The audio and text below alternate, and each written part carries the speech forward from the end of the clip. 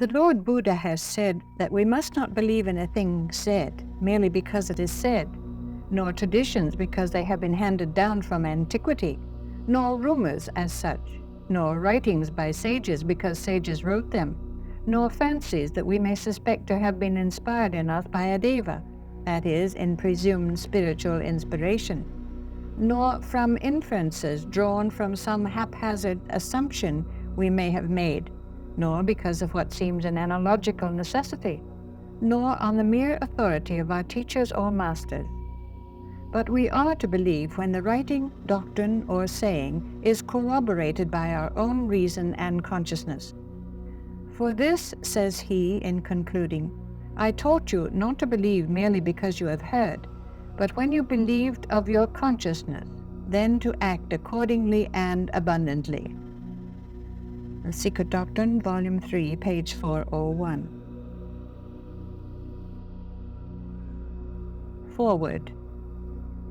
The subject of initiation is one that has a great fascination for thinkers of all schools of thought, and even those who remain skeptical and critical would like to believe that this ultimate attainment is possible. To those who do not believe that such a goal is possible, this book is offered for what it may be worth as a formulation of an interesting hypothesis.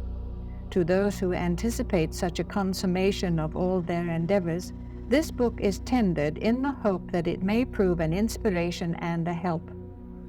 Among Occidental thinkers at this time, there is a wide diversity of view upon this momentous subject. There are those who think that it is not of sufficient immediate importance to engross their attention, and that if the average man adheres to the path of duty and high-minded attention to the business in hand, he will duly arrive at his destination. This is undoubtedly true, yet as capacity for increased service and the development of powers to be used in the helping of the race are the reward of the man who is willing to make the increased effort and to pay the price which initiation demands, perhaps this book may spur some on to attainment who might otherwise have drifted slowly towards their goal. They will then become givers and not the recipients of help. There are those again who consider that the teaching hitherto given out in various books concerning initiation is erroneous. Initiation has been made out to be fairly easy of attainment, and to call for no such rectitude of character as might have been anticipated. The following chapters may serve to show that the criticism is not unmerited. Initiation is profoundly difficult of attainment and calls for a strenuous discipline of the entire lower nature and a life of self-effacing and self-abnegating devotion.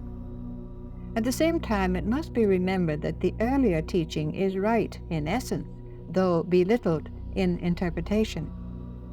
Again, there are some who are interested, yet who feel the possibilities involved are too far advanced for them, and that they need not occupy themselves with them at this stage of their evolution.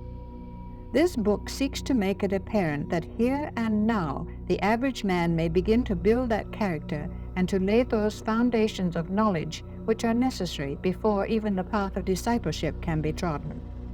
Due preparation may now be made, and men and women everywhere may, if they choose, fit themselves for the condition of discipleship and tread the probationary path. Hundreds in the East and in the West are pressing onwards towards this goal, and in the unity of the one ideal, in their common aspiration and endeavor, they will meet before the one portal.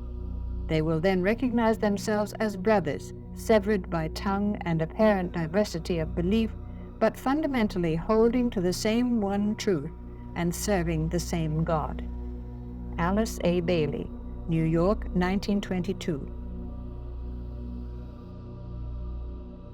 Extract from a statement by the Tibetan, published August 1934. Suffice it to say that I am a Tibetan disciple of a certain degree, and this tells you but little, for all are disciples from the humblest aspirant up to and beyond the Christ himself. I live in a physical body like other men on the borders of Tibet, and at times, from the exoteric standpoint, preside over a large group of Tibetan lamas when my other duties permit. It is this fact that has caused it to be reported that I am an abbot of this particular lamasery. Those associated with me in the work of the hierarchy, and all true disciples are associated in this work, know me by still another name and office. AAB knows who I am and recognizes me by two of my names.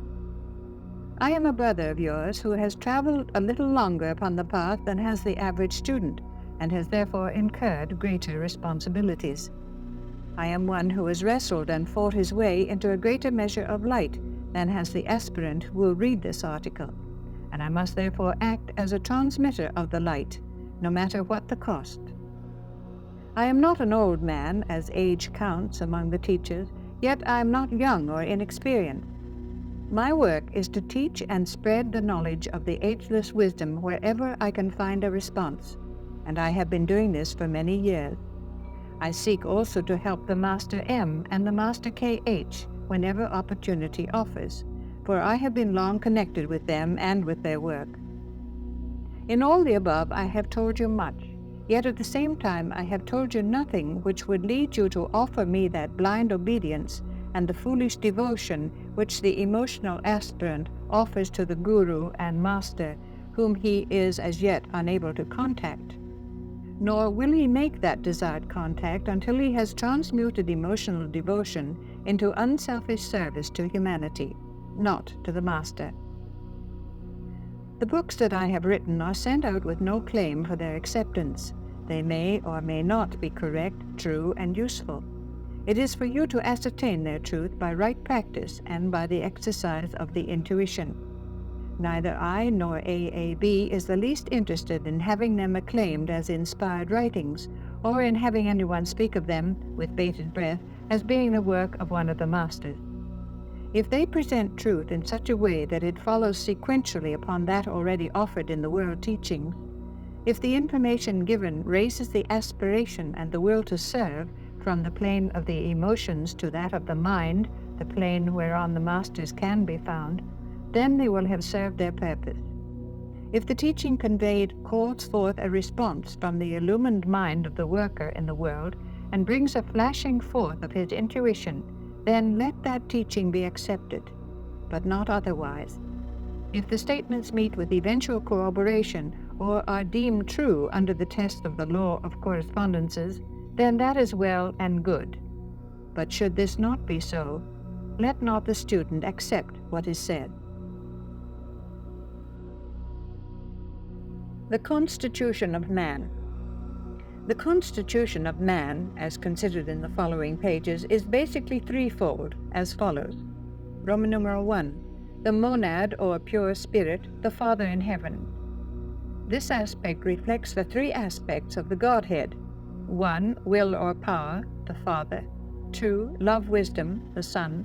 3. Active intelligence, the Holy Spirit, and is only contacted at the final initiations, when man is nearing the end of his journey and is perfected.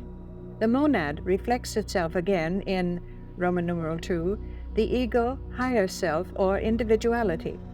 This aspect is potentially 1. Spiritual will, Atma, 2. Intuition, Buddhi, love wisdom, the Christ principle, 3. Higher or abstract mind, higher Manas.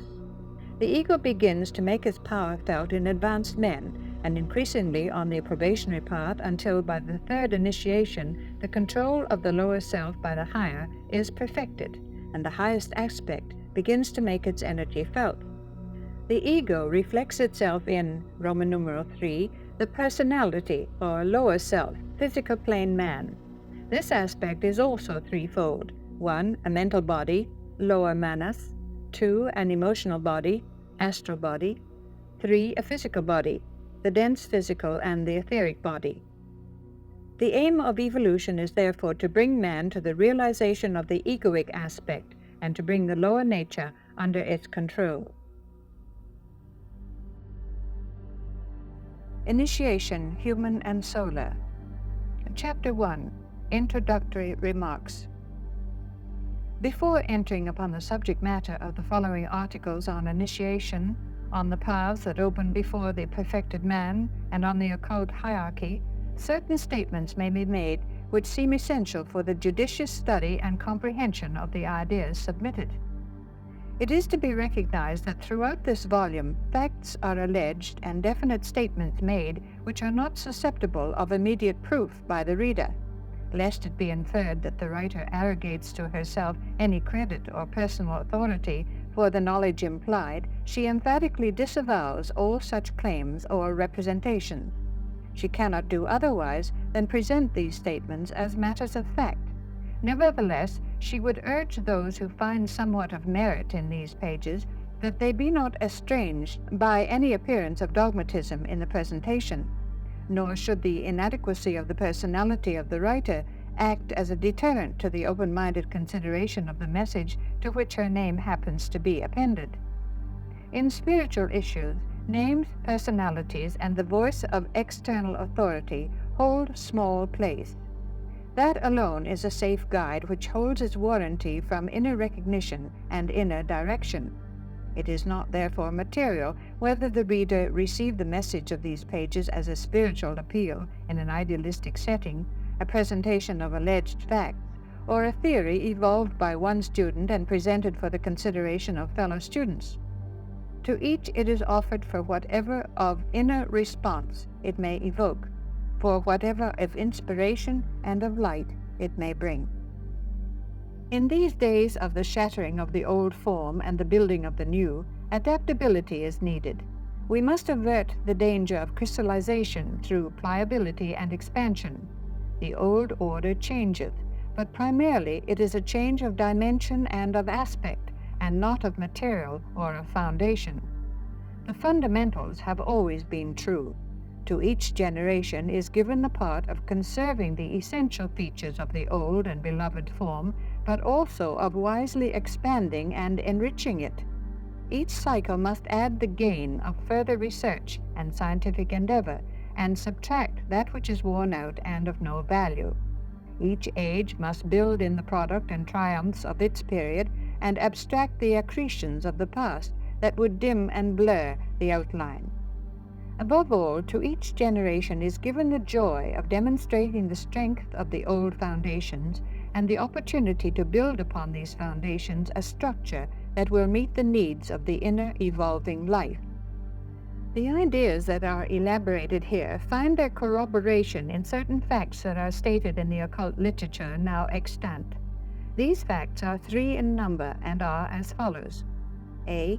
In the creation of the Sun and the 7 sacred planets composing our solar system, our Logos employed matter that was already impregnated with particular qualities. Mrs. Besant, in her book Avataris, which some of us think the most valuable of all her writings because one of the most suggestive, makes the statement on page 48 that, quote, our solar system is builded out of matter already existing, out of matter already gifted with certain properties, close quote. This matter, therefore, we deduce, held latent certain faculties that were forced to demonstrate in a peculiar way, under the law of cause and effect, as does all else in the universe. B. All manifestation is of a septenary nature, and the central light, which we call deity, the one ray of divinity, manifests first as a triplicity and then as a centenary. The one God shines forth as God the Father, God the Son, and God the Holy Spirit, and these 3 are again reflected through the 7 spirits before the throne, or the 7 planetary logoi.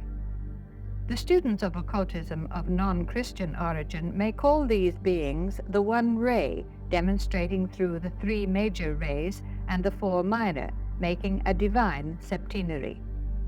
The synthetic ray, which blends them all, is the great love-wisdom ray, for verily and indeed God is love. This ray is the indigo ray and is the blending ray. It is the one which will, at the end of the greater cycle, absorb the others in the achievement of synthetic perfection. It is the manifestation of the second aspect of logoic life. It is this aspect, that of the form builder, that makes this solar system of ours the most concrete of the 3 major systems. The love or wisdom aspect demonstrates through the building of the form, for God is love, and in that God of love we live and move and have our being, and will to the end of aeonian manifestation. C. The 7 planes of divine manifestation, or the 7 major planes of our system, are but the 7 subplanes of the lowest cosmic plane. The 7 rays of which we hear so much, and which hold so much of interest and of mystery, are likewise but the 7 subrays of one cosmic ray.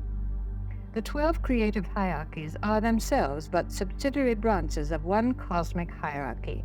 They form but one chord in the cosmic symphony. When that 7-fold cosmic chord, of which we form so humble a part, reverberates in synthetic perfection, then and only then will come comprehension of the words in the book of Job, "The morning stars sang together." Dissonance yet sounds forth, and discord arises from many systems, but in the progression of the aeons, an ordered harmony will eventuate, and the day will dawn when, if we dare speak of eternities in the terms of time, the sound of the perfected universe will resound to the uttermost bounds of the furthest constellation. Then will be known the mystery of the marriage song of the heavens. The reader is also asked to remember and weigh certain ideas prior to taking up the study of initiation. Due to the extreme complexity of the matter, it is an utter impossibility for us to do more than get a general idea of the scheme, hence the futility of dogmatism. We can do no more than sense a fraction of some wonderful whole utterly beyond the reach of our consciousness, a whole that the highest angel or perfected being is but beginning to realize. When we recognize the fact that the average man is as yet fully conscious only on the physical plane, nearly conscious on the emotional plane, and only developing the consciousness of the mental plane, it is obvious that his comprehension of cosmic data can be but rudimentary. When we recognize the further fact that to be conscious on a plane and to have control on that plane are 2 very different conditions, it becomes apparent how remote is the possibility of our approximating more than the general trend of the cosmic scheme. We must recognize also that danger lies in dogma and in the hidebound facts of textbooks, and that safety lies in flexibility and in a shifting angle of vision. A fact, for instance, looked at from the standpoint of humanity, using the word fact in the scientific sense as that which has been demonstrated past all doubt and question, may not be a fact from the standpoint of a master. To him it may be but part of a greater fact, only a fraction of the whole. Since his vision is 4th and 5th dimensional, his realization of the place of time in eternity must be more accurate than ours. He sees things from above downwards, and as one to whom time is not. An inexplicable principle of mutation exists in the mind of the Logos, or the deity of our solar system, and governs all his actions. We see but the ever-changing forms, and catch glimpses of the steadily evolving life within those forms, but as yet have no clue to the principle which works through the shifting kaleidoscope of solar systems, rays, hierarchies, planets, planes, schemes, rounds, races, and sub-races. They interweave, interlock, and interpenetrate each other, and utter bewilderment is ours as the wonderful pattern they form unfolds before us. We know that somewhere in that scheme we, the human hierarchy, have our place. All, therefore, that we can do is to seize upon any data that seems to affect our own welfare and concerns our own evolution, and from the study of the human being in the 3 worlds, seek to understand somewhat the macrocosm. We know not how the 1 can become the 3 become the 7, and so proceed to inconceivable differentiation. To human vision, this interweaving of the system forms an unimaginable complexity, the key to which seems not to be forthcoming. Seen from the angle of a master, we know that all proceeds in ordered sequence. Seen from the angle of divine vision, the whole will move in harmonious unison, producing a form geometrically accurate. Browning had hold of a part of this truth when he wrote, "All's change, but permanence as well," and continued, "Truth inside and outside, truth also, and between each, falsehood that is change, as truth is permanence.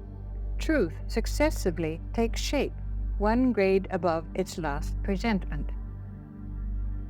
We must remember also that beyond a certain point it is not safe nor wise to carry the communication of the facts of the solar system. Much must remain esoteric and veiled. The risks of too much knowledge are far greater than the menace of too little. With knowledge comes responsibility and power, two things for which the race is not yet ready. Therefore, all we can do is to study and correlate with what wisdom and discretion may be ours, using the knowledge that may come for the good of those we seek to help, and recognizing that in the wise use of knowledge comes increased capacity to receive the hidden wisdom. Coupled also with the wise adaptation of knowledge to the surrounding need must grow the capacity for discreet reservation and the use of the discriminating faculty.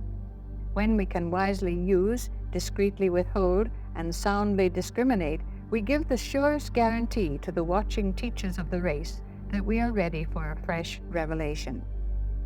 We must resign ourselves to the fact that the only way in which we can find the clue to the mystery of the rays, systems, and hierarchies lies in the study of the law of correspondences, or analogy.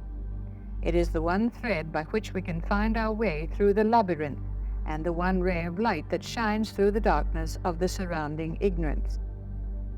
H.P. Blavatsky in The Secret Doctrine has told us so, but as yet very little has been done by students to avail themselves of that clue. In the study of this law, we need to remember that the correspondence lies in its essence, and not in the exoteric working out of detail as we think we see it from our present standpoint. The factor of time leads us astray, for one thing. We err when we attempt to fix stated times or limits. All in evolution progresses through merging, with a constant process of overlapping and mingling. Only broad generalities and a recognition of fundamental points of analogy are possible to the average student. The moment he attempts to reduce to chart form and to tabulate in detail, he enters realms where he is bound to err and staggers through a fog that will ultimately overwhelm him. Nevertheless, in the scientific study of this law of analogy will come a gradual growth of knowledge, and in the slow accumulation of facts will gradually be built up an ever-expanding form that will embody much of the truth. The student will then awake to the realization that after all the study and toil, he has at least a wide general conception of the logoric thought form into which he can fit the details as he acquires them through many incarnations. This brings us to the last point to be considered before entering upon the subject proper, which is that the development of the human being is but the passing from one state of consciousness to another. It is a succession of expansions, a growth of that faculty of awareness that constitutes the predominant characteristic of the indwelling thinker.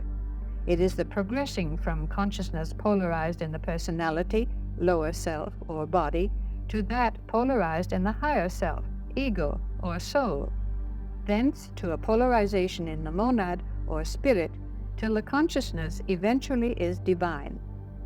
As the human being develops, the faculty of awareness extends first of all beyond the circumscribing walls that confine it within the lower kingdoms of nature, the mineral, vegetable, and animal, to the three worlds of the evolving personality, to the planet whereon he plays his part, to the system wherein that planet revolves, until it finally escapes from the solar system itself and becomes universal. Chapter 2. Initiation Defined. The question anent initiation is one that is coming more and more before the public.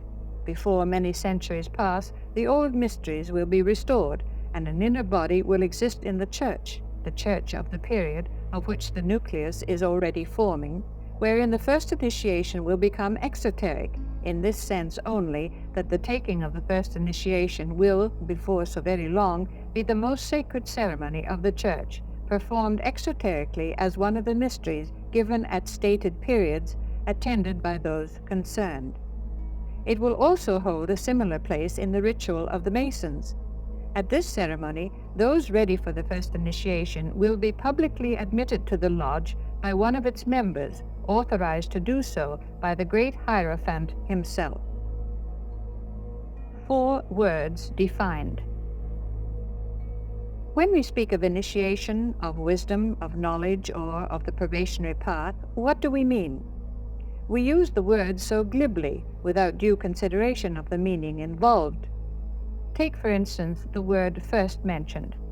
Many are the definitions, and many are the explanations to be found as to its scope, the preparatory steps, the work to be done between initiations, and its result and effects. One thing before all else is apparent to the most superficial student, and that is that the magnitude of the subject is such that in order to deal with it adequately, one should be able to write from the viewpoint of an initiate.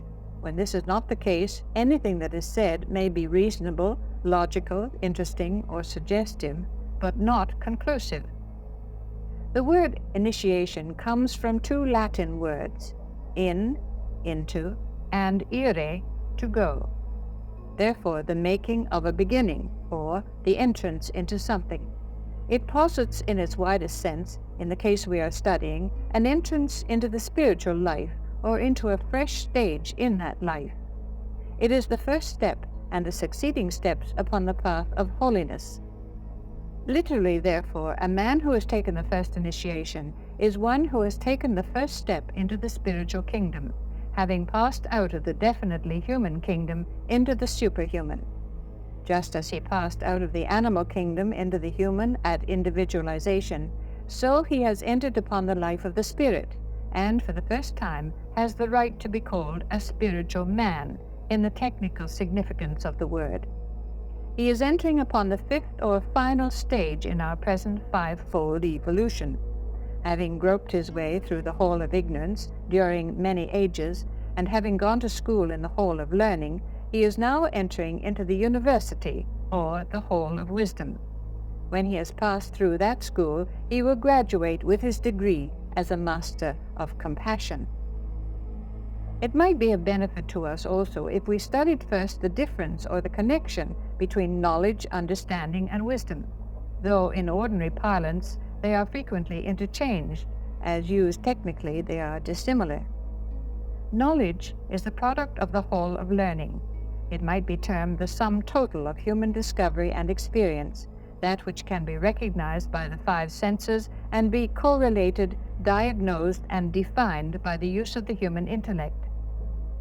It is that about which we feel mental certitude, or that which we can ascertain by the use of experiment.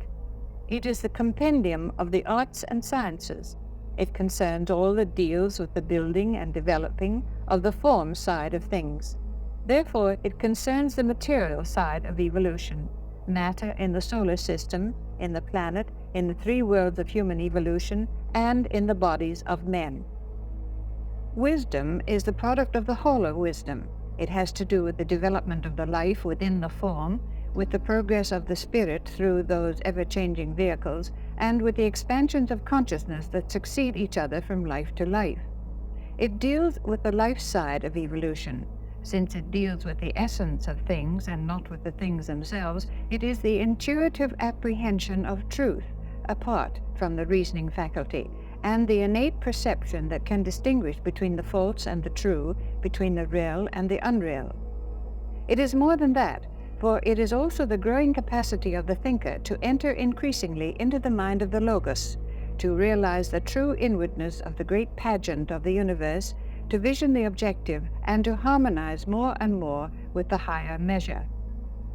For our present purpose, which is to study somewhat the path of holiness and its various stages, it may be described as the realization of the kingdom of God within, and the apprehension of the kingdom of God without in the solar system.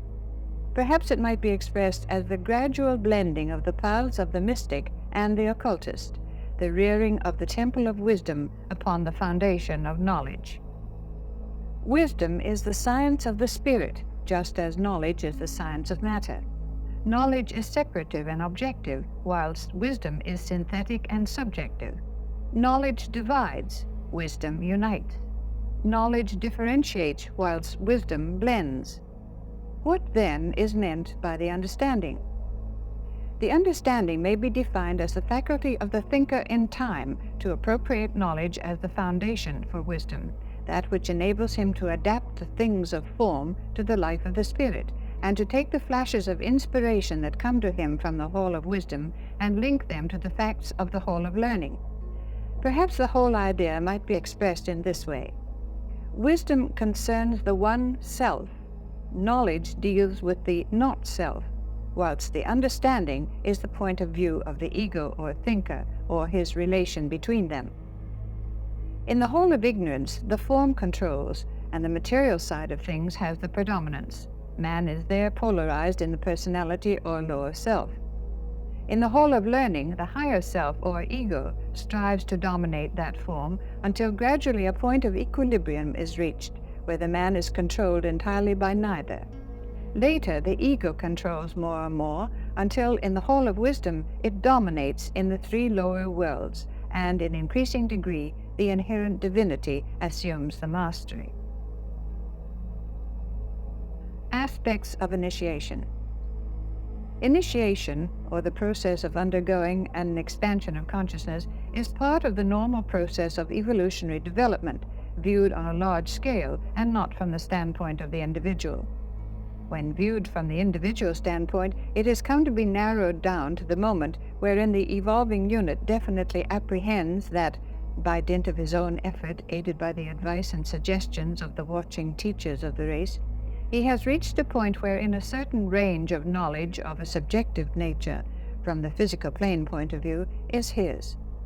It is in the nature of that experience wherein a pupil in a school realizes suddenly that he has mastered a lesson, and that the rationale of a subject and the method of procedure are his to use intelligently. These moments of intelligent apprehension follow the evolving monad throughout his long pilgrimage. What has been misinterpreted somewhat at this stage of comprehension is the fact that at various periods the emphasis is laid on different grades of expansion, and always the hierarchy endeavors to bring the race to the point where its unit will have some idea of the next step to be taken. Each initiation marks the passing of the pupil in the hall of wisdom into a higher class, marks the clearer shining forth of the inner fire, and the transition from one point of polarization to another, entails the realization of an increasing unity with all that lives, and the essential oneness of the self with all selves. It results in a horizon that continuously enlarges until it includes the sphere of creation. It is a growing capacity to see and hear on all the planes. It is an increased consciousness of God's plans for the world, and an increased ability to enter into those plans and to further them. It is the effort in the abstract mind to pass an examination. It is the honor class in the master school, and is within the attainment of those souls whose karma permits and whose efforts suffice to fulfill the aim. Initiation leads to the mount whence vision can be had, a vision of the eternal now, wherein past, present, and future exist as one. A vision of the pageant of the races with the golden thread of pedigree carried through the many types. A vision of the golden sphere that holds in unison all the many evolutions of our system, deva, human, animal, vegetable, mineral, and elemental, and through which the pulsating life can be clearly seen beating in regular rhythm. A vision of the logoic thought form on the archetypal plane, a vision that grows from initiation to initiation until it embraces all the solar system. Initiation leads to the stream that, once entered, sweeps a man onward until it carries him to the feet of the Lord of the world, to the feet of his Father in heaven, to the feet of the threefold Logos. Initiation leads to the cave within whose circumscribing walls the pairs of opposites are known, and the secret of good and evil is revealed. It leads to the cross and to that utter sacrifice which must transpire before perfect liberation is attained, and the initiate stands free of all earth's fetters, held by naught in the three worlds. It leads through the hall of wisdom and puts into a man's hands the key to all information, systemic and cosmic, in graduated sequence. It reveals the hidden mystery that lies at the heart of the solar system. It leads from one state of consciousness to another, As each state is entered, the horizon enlarges, the vista extends, and the comprehension includes more and more until the expansion reaches a point where the self embraces all selves, including all that is moving and unmoving, as phrased by an ancient scripture. Initiation involves ceremony. It is this aspect that has been emphasized in the minds of men, perhaps a little to the exclusion of the true significance. Primarily, it involves the capacity to see, hear, and comprehend, and to synthesize and correlate knowledge. It does not necessarily involve the development of the psychic faculties, but it does entail the inner comprehension that sees the value underlying the form and recognizes the purpose of pervading circumstances. It is the capacity that senses the lesson to be learnt from any given occurrence and event, and that, by means of these comprehensions and recognitions, effects an hourly, weekly, yearly growth and expansion. This process of gradual expansion, the result of the definite effort and strenuous right thinking and living of the aspirant himself, and not of some occult teacher performing an occult rite, leads to what one might term a crisis. At this crisis, which necessitates the aid of a master, a definite act of initiation is performed, which, acting on a particular center, produces a result on some one body. It keys the atoms to a certain pitch and enables a new rate of rhythm to be attained. This ceremony of initiation marks a point of attainment. It does not bring about attainment, as is so often the misconception. It simply marks the recognition by the watching teachers of the race of a definite point in evolution reached by the pupil, and gives two things. One, an expansion of consciousness that admits the personality into the wisdom attained by the ego, and in the higher initiations into the consciousness of the monad. Two, a brief period of enlightenment, wherein the initiate sees that portion of the path that lies ahead to be trodden, and wherein he shares consciously in the great plan of evolution. After initiation, the work to be done consists largely in making that expansion of consciousness part of the equipment for the practical use of the personality, and in mastering that portion of the path that has yet to be traversed. The place and effect of initiation. The ceremony of initiation takes place on the three higher subplanes of the mental plane, and on the three higher planes according to the initiation.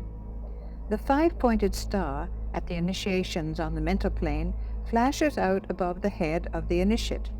This concerns the first initiations which are undergone in the causal vehicle. It has been said that the first two initiations take place upon the astral plane, but this is incorrect, and the statement has given rise to a misunderstanding. They are felt profoundly in connection with the astral and physical bodies and the lower mental, and affect their control.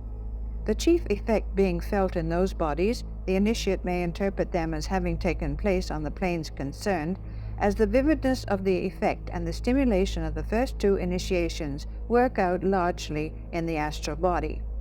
But it must ever be remembered that the major initiations are taken in the causal body, or, dissociated from that body, on the buddhic plane or atmic plane. At the final two initiations, which set a man free from the three worlds and enable him to function in the body of vitality of the Logos and wield that force, the initiate becomes the five-pointed star, and it descends upon him, merges in him, and he is seen at its very center. This descent is brought about by the action of the initiator wielding the rod of power, and puts a man in touch with the center in the body of the planetary Logos of which he is a part, and this consciously. The two initiations, called the sixth and seventh, take place on the buddhic and atmic planes. The five-pointed star blazes forth from within itself, as the esoteric phrase has it, and becomes the seven-pointed star. It descends upon the man, and he enters within the flame. Again, the four initiations prior to that of the adept mark respectively the attainment of certain proportions of atomic matter in the bodies. For instance, at the first initiation, 1/4 atomic matter, at the second, 1/2 atomic matter, at the third, 3/4 atomic matter, and so on to the completion. Since Buddhi is the unifying principle, or the welder of all, At the fifth initiation, the adept lets the lower vehicles go and stands in his Buddhic sheath. He creates thence his body of manifestation. Each initiation gives more control on the rays, if one may so express it, although this does not adequately convey the idea. Words so often mislead. At the fifth initiation, when the adept stands master in the three worlds, he controls more or less, according to his line of development, the 5 rays that are specially manifesting at the time he takes the initiation. At the sixth initiation, if he takes the higher degree, he gains power on another ray, and at the seventh initiation he wields power on all the rays. The sixth initiation marks the point of attainment of the Christ and brings the synthetic ray of the system under his control. We need to remember that initiation gives the initiate power on the rays and not power over the rays, for this marks a very definite difference. Every initiate has, of course, for his primary or spiritual ray, one of the 3 major rays, and the ray of his monad is the one on which he at length gains power.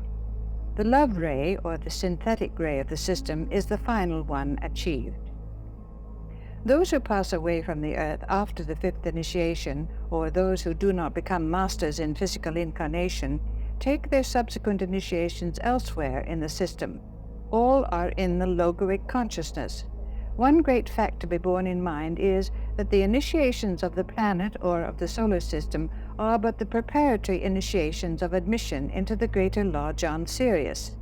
We have the symbolism held for us fairly well in Masonry, and in combining the Masonic method with what we are told of the steps on the path of holiness, we get an approximate picture. Let us enlarge somewhat. The first 4 initiations of the solar system correspond to the 4 initiations of the threshold prior to the first cosmic initiation. The fifth initiation corresponds to the first cosmic initiation, that of entered apprentice in Masonry, and makes a master an entered apprentice of the lodge on Sirius. The sixth initiation is analogous to the second degree in Masonry, whilst the seventh initiation makes the adept a master mason of the brotherhood on Sirius. A master, therefore, is one who has taken the seventh planetary initiation, the fifth solar initiation, and the first Sirian or cosmic initiation. At-one-ment, the result of initiation. A point that we need to grasp is that each successive initiation brings about a more complete unification of the personality and the ego, and on higher levels still, with the monad. The whole evolution of the human spirit is a progressive at-one-ment. In the at-one-ment between the ego and the personality lies hid the mystery of the Christian doctrine of the atonement. One unification takes place at the moment of individualization, when man becomes a conscious, rational entity in contradistinction to the animals. As evolution proceeds, successive at-one-ments occur. At-one-ment on all levels, emotional, intuitional, spiritual, and divine, consists in conscious, continuous functioning. In all cases, it is preceded by a burning through the medium of the inner fire, and by the destruction through sacrifice of all that separates. The approach to unity is through destruction of the lower and of all that forms a barrier. Take, in illustration, the web that separates the etheric body and the emotional.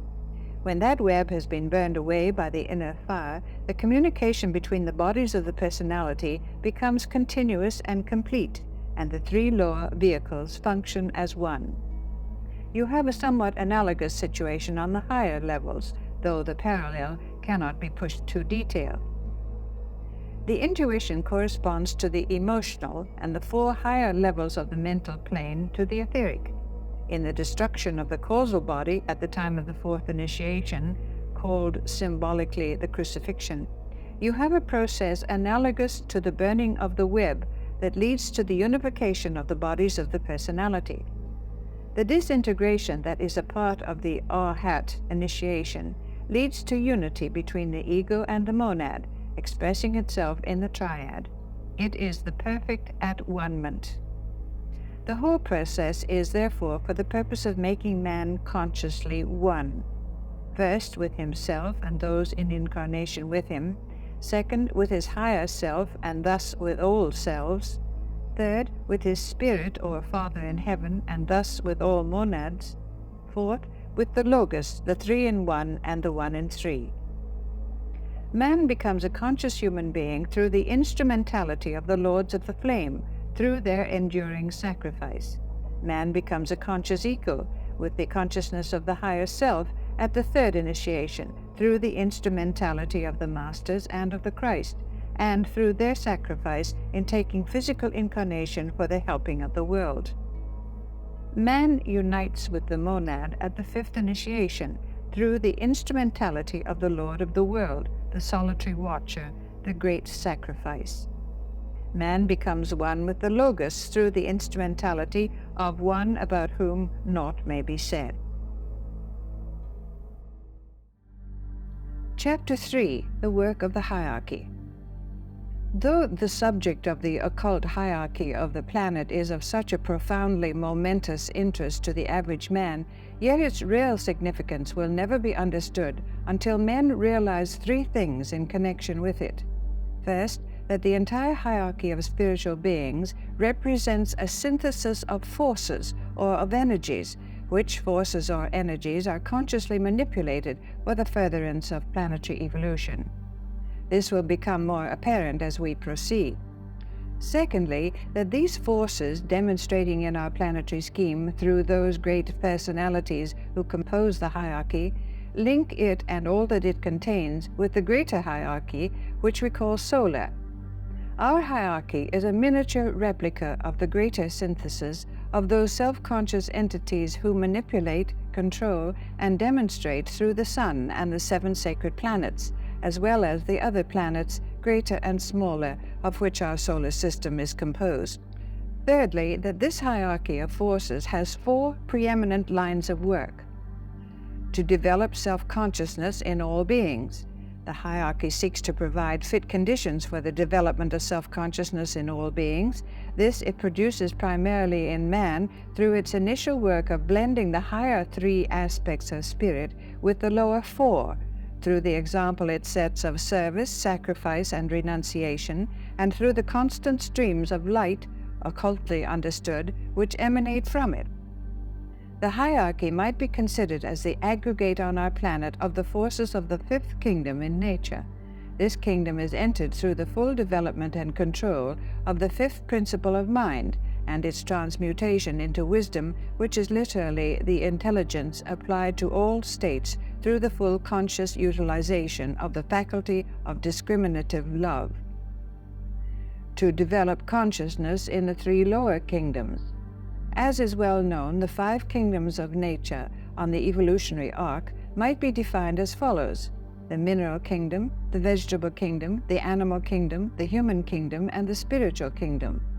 All these kingdoms embody some type of consciousness, and it is the work of the hierarchy to develop these types to perfection through the adjustment of karma, through the agency of force, and through the providing of right conditions. Some idea of the work may be gained if we briefly summarize the different aspects of consciousness to be developed in the various kingdoms. In the mineral kingdom, the work of the hierarchy is directed toward the development of the discriminative and selective activity.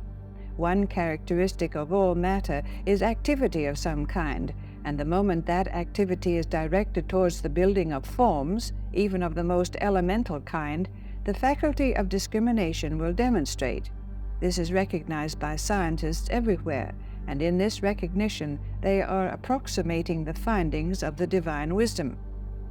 In the vegetable kingdom, to this faculty of discrimination is added that of response to sensation, and the rudimentary condition of the second aspect of divinity is to be seen, just as in the mineral kingdom a similar rudimentary reflection of the third aspect of activity is making itself felt. In the animal kingdom, this rudimentary activity and feeling are increased, and symptoms, if it might be so inadequately expressed, are to be found of the first aspect, or embryonic will and purpose. We may call it hereditary instinct, but it works out in fact as purpose in nature.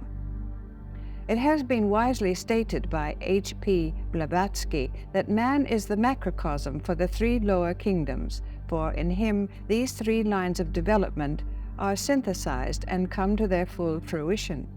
He is verily and indeed intelligence, actively and wonderfully manifested.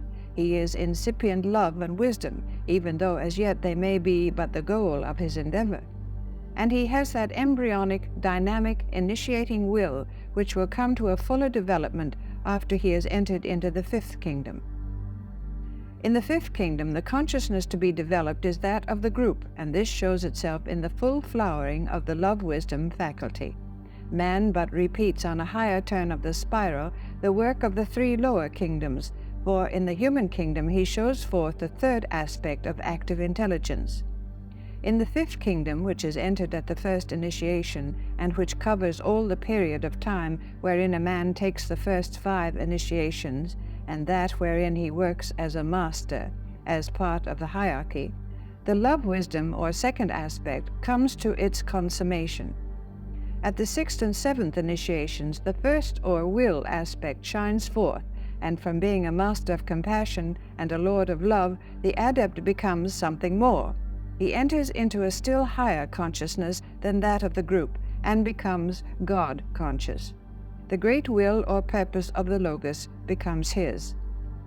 The fostering of the various attributes of divinity, the tending of the seed of self-consciousness in all beings, is the work of those entities who have achieved, who have entered into the fifth kingdom, and who have there made their great decision, and that inconceivable renunciation, which leads them to stay within the planetary scheme and thus cooperate with the plans of the planetary Logos on the physical plane. To transmit the will of the planetary Logos.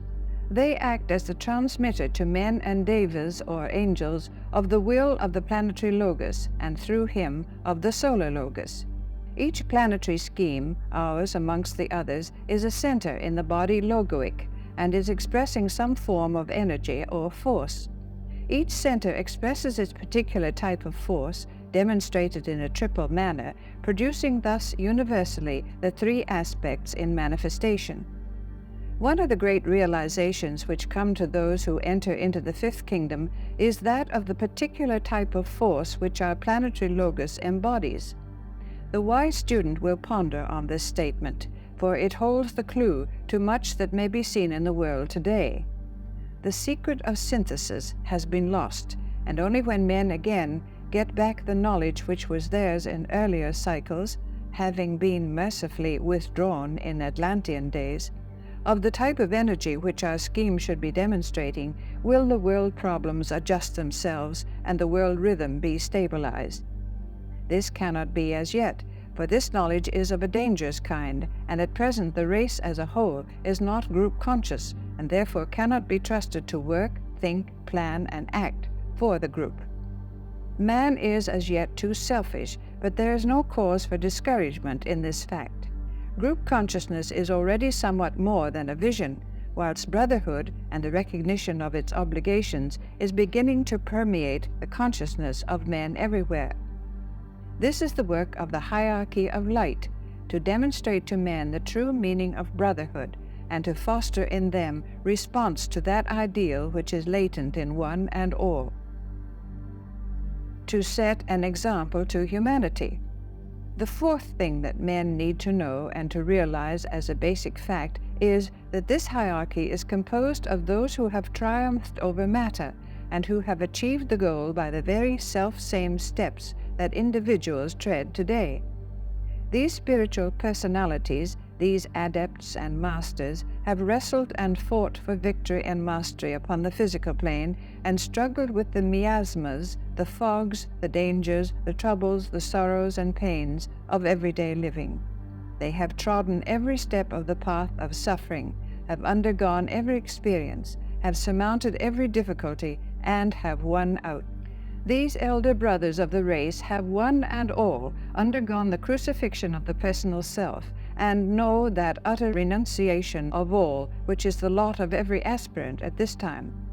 There is no phase of agony, no rending sacrifice, no via dolorosa that they have not in their time trodden, and herein lies their right to serve and the strength of the method of their appeal. Knowing the quintessence of pain, knowing the depth of sin and of suffering, their methods can be exquisitely measured to the individual need, yet at the same time their realization of the liberation to be achieved through pain, penalty, and suffering, and their apprehension of the freedom that comes through the sacrifice of the form by the medium of the purificatory fires, suffices to give them a firm hand, an ability to persist even when the form may seem to have undergone a sufficiency of suffering, and a love that triumphs over all setbacks, for it is founded on patience and experience. These elder brothers of humanity are characterized by a love which endures and which acts ever for the good of the group, by a knowledge which has been gained through a millennia of lives in which they have worked their way from the bottom of life and of evolution well nigh to the top, by an experience which is based on time itself and a multiplicity of personality reactions and interactions, by a courage which is the result of that experience, and which, having itself been produced by ages of endeavor, failure, and renewed endeavor, and having in the long run led to triumph, can now be placed at the service of the race, by a purpose which is enlightened and intelligent, and which is cooperative, adjusting itself to the group and hierarchical plan, and thus fitting in with the purpose of the planetary logos, and finally, they are distinguished by a knowledge of the power of sound. This final fact is the basis of that aphorism which states that all true occultists are distinguished by the characteristics of knowledge, dynamic will, courage, and silence. To know, to will, to dare, and to be silent. Knowing the plan so well, and having clear, illuminated vision, they can bend their will unflinchingly and unswervingly to the great work of creation by the power of sound. This leads to their silence where the average man would speak, and their speaking where the average man is silent. When men have grasped the 4 facts here enumerated, and they are established as acknowledged truths in the consciousness of the race, then may we look for a return of that cycle of peace and rest and righteousness which is foretold in all the scriptures of the world. The Son of Righteousness will then arise with healing in his wings, and the peace which passeth understanding will reign in the hearts of men. In dealing with this matter of the work of the occult hierarchy in a book for the general public, much must be left unsaid. The average man is interested, and his curiosity is aroused by reference to these personalities, but men are not yet ready for more than the most general information. For those who, from curiosity, pass on to desire and seek to know the truth as it is, more will be forthcoming, when they themselves have done the necessary work and study. Investigation is desired, and the attitude of mind which it is hoped that this book will arouse might be summed up in the following words. These statements sound interesting, and perchance they are true. The religions of all nations, the Christian included, give indications that seem to substantiate these ideas. Let us therefore accept these ideas as a working hypothesis as to the consummation of the evolutionary process in man and his work upon the attainment of perfection. Let us therefore seek for the truth as a fact in our own consciousness. Every religious faith holds out the promise that those who seek with earnestness shall find that which they are seeking. Let us therefore seek. If by our search we find that all these statements are but visionary dreams, and profit not at all, leading us only into darkness, time will nevertheless not have been lost, for we shall have ascertained where not to look. If by our search, on the other hand, corroboration comes little by little, and the light shines ever more clearly, let us persist until that day dawns when the light which shineth in darkness will have illuminated the heart and brain, and the seeker will awaken to the realization that the whole trend of evolution has been to bring him this expansion of consciousness and this illumination, and that the attainment of the initiatory process and the entrance into the 5th kingdom is no wild chimera or phantasm, but an established fact in the consciousness. This each man must ascertain for himself. Those who know may state a fact to be thus and so, but the dictum of another person and the enunciation of a theory do not aid beyond giving to the seeker confirmatory indication. Each soul has to ascertain for himself and must find out within himself, remembering ever that the kingdom of God is within, and that only those facts which are realized within the individual consciousness as truths are of any real value. In the meantime, that which many know and have ascertained within themselves to be truths of an incontrovertible nature for them may here be stated. To the intelligent reader will then arise the opportunity and the responsibility of ascertaining for himself their falsity or truth. Chapter 4. The Founding of the Hierarchy. Its appearance on the planet. It is not sought in this book to deal with the steps which led to the founding of the hierarchy on the planet, nor to consider the conditions preceding the advent of those great beings. This can be studied in other occult books in the Occident and in the sacred scriptures of the East.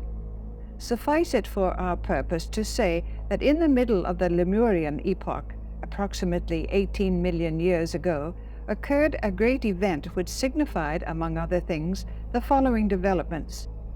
The planetary logos of our Earth scheme, one of the 7 spirits before the throne, took physical incarnation, and under the form of Sanat Kumara, the Ancient of Days, and the Lord of the World, came down to this dense physical planet and has remained with us ever since.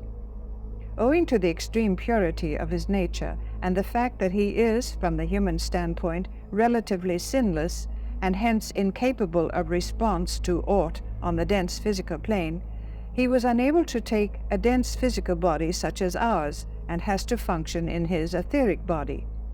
He is the greatest of all the avatars or coming ones, for he is a direct reflection of that great entity who lives and breathes and functions through all the evolutions on this planet, holding all within his aura or magnetic sphere of influence. In him we live and move and have our being, and none of us can pass beyond the radius of his aura. He is the great sacrifice who left the glory of the high places, and for the sake of the evolving sons of men, took upon himself a physical form and was made in the likeness of man. He is the silent watcher, as far as our immediate humanity is concerned, although literally the planetary logos himself, on the higher plane of consciousness whereon he functions, is the true silent watcher where the planetary scheme is concerned. Perhaps it might be stated thus, that the Lord of the World, the one initiator, holds the same place in connection with the planetary logos as the physical manifestation of a master holds to that master's monad on the monadic plane. In both cases, the intermediate state of consciousness has been superseded. That of the ego, or higher self, and that which we see and know, is the direct, self-created manifestation of pure spirit itself. Hence the sacrifice. It must here be borne in mind that in the case of Sanat Kumara, there is a tremendous difference in degree, for his point in evolution is as far in advance of that of an adept as that adept's is in advance of animal man. This will be somewhat elaborated in the next section of our subject. With the Ancient of Days came a group of other highly evolved entities who represent his own individual karmic group, and those beings who are the outcome of the triple nature of the planetary logos. If one might so express it, they embody the forces emanating from the head, heart, and throat centers, and they came in with Sanat Kumara to form focal points of planetary force for the helping of the great plan for the self-conscious unfoldment of all life. Their places have gradually been filled by the sons of men as they qualify, though this includes very few, until lately, from our immediate earth humanity. Those who are now the inner group around the Lord of the World have been primarily recruited from the ranks of those who were initiates on the moon chain, the cycle evolution preceding ours, or who have come in on certain streams of solar energy, astrologically determined, from other planetary schemes. Yet those who have triumphed in our own humanity are rapidly increasing in number and hold all the minor offices beneath the central esoteric group of 6, who, with the Lord of the world, form the heart of hierarchical effort. The immediate effect. The result of their advent, millions of years ago, was stupendous, and its effects are still being felt. Those effects might be enumerated as follows. The planetary Logos on his own plane was enabled to take a more direct method in producing the results he desired for working out his plan. As is well known, the planetary scheme, with its dense globe and inner subtler globes, is to the planetary Logos what the physical body and its subtler bodies are to man. Hence, in illustration, it might be said that the coming into incarnation of Sanat Kumara was analogous to the firm grip of self-conscious control that the ego of a human being takes upon his vehicles when the necessary stage in evolution has been achieved. It has been said that in the head of every man are 7 centers of force, which are linked to the other centers in the body, and through which the force of the ego is spread and circulated, thus working out the plan. Sanat Kumara, with the 6 other Kumaras, holds a similar position. These central 7 are, as the 7 head centers to the body, corporate. They are the directing agents and the transmitters of the energy, force, purpose, and will of the planetary Logos on his own plane. This planetary head center works directly through the heart and throat centers, and thereby controls all the remaining centers. This is by way of illustration, and an attempt to show the relation of the hierarchy to its planetary source, and also the close analogy between the method of functioning of a planetary Logos and of man, the microcosm. The third kingdom of nature, the animal kingdom, had reached a relatively high state of evolution, and animal man was in possession of the earth. He was a being with a powerful physical body, a coordinated astral body, or body of sensation and feeling, and a rudimentary germ of mind, which might someday form a nucleus of a mental body. Left to himself for long eons, animal man would have eventually progressed out of the animal kingdom into the human, and would have become a self-conscious, functioning, rational entity. But how slow the process would have been may be evidenced by the study of the Bushmen of South Africa, the Vedas of Ceylon, and the hairy Aenus. The decision of the planetary Logos to take a physical vehicle produced an extraordinary stimulation in the evolutionary process, and by his incarnation and the methods of force distribution he employed, he brought about in a brief cycle of time what would otherwise have been inconceivably slow. The germ of mind in animal man was stimulated. The fourfold lower man, A, the physical body in its dual capacity, etheric and dense, B, vitality, life force or prana, C, the astral or emotional body, D, the incipient germ of mind, was coordinated and stimulated, and became a fit receptacle for the coming in of the self-conscious entities, those spiritual triads, the reflection of spiritual will, intuition or wisdom, and higher mind, who had for long ages been waiting for just such a fitting. The fourth or human kingdom came thus into being, and the self-conscious or rational unit, man, began his career. Another result of the advent of the hierarchy was a similar, though less recognized, development in all the kingdoms of nature.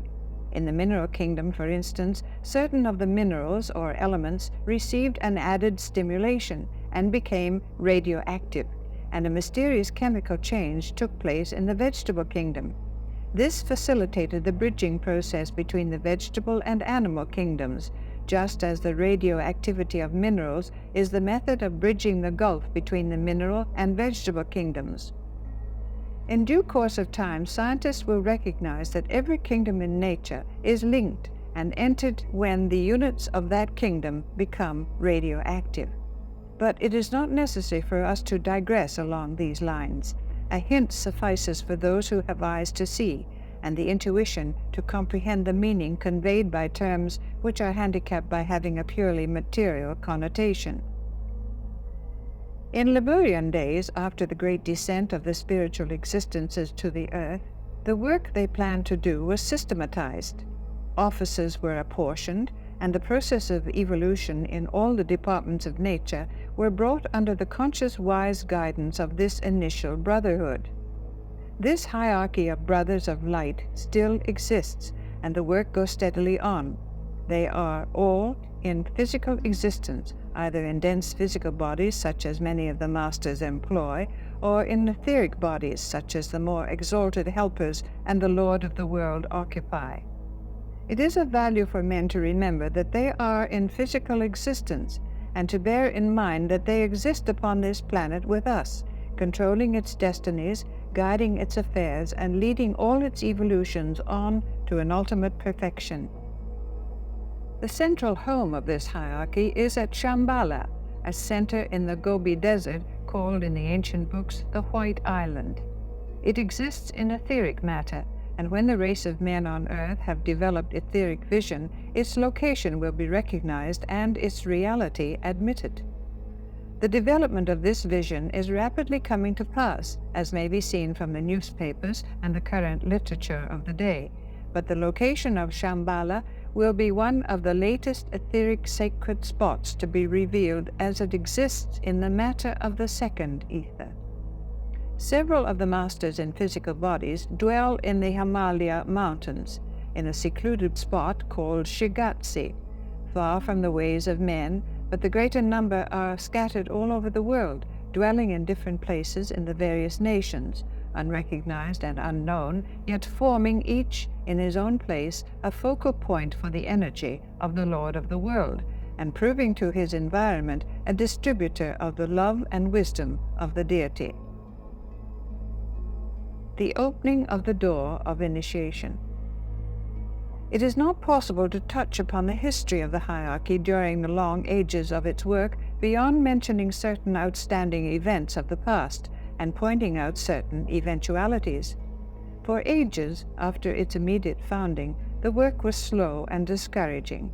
Thousands of years came and went, and races of men appeared and disappeared from the earth before it was possible to delegate even the work done by initiates of the first degree to the evolving sons of men. But in the middle of the fourth root race, the Atlantean, an event occurred which necessitated a change or innovation in the hierarchical method. Certain of its members were called away to higher work elsewhere in the solar system, and this brought in, through necessity, a number of highly evolved units of the human family. In order to enable others to take their place, the lesser members of the hierarchy were all moved up a step, leaving vacancies among the minor posts. Therefore, three things were decided upon in the council chamber of the Lord of the world. 1. To close the door through which animal men passed into the human kingdom, permitting for a time no more monads on the higher plane to appropriate bodies. This restricted the number of the fourth or human kingdom to its then limitation. 2. To open another door and permit members of the human family who were willing to undergo the necessary discipline and to make the required stupendous effort to enter the fifth or spiritual kingdom. In this way, the ranks of the hierarchy could be filled by the members of Earth's humanity who qualified. This door is called the Portal of Initiation, and still remains open upon the same terms as laid down by the Lord of the world in Atlantean days. These terms will be stated in the last chapter of this book. The door between the human and animal kingdoms will again be opened during the next great cycle, or round, as it is called in some books, but as this is several million years away from us at this time, we are not concerned with it. 3. It was also decided to make the line of demarcation between the two forces of matter and spirit clearly defined. The inherent duality of all manifestation was emphasized, with the aim in view of teaching men how to liberate themselves from the limitations of the fourth, or human kingdom, and thus pass on into the fifth, or spiritual. The problem of good or evil, light or darkness, right or wrong, was enunciated solely for the benefit of humanity, and to enable men to cast off the fetters which imprison spirit, and thus achieve spiritual freedom. This problem exists not in the kingdoms below man, nor for those who transcend the human. Man has to learn through experience and pain the fact of the duality of all existence. Having thus learnt, he chooses that which concerns the fully conscious spirit aspect of divinity, and learns to center himself in that aspect. Having thus achieved liberation, he finds indeed that all is one, that spirit and matter are a unity, naught existing save that which is to be found within the consciousness of the planetary logos, and, in wider circles, within the consciousness of the solar logos. The hierarchy thus took advantage of the discriminative faculty of mind, which is the distinctive quality of humanity, to enable him, through the balancing of the pairs of opposites, to reach his goal and to find his way back to the source from whence he came. This decision led to that great struggle which distinguished the Atlantean civilization, and which culminated in the destruction called the Flood, referred to in all the scriptures of the world. The forces of light and the forces of darkness were arrayed against each other, and this for the helping of humanity. The struggle still persists, and the world war through which we have just passed was a recrudescence of it. On every side in that world war, two groups were to be found: those who fought for an ideal, as they saw it, for the highest that they knew, and those who fought for material and selfish advantage. In the struggle of these influential idealists or materialists, many were swept in who fought blindly and ignorantly, being thus overwhelmed with racial karma and disaster. These three decisions of the hierarchy are having and will have a profound effect upon humanity, but the result desired is being achieved, and a rapid hastening of the evolutionary process and a profoundly important effect upon the mind aspect in man can already be seen. It might here be well to point out that working as members of that hierarchy are a great number of beings called angels by the Christian and devas by the Oriental. Many of them have passed through the human stage long ages ago, and work now in the ranks of the great evolution parallel to the human, and which is called the Deva evolution. This evolution comprises, among other factors, the builders of the objective planet, and the forces which produce through those builders every form familiar and unfamiliar. The Devas, who cooperate with the hierarchical effort, concern themselves therefore with the form aspect, whilst the other members of the hierarchy are occupied with the development of consciousness within the form. Chapter 5. The Three Departments of the Hierarchy. We have already dealt with the subject of the founding of the hierarchy upon earth, and we saw how it came to be, touching likewise upon certain crises which have occurred and which still affect events in the present time. In dealing with the work and aims of the personnel of the hierarchy, it will not be possible to state what those aims have been, nor to consider in detail who the active personalities have been during the past millennia of years since the hierarchy came into existence. Many great beings from planetary and solar sources, and once or twice from cosmic sources, have at times lent their aid and dwelt briefly upon our planet. By the energy which flowed through them, and by their profound wisdom and experience, they stimulated Earth's evolutions and brought the purposes of the planetary logos so much the nearer to completion. Then they passed on, and their places were taken by those among the members of the hierarchy who were willing to undergo a specific training and expansion of consciousness. In turn, these adepts and masters had their places filled by initiates, and thus constantly has there been opportunity for disciples and highly evolved men and women to pass into the ranks of the hierarchy, and thus constantly has there been a circulation of new life and blood, and the coming in of those who belong to a particular period or age. Some of the great names during the later periods are known to history, such as Sri Sankaracharya, Vyasa, Muhammad, Jesus of Nazareth, and Krishna, down to those lesser initiates, Paul of Tarsus, Luther, and certain of the outstanding lights in European history. Always have these men and women been agents for the carrying out of race purpose, for the bringing about of group conditions, and for the furthering of the evolution of humanity. Sometimes they have appeared as beneficent forces, bringing peace and contentment with them.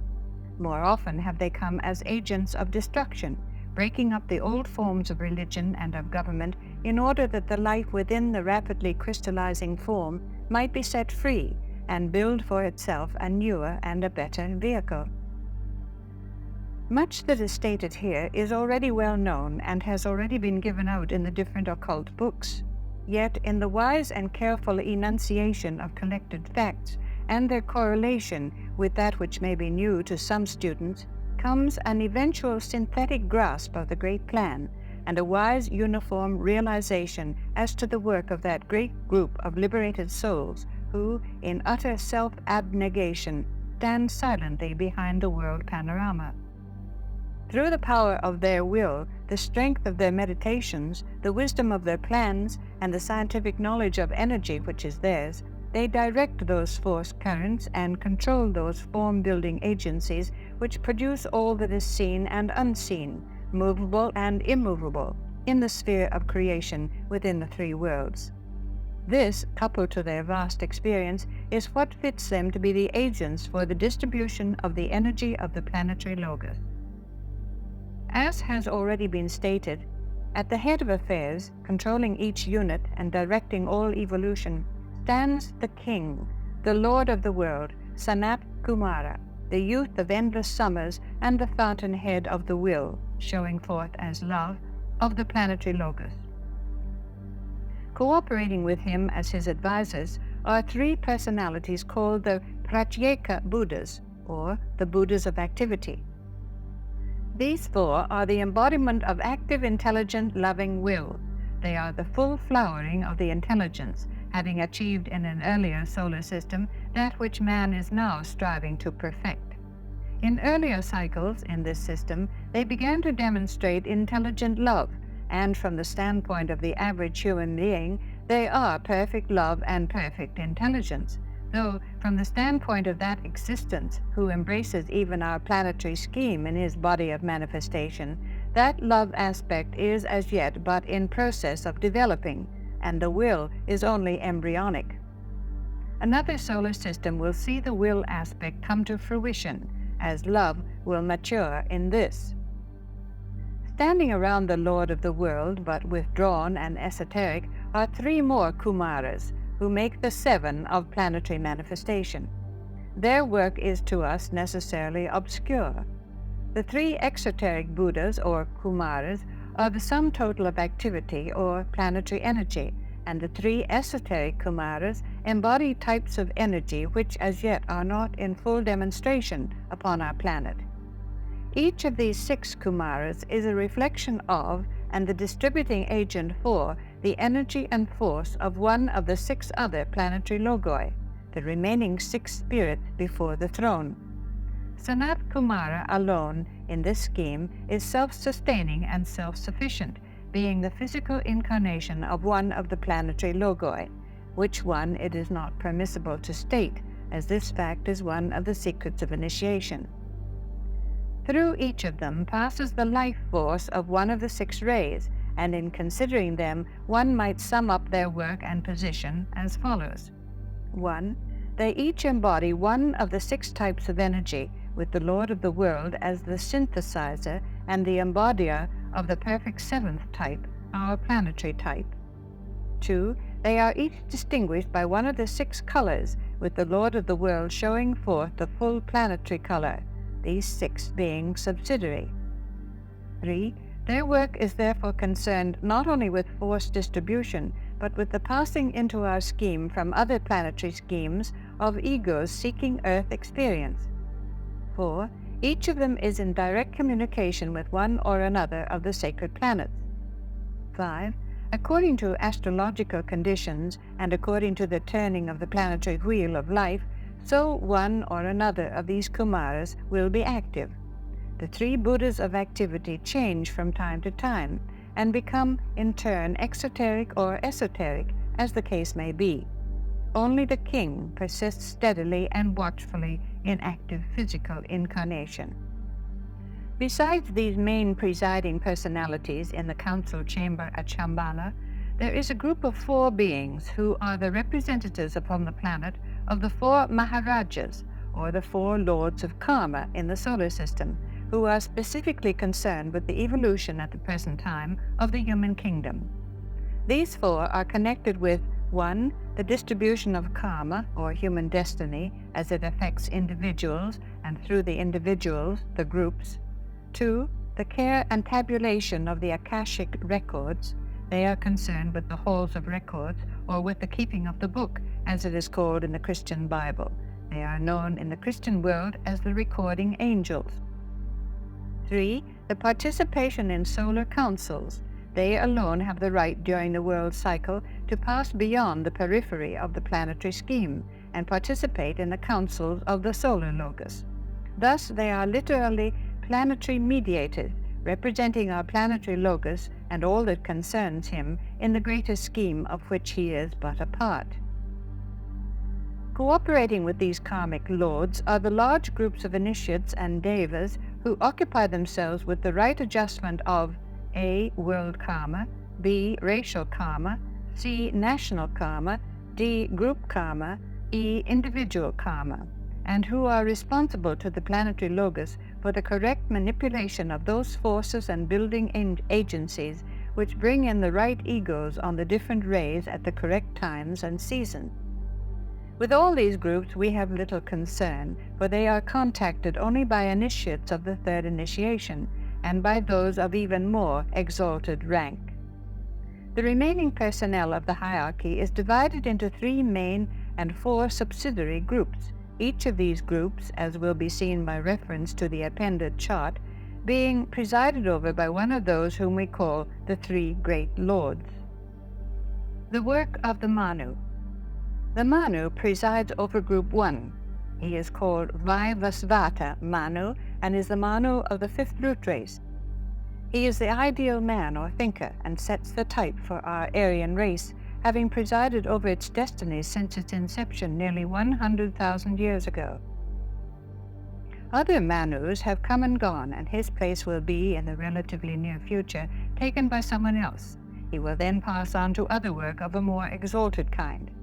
The Manu, or the prototype of the 4th root race, works in close cooperation with him and has his center of influence in China. He is the 2nd Manu that the 4th root race has had, having taken the place of the earlier Manu at the time of the final stages of Atlantean destruction. He has remained to foster the development of the race type and to bring about its final disappearance. The periods of office of all the Manus overlap, but there remains no representative of the 3rd root race upon the globe at this time. Vaivasvata Manu has his dwelling place in the Himalaya mountains and has gathered around him at Shagatsi some of those immediately connected with Aryan affairs in India, Europe, and America, and those who will later be concerned with the coming 6th root race. The plans are prepared for ages ahead. Centers of energy are formed thousands of years before they will be required, and in the wise foreknowledge of these divine men, nothing is left to sudden eventuation, but all moves in ordered cycles and under rule and law, though within karmic limitations. The work of the Manu is largely concerned with government, with planetary politics, and with the founding, direction, and dissolution of racial types and forms. To him is committed the will and purpose of the planetary logos. He knows what is the immediate objective for this cycle of evolution over which he has to preside, and his work concerns itself with making that will an accomplished fact. He works in closer cooperation with the building devas than does his brother, the Christ, for to him is given the work of setting the race type, of segregating the groups out of which races will develop, of manipulating the forces which move the earth's crust, of raising and lowering continents, of directing the minds of statesmen everywhere so that racial government will proceed as desired, and conditions be brought about which will produce those needed for the fostering of any particular type. Such a work can now be seen demonstrating in North America and Australia. The energy which flows through him emanates from the head center of the planetary logos, passing to him through the brain of Sanat Kumara, who focalizes all the planetary energy within himself. He works by the means of a dynamic meditation conducted within the head center, and produces his results through his perfect realization of that which has to be accomplished, through a power to visualize that which must be done to bring about accomplishment, and through a capacity to transmit creative and destructive energy to those who are his assistants.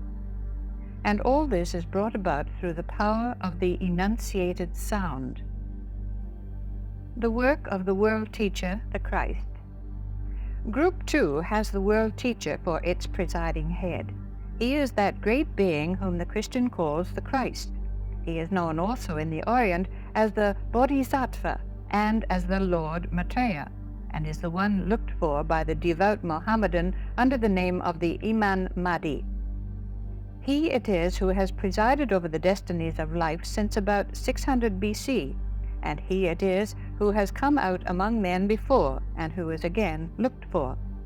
He is the great Lord of love and of compassion, just as his predecessor, the Buddha, was the Lord of wisdom. Through him flows the energy of the second aspect, reaching him direct from the heart center of the planetary logos via the heart of Sanat Kumara. He works by means of a meditation centered within the heart. He is the world teacher, the master of the masters, and the instructor of the angels, and to him is committed the guidance of the spiritual destinies of men and the development of the realization within each human being that he is a child of God and a son of the Most High. Just as the Manu is occupied with the providing of the type and forms through which consciousness can evolve and gather experience, thus making existence in its deepest sense possible, so the world teacher directs that indwelling consciousness in its life or spirit aspect, seeking to energize it within the form so that in due course of time that form can be discarded and the liberated spirit return whence it came. Ever since he left the earth, as related with approximate accuracy in the Bible story, though with much error in detail, has he stayed with the sons of men. Never has he really gone, but only in appearance, and in a physical body he can be found by those who know the way, dwelling in the Himalayas and working in close cooperation with his two great brothers, the Manu and the Mahachohan. Daily he pours out his blessing on the world, and daily he stands under the great pine in his garden at the sunset hour, with hands uplifted in blessing over all those who truly and earnestly seek to aspire. To him all seekers are known, and though they may remain unaware of him, the light which he pours forth stimulates their desire, fosters the spark of struggling life, and spurs on the aspirant until the momentous day dawns when they stand face to face with the one who, by being lifted up, occultly understood, is drawing all men unto himself as the initiator of the sacred mysteries. The work of the Lord of Civilization, the Mahachohan. Group 3 has as its head the Mahachohan. His rule over the group persists for a longer period than that of his two brothers, and he may hold office for the term of several root races. He is the sum total of the intelligence aspect. The present Mahachohan is not the original one who held the office at the founding of the hierarchy in Lemurian days.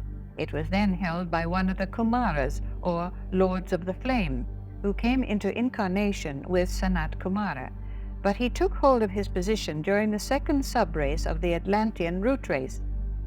He had achieved adeptship on the moon chain, and it was through his instrumentality that a large number of the present more advanced human beings came into incarnation in the middle of the Atlantean root race. Karmic affiliation with him was one of the predisposing causes, thus making this eventuality possible. His work concerns itself with the fostering and strengthening of that relation between spirit and matter, life and form, the self and the not-self, which results in what we call civilization. He manipulates the forces of nature and is largely the emanating source of electrical energy as we know it. Being the reflection of the third or creative aspect, energy from the planetary logos flows to him from the throat center, and he it is who, in many ways, makes the work of his brothers possible. Their plans and desires are submitted to him, and through him pass the instructions to a large number of the Deva agents. Thus you will have will, love, and intelligence represented in these three great lords. You have the self, the not self, and the relation between, synthesized in the unity of manifestation. You have racial government, religion, and civilization, forming a coherent whole, and you have physical manifestation, the love or desire aspect, and the mind of the planetary logos working out into objectivity. The closest cooperation and unity exists between these three personalities, and every move and plan and event exists in their united foreknowledge.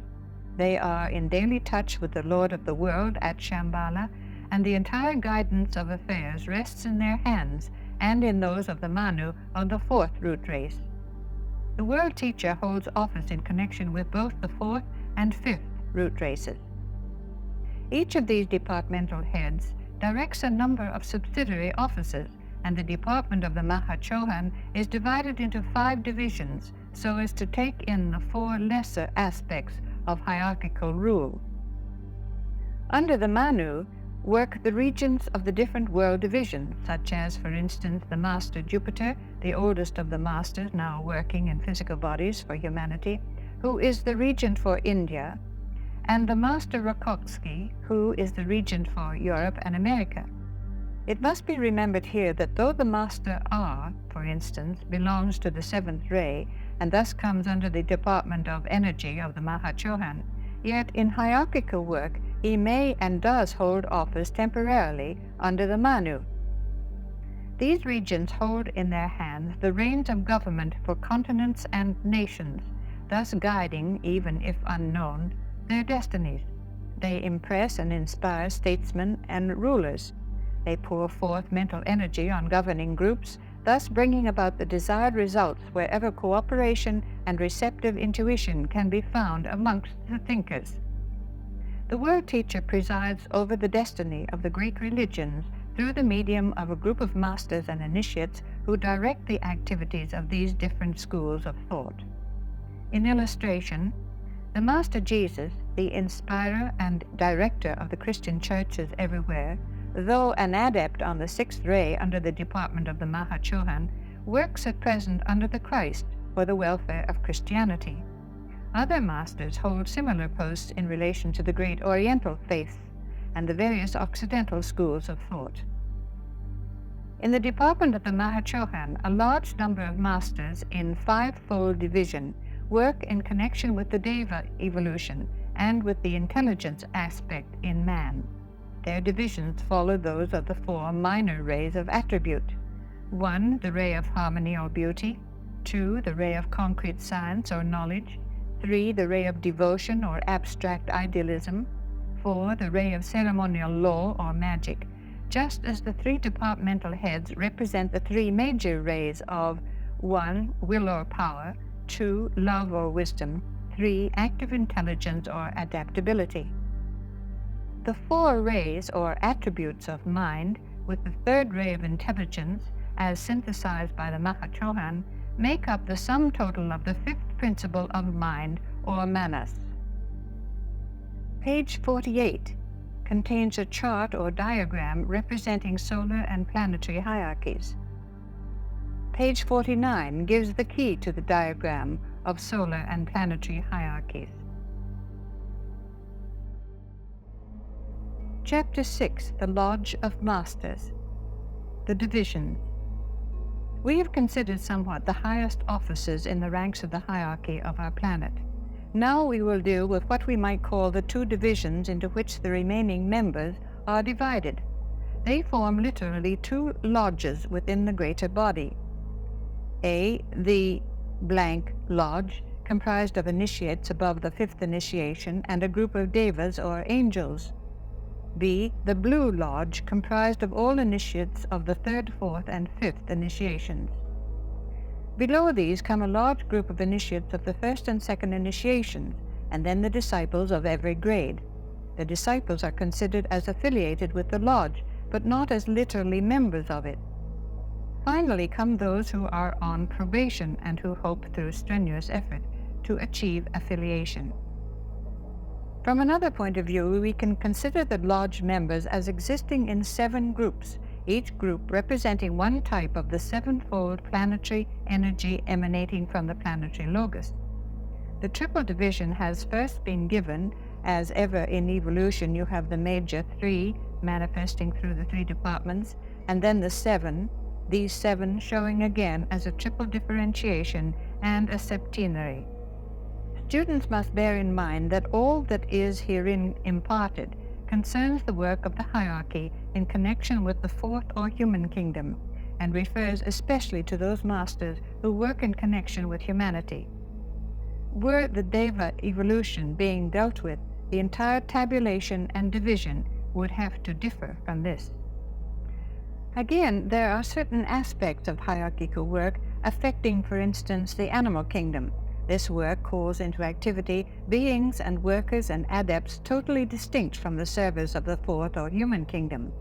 Therefore, students should carefully remember that all these details are relative, and that the work and personnel of the hierarchy are infinitely greater and more important than may appear upon a superficial reading of these pages. Certainly, we are dealing with what might be considered its primary work, for in the service of the human kingdom we are concerned with the manifestation of the three aspects of divinity, but the other departments are interdependent, and the work progresses as a synthetic whole. The workers or adepts concerned with the evolution of the human family comprise 63, if the three great lords are counted in making the 9 times 7 necessary for the work. Of these, 49 work exoterically, if it might be so expressed, and 14 esoterically, being more concerned with the subjective manifestation. Not many of their names are known to the public, nor would it be wise in many cases to reveal who they are, where they dwell, and what is their particular sphere of activity. A very small minority, through group karma and a willingness thus to sacrifice themselves, have come before the public eye during the past 100 years, and therefore concerning these, certain information may be given out. Quite a number of people in the world today are aware of their existence independently of any particular school of thought, and the realization that those whom they thus know personally are workers in a great and unified scheme of endeavor may encourage these real knowers to testify to their knowledge and thus establish past all controversy the reality of their work. Certain schools of occultism and of theosophical endeavor have claimed to be the sole repository of their teaching and the sole outlet for their efforts, thereby limiting that which they do and formulating premises which time and circumstance will fail to substantiate. They work most assuredly through such groups of thinkers and throw much of their force into the work of such organizations. Yet, nevertheless, they have their disciples and their followers everywhere, and work through many bodies and many aspects of teaching. Throughout the world, disciples of these masters have come into incarnation at this time with the sole intent of participating in the activities and occupations and truth dissemination of the various churches, sciences, and philosophies, and thus producing within the organization itself an expansion, a widening, and a disintegration where necessary, which might otherwise be impossible. It might be wise for occult students everywhere to recognize these facts and to cultivate the ability to recognize the hierarchical vibration as it demonstrates through the medium of disciples in the most unlikely places and groups. One point should here be stated in connection with the work of the masters through their disciples, and it is this. All the various schools of thought which are fostered by the energy of the lodge are, in every case, founded by a disciple or several disciples, and upon these disciples, and not upon the master, lies responsibility for results and the consequent karma. The method of procedure is somewhat as follows. The master reveals to a disciple the objective in view for an immediate little cycle, and suggests to him that such and such a development would be desirable. It is the work of the disciple to ascertain the best method for bringing about the desired results, and to formulate the plans whereby a certain percentage of success will be possible. Then he launches his scheme, founds his society or organization, and disseminates the necessary teaching. Upon him rests the responsibility for choosing the right co-workers, for handing on the work to those best fitted, and for clothing the teaching in a presentable garb. All the Master does is to look on with interest and sympathy at the endeavor, as long as it holds its initial high ideal and proceeds with pure altruism upon its way. The Master is not to blame should the disciple show lack of discrimination in the choice of co-workers or evidence an inability to represent the truth. If he does well and the work proceeds as desired, the Master will continue to pour his blessing upon the attempt. If he fails, or his successors turn from the original impulse, thus disseminating error of any kind, in his love and in his sympathy the Master will withdraw that blessing, withhold his energy, and thus cease from stimulating that which had better die. Forms may come and go, and the interest of the Master and his blessing pour through this or that channel. The work may proceed through one medium or another, but always the life force persists, shattering the form where it is inadequate, or utilizing it when it suffices for the immediate need. Certain Masters and their work. Under the first great group, of which the Manu is the head, can be found two Masters, the Master Jupiter and the Master Moya. Both of them have taken more than the fifth initiation, and the Master Jupiter, who is also the regent of India, is looked up to by all the Lodge of Masters as the oldest among them. He dwells in the Nilgiri hills in southern India, and is not one of the Masters who usually takes pupils, for he numbers amongst his disciples initiates of high degree and quite a number of Masters. In his hands are the reins of government for India, including a large part of the northern frontier, and to him is committed the arduous task of eventually guiding India out of her present chaos and unrest, and of welding her diverse peoples into an ultimate synthesis. The Master Moya, who is one of the best known of the Eastern adepts, and who numbers amongst his pupils a large number of Europeans and Americans, is a Rajput prince, and for many decades held an authoritative position in Indian affairs. He works in close cooperation with the Manu, and will himself eventually hold office as the Manu of the sixth root race.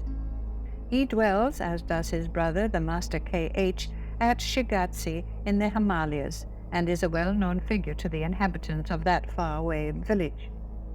He is a man of tall and commanding presence, dark hair and beard, and dark eyes, and might be considered stern were it not for the expression that lies in his eyes.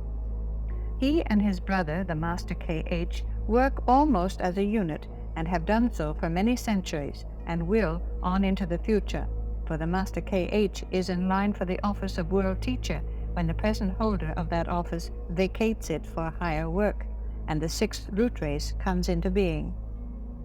The houses in which they both dwell are close together, and much of their time is spent in the closest association.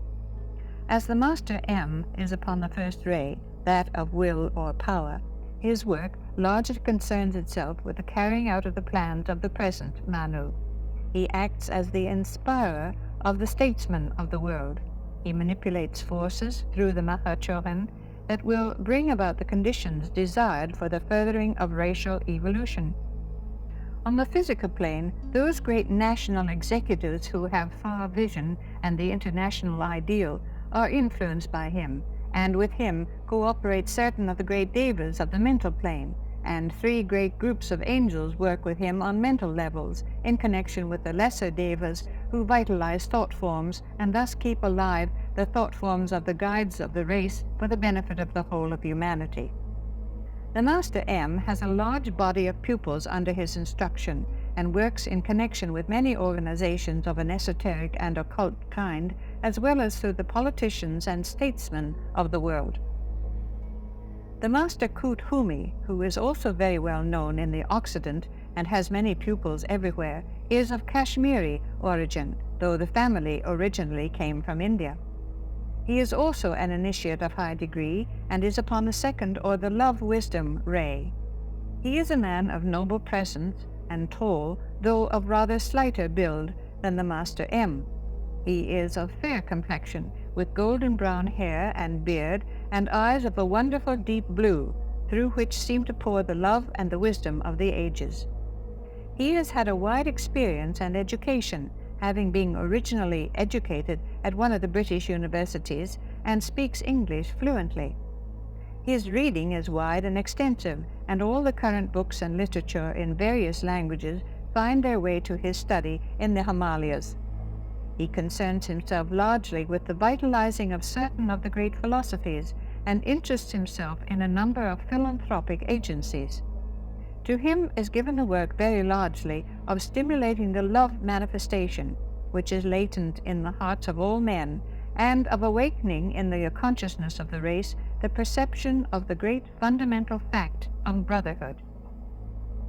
At this particular time, the Master M, the Master K.H., and the Master Jesus are interesting themselves closely with the work of unifying, as far as may be, Eastern and Western thought, so that the great religions of the East, with the later development of the Christian faith in all its many branches, may mutually benefit each other. Thus, eventually, it is hoped one great universal church may come into being. The Master Jesus, who is the focal point of the energy that flows through the various Christian churches, is at present living in a Syrian body and dwells in a certain part of the Holy Land. He travels much and passes considerable time in various parts of Europe. He works specially with masses more than with individuals, though he has gathered around him quite a numerous body of pupils. He is upon the sixth ray of devotion, or abstract idealism, and his pupils are frequently distinguished by that fanaticism and devotion which manifested in earlier Christian times amongst the martyrs. He himself is rather a martial figure, a disciplinarian, and a man of iron rule and will. He is tall and spare, with rather a long, thin face, black hair, pale complexion, and piercing blue eyes. His work at this time is exceedingly responsible, for to him is given the problem of steering the thought of the Occident out of its present state of unrest into the peaceful waters of certitude and knowledge, and of preparing the way in Europe and America for the eventual coming of the world teacher. He is well known in the Bible history, coming before us first as Joshua the son of Nun, appearing again in the time of Ezra as Jeshua, taking the third initiation, as related in the book of Zechariah, as Joshua, and in the Gospel story he is known for two great sacrifices, that in which he handed over his body for the use of the Christ, and for the great renunciation, which is the characteristic of the fourth initiation. As Apollonius of Tyana, he took the fifth initiation and became a master of the wisdom. Page 57. From that time on, he has stayed and worked with the Christian Church, fostering the germ of true spiritual life which is to be found amongst members of all sects and divisions, and neutralizing, as far as possible, the mistakes and errors of the churchmen and the theologians. He is distinctively the great leader, the general, and the wise executive, and in church matters he cooperates closely with the Christ, thus saving him much and acting as his intermediary wherever possible. No one so wisely knows as he the problems of the West. No one is so closely in touch with the people who stand for all that is best in Christian teachings, and no one is so well aware of the need of the present moment. Certain great prelates of the Anglican and Catholic churches are wise agents of his. The Master Djwhal Khul, or the Master DK, as he is frequently called, is another adept on the second ray of love wisdom. He is the latest of the adepts taking initiation, having taken the fifth initiation in 1875, and is therefore occupying the same body in which he took the initiation. Most of the other masters having taken the fifth initiation whilst occupying earlier vehicles. His body is not a young one, and he is a Tibetan. He is very devoted to the Master K.H. and occupies a little house not far distant from the larger one of the Master, and from his willingness to serve and to do anything that has to be done, he has been called the messenger of the Masters. He is profoundly learned and knows more about the rays and planetary hierarchies of the solar system than anyone else in the ranks of the Masters. He works with those who heal and cooperates unknown and unseen with the seekers after truth in the world's great laboratories, with all who definitely aim at the healing and solacing of the world. and with the great philanthropic world movements, such as the Red Cross. He occupies himself with various pupils of different masters who can profit by his instruction, and within the last 10 years has relieved both the Master M and the Master KH of a good deal of their teaching work, taking over from them for certain stated times some of their pupils and disciples. He works largely, too, with certain groups of the devas, of the ethers, who are the healing devas, and who thus collaborate with him in the work of healing some of the physical ills of humanity. He it was who dictated a large part of that momentous book, The Secret Doctrine, and who showed to H.P. Blavatsky many of the pictures and gave him much of the data that is to be found in that book. The master who concerns himself especially with the future development of racial affairs in Europe and with the mental outgrowth in America and Australia is the Master Rakotsky. He is a Hungarian and has a home in the Carpathian Mountains, and was at one time a well-known figure at the Hungarian court. Reference to him can be found in old historical books, and he was particularly before the public eye when he was the Comte de Saint-Germain, and earlier still when he was both Roger Bacon and later Francis Bacon. It is interesting to note that as the Master R takes hold on the inner planes of affairs in Europe, his name as Francis Bacon is coming before the public eye in the Bacon-Shakespeare controversy. He is rather a small, spare man with pointed black beard and smooth black hair, and does not take as many pupils as do the masters previously mentioned. He is at present handling the majority of the third-ray pupils in the Occident in conjunction with the Master Hilarion. The Master R is upon the seventh ray, that of ceremonial magic or order, and he works largely through esoteric ritual and ceremonial, being vitally interested in the effects, hitherto unrecognized, of the ceremonial of the Freemasons, of the various fraternities, and of the churches everywhere. He is called in the lodge usually the Count, and in America and Europe acts practically as the general manager for the carrying out of the plans of the executive council of the lodge. Certain of the masters form around the three great lords an inner group and meet in council with great frequency. On the fifth ray of concrete knowledge or science, we find the Master Hilarion, who in an earlier incarnation was Paul of Tarsus.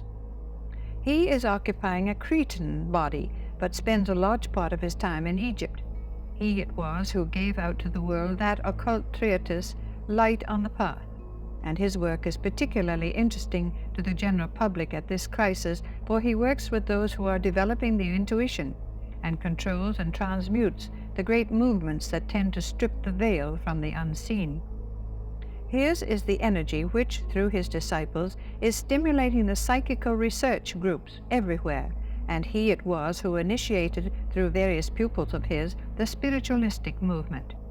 He has under observation all those who are psychics of the higher order, and assists in developing their powers for the good of the group, and in connection with certain of the devas of the astral plane.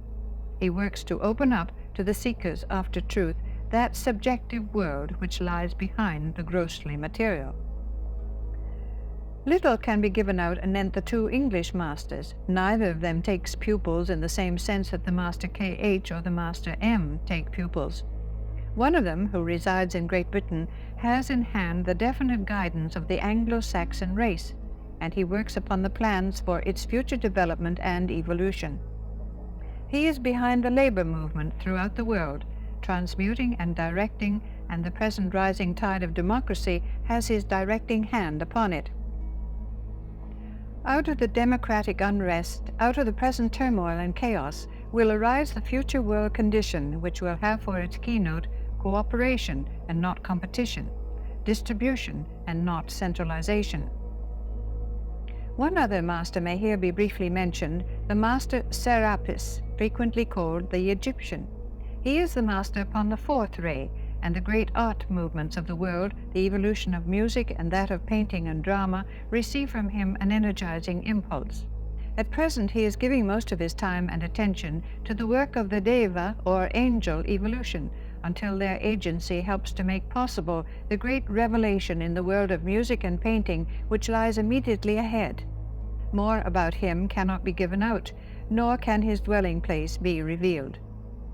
The Master P works under the Master R in North America.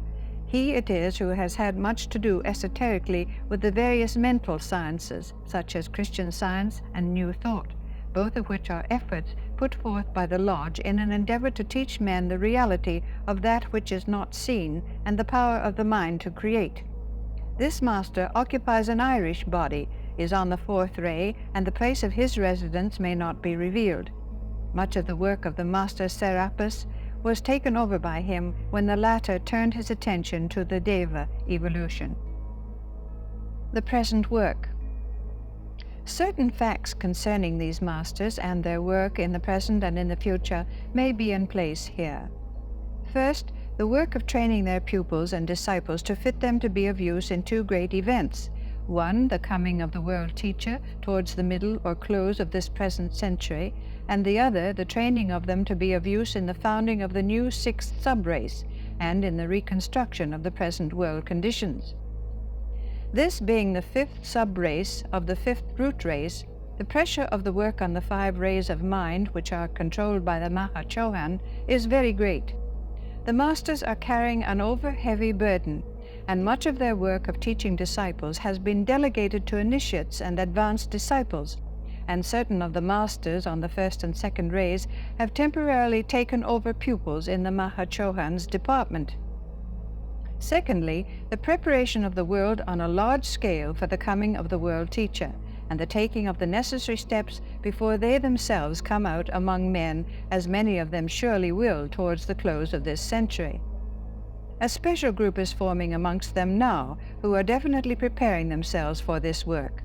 The Master M, the Master KH, and the Master Jesus will be specially concerned with the movement towards the last quarter of this century. Other masters will participate also, but these 3 are the ones with whose names and offices people should familiarize themselves wherever possible. 2 other masters, specially concerned with the 7th or ceremonial ray, whose particular work it is to supervise the development of certain activities within the next 15 years, work under the Master R. Very definitely may the assurance be given here that prior to the coming of the Christ, adjustments will be made so that at the head of all great organizations will be found either a master or an initiate who has taken the 3rd initiation. At the head of certain of the great occult groups, of the Freemasons of the world, and of the various great divisions of the Church, and resident in many of the great nations, will be found initiates or masters. This work of the masters is proceeding now, and all their efforts are being bent towards bringing it to a successful consummation.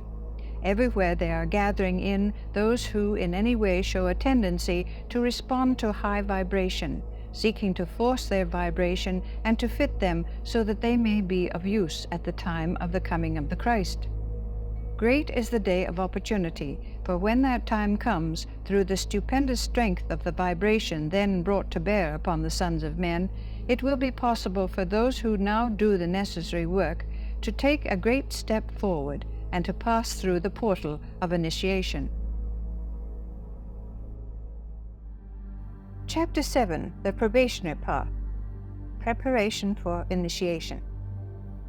The probationary path precedes the path of initiation or holiness and marks that period in the life of a man when he definitely sets himself on the side of the forces of evolution and works at the building of his own character. He takes himself in hand, cultivates the qualities that are lacking in his disposition, and seeks with diligence to bring his personality under control. He is building the causal body with deliberate intent, filling any gaps that may exist, and seeking to make it a fit receptacle for the Christ principle. The analogy between the prenatal period in the history of the human being and that of the development of the indwelling spirit is curiously interesting. We might look at it in this way. 1.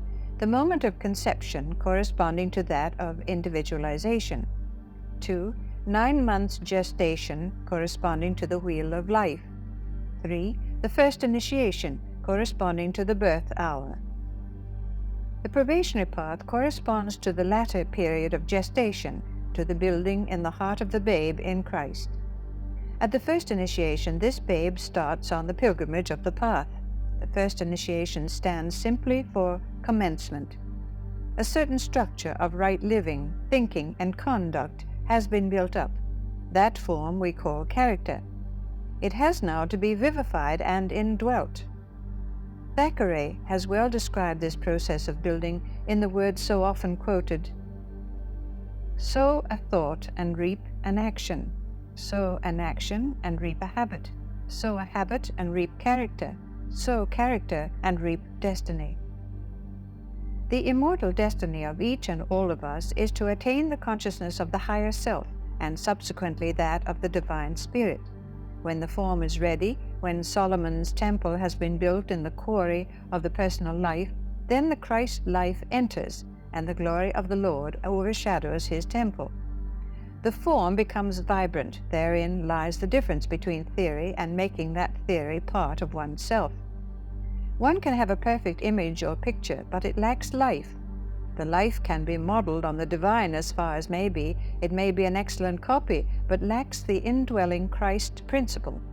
The germ has been there, but it has lain dormant. Now it is fostered and brought to the birth, and the first initiation is attained. Whilst the man is on the probationary path, he is taught principally to know himself, to ascertain his weaknesses, and to correct them. He is taught to work as an invisible helper at first, and for several lives is generally kept at this kind of work. Later, as he makes progress, he may be moved to more selected work. He is taught the rudiments of the divine wisdom, and is entered into the final grades in the hall of learning. He is known to a master, and is in the care, for definite teaching, of one of the disciples of that master, or, if of rare promise, of an initiate. Classes are held by initiates of the first and second degrees for accepted disciples and those on probation, between the hours of 10 and 5 every night in all parts of the world, so that the continuity of the teaching is complete. They gather in the hall of learning, and the method is much the same as in the big universities: classes at certain hours, experimental work, examinations, and a gradual moving up and onward as the tests are passed. A number of the egos on the probationary path are in the department that is analogous to the high school. Others have matriculated and are in the university itself. Graduation results when initiation is taken and the initiate passes into the hall of wisdom. Advanced egos and the spiritually inclined, who are not yet on the probationary path, attend instructions from disciples, and on occasions large classes are conducted for their benefit by initiates. Their work is more rudimentary, though occult from a worldly standpoint, and they learn under supervision to be invisible helpers. The invisible helpers are usually recruited from amongst the advanced egos. The very advanced, and those on the probationary path and nearing initiation, work more frequently in what might be termed departmental work, forming a group of assistants to the members of the hierarchy. Methods of teaching. 3 departments of instruction watch over 3 parts of man's development. First, instruction is given tending to the disciplining of the life, the growth of character, the development of the microcosm along cosmic lines. The man is taught the meaning of himself. He comes to know himself as a complex, complete unit, a replica in miniature of the outer world. In learning the laws of his own being comes comprehension of the self and a realization of the basic laws of the system. Secondly, instruction is given as to the macrocosm, the amplification of his intellectual grip of the working of the cosmos. Information as to the kingdoms of nature, teaching as to the laws of those kingdoms, and instruction as to the working of those laws in all kingdoms and on all planes is given him. He acquires a deep fund of general knowledge, and when he reaches his own periphery, he is met by those who lead him on to encyclopedic knowledge. When he has attained the goal, he may not know every single thing that there is to be known in all the 3 worlds, but the way to know, the sources of knowledge, and the reservoirs of information are in his hand. A master can at any time find out anything on any possible subject without the slightest difficulty. Thirdly, instruction is given in what might be termed synthesis. This information is only possible as the intuitional vehicle coordinates. It is really the occult apprehension of the law of gravitation or attraction, the basic law of this, the second solar system, with all its corollaries. The disciple learns the meaning of occult cohesion and of that internal unity which holds the system as a homogeneous unit. The major part of this instruction is usually given after the third initiation, but a beginning is made early in the training. Masters and disciples. Disciples and advanced egos on the probationary path receive instruction at this particular time for two special purposes. A. To test out their fitness for special work lying in the future, the type of that work being known only to the guides of the race. They are tested for aptitude in community living, with a view to drafting the suitable ones into the colony of the sixth subrace. They are tested for various lines of work, many incomprehensible to us now, but which will become ordinary methods of development as time progresses. The masters also test for those in whom the intuition has reached a point of development that indicates a beginning of the coordination of the Buddhic vehicle, or, to be exact, has reached a point where molecules of the seventh subplane of the Buddhic plane can be discerned in the aura of the ego. When this is so, they can go ahead with confidence in the work of instruction, knowing that certain imparted facts will be understood. B. Instruction is being given at this time to a special group of people who have come into incarnation at this critical period of the world's history. They have come in, all at the same time, throughout the world, to do the work of linking up the two planes, the physical and astral, via the etheric. This sentence is for serious consideration, for it covers the work that a number of the newer generation have come to do. In this linking up of the two planes, people are required who are polarized in their mental bodies, or, if not polarized there, are nevertheless well rounded out and balanced, and can therefore work safely and with intelligence in this type of work. It necessitates primarily people in whose vehicles can be found a certain proportion of atomic subplane matter, so that direct communication can be effected between the higher and the lower via the atomic cross-section of the causal body. This is not easy to explain clearly, but a consideration of the diagram in A Study in Consciousness by Mrs. Besant, page 27, may be helpful in explaining some matters that are apt to puzzle. We must recognize two things in pondering the subject of the masters and their disciples. First, that in the hierarchy nothing is lost through failure to recognize the law of economy. Every expenditure of force on the part of a master or a teacher is subjected to wise foresight and discrimination. Just as we do not put university professors to teach the beginners, so the masters themselves work not individually with men until they have attained a certain stage of evolution and are ready to profit by their instruction. Secondly, we must remember that each of us is recognized by the brilliance of his light. This is an occult fact. The finer the grade of matter built into our bodies, the more brilliantly will shine forth the indwelling light. Light is vibration, and through the measurement of vibration is fixed the grading of the scholars. Hence, nothing can prevent a man's progress forward if he but attends to the purification of his vehicles. The light within will shine forth with ever greater clarity as the refining process goes on, until, when atomic matter predominates, great will be the glory of that inner man. We are all graded, therefore, if it may be so expressed, according to the magnitude of the light, according to the rate of vibration, according to the purity of the tone and the clarity of the color. Who our teacher is depends therefore upon our grading. Similarity of vibration holds the secret. We are frequently told that when the demand is forceful enough, the teacher will appear. When we build in the right vibrations and attune ourselves to the right key, nothing can prevent our finding the master. Groups of egos are formed 1. According to their ray, 2. According to their subray, 3. According to their rate of vibration. They are also grouped for purposes of classification, 1. As egos according to the egoic ray, 2. As personalities according to the subray which is governing the personality. All are graded and charted.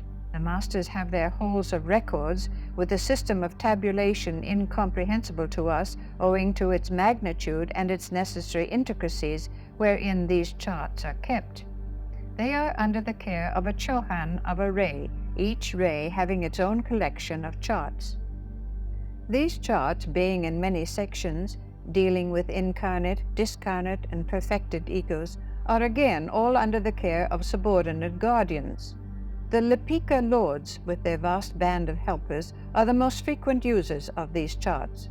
Many discarnate egos, awaiting incarnation or having just left the earth, sacrifice their time in heaven to assist in this work. These halls of records are mostly on the lowest levels of the mental plane and the highest of the astral, as they can be there most fully utilized and are most easily accessible. Initiates receive instruction directly from the masters or from some of the great devas or angels. These teachings are usually imparted at night in small classes or individually, should the occasion warrant it, in the master's private study. The above applies to initiates in incarnation or on the inner planes. If on causal levels, they receive instruction at any time deemed advisable, direct from the master to the ego on causal levels. Disciples are taught in groups in the master's ashram or classroom at night, if in incarnation. Apart from these regular gatherings, in order to receive direct teaching from the master, a disciple, for some specific reason, may be called to the master's study for a private interview. This occurs when a master wishes to see a disciple for commendation, warning, or to decide if initiation is desirable. The major part of a disciple's tuition is left in the hands of some initiate or more advanced disciple, who watches over his younger brother and is responsible to the master for his progress, handing in regular reports. Karma is largely the arbiter of this relation. Just at present, owing to the great need in the world, a slightly different policy is being pursued. An intensified training is being given to some disciples by some masters who have not hitherto taken pupils.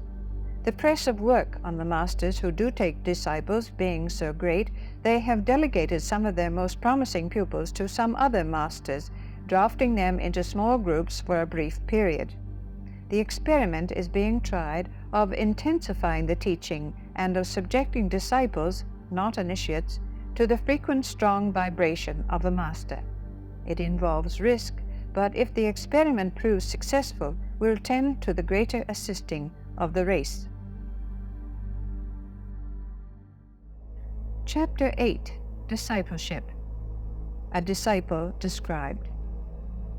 A disciple is one who, above all else, is pledged to do three things: A. To serve humanity, B. To cooperate with the plan of the Great Ones as he sees it and as best he may, C. To develop the powers of the ego, to expand his consciousness until he can function on the three planes in the three worlds and in the causal body, and to follow the guidance of the higher self and not the dictates of his threefold lower manifestation. A disciple is one who is beginning to comprehend group work and to change his center of activity from himself, as the pivot around which everything revolves, to the group center. A disciple is one who realizes simultaneously the relative insignificance of each unit of consciousness and also its vast importance.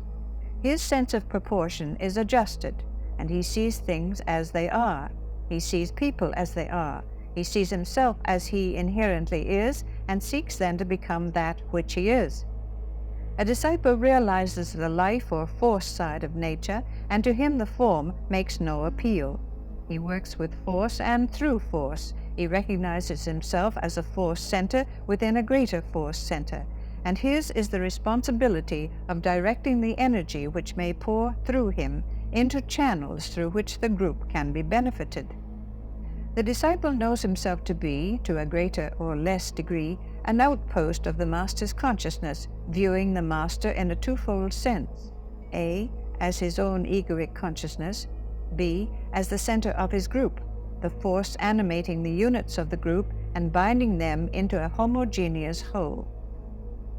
A disciple is one who is transferring his consciousness out of the personal into the impersonal, and during the transition stage, much of difficulty and of suffering is necessarily endured.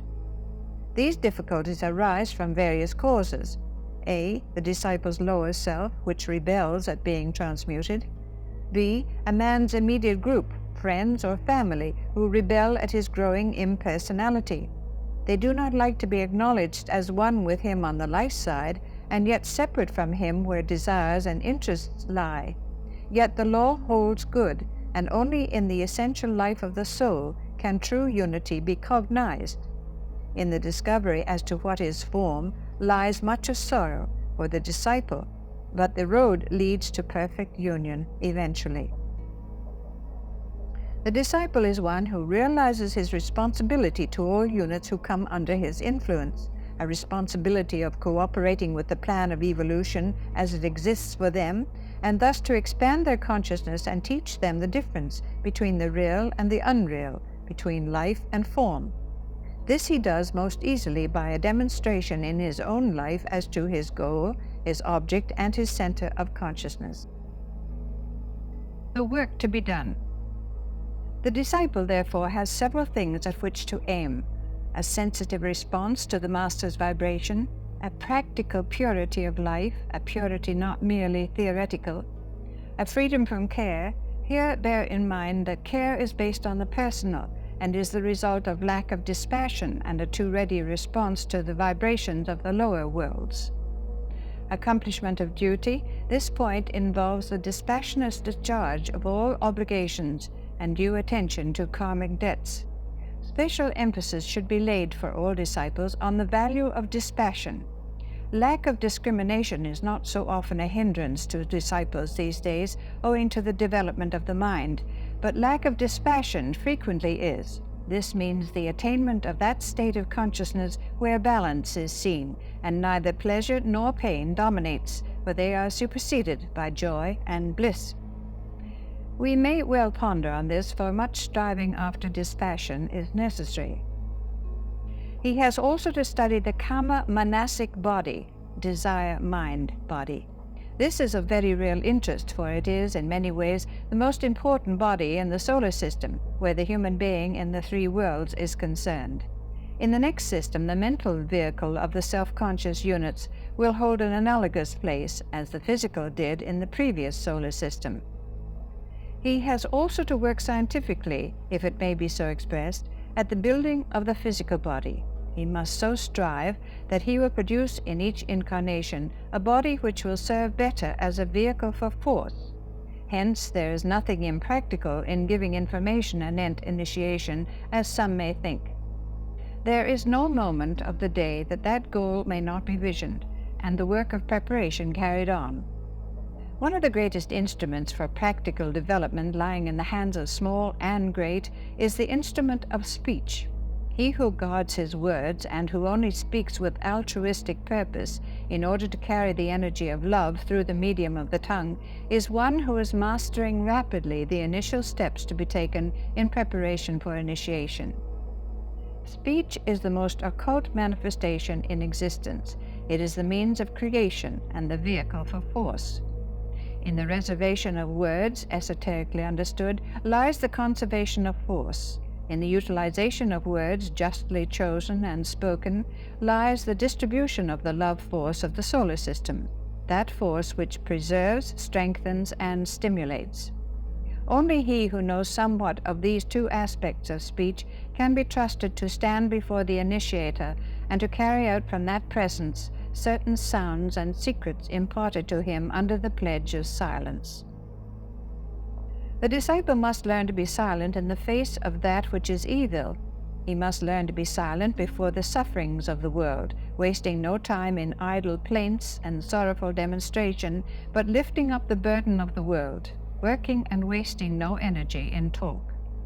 Yet withal, he should speak where encouragement is needed, using the tongue for constructive ends, expressing the love force of the world as it may flow through him, where it will serve best to ease a load or lift a burden, remembering that as the race progresses, the love element between the sexes and its expression will be translated to a higher plane.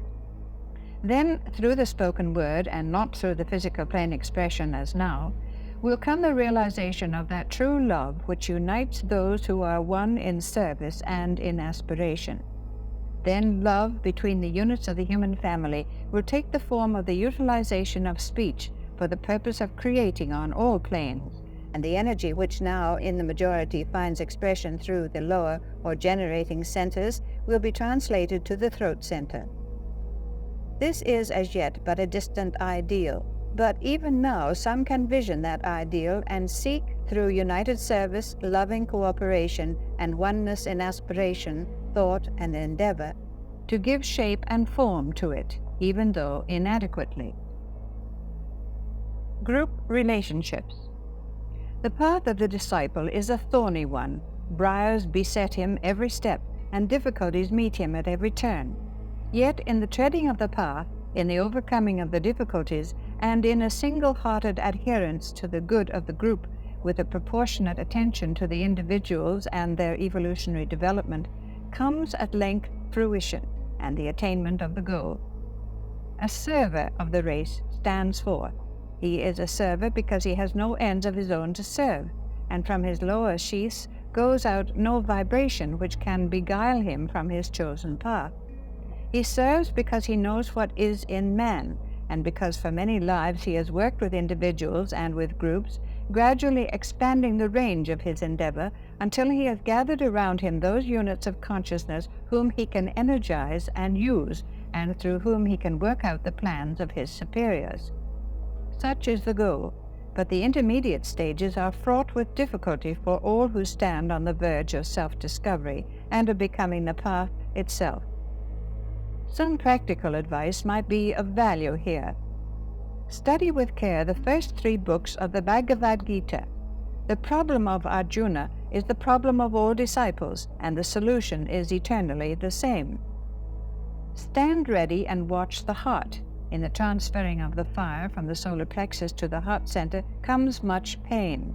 It is not easy to love as do the great ones, with a pure love which requires nothing back, with an impersonal love that rejoices where there is response, but looks not for it, and loves steadily, quietly, and deeply through all apparent divergences, knowing that when each has found his own way home, he will find that home to be the place of at-one-ment.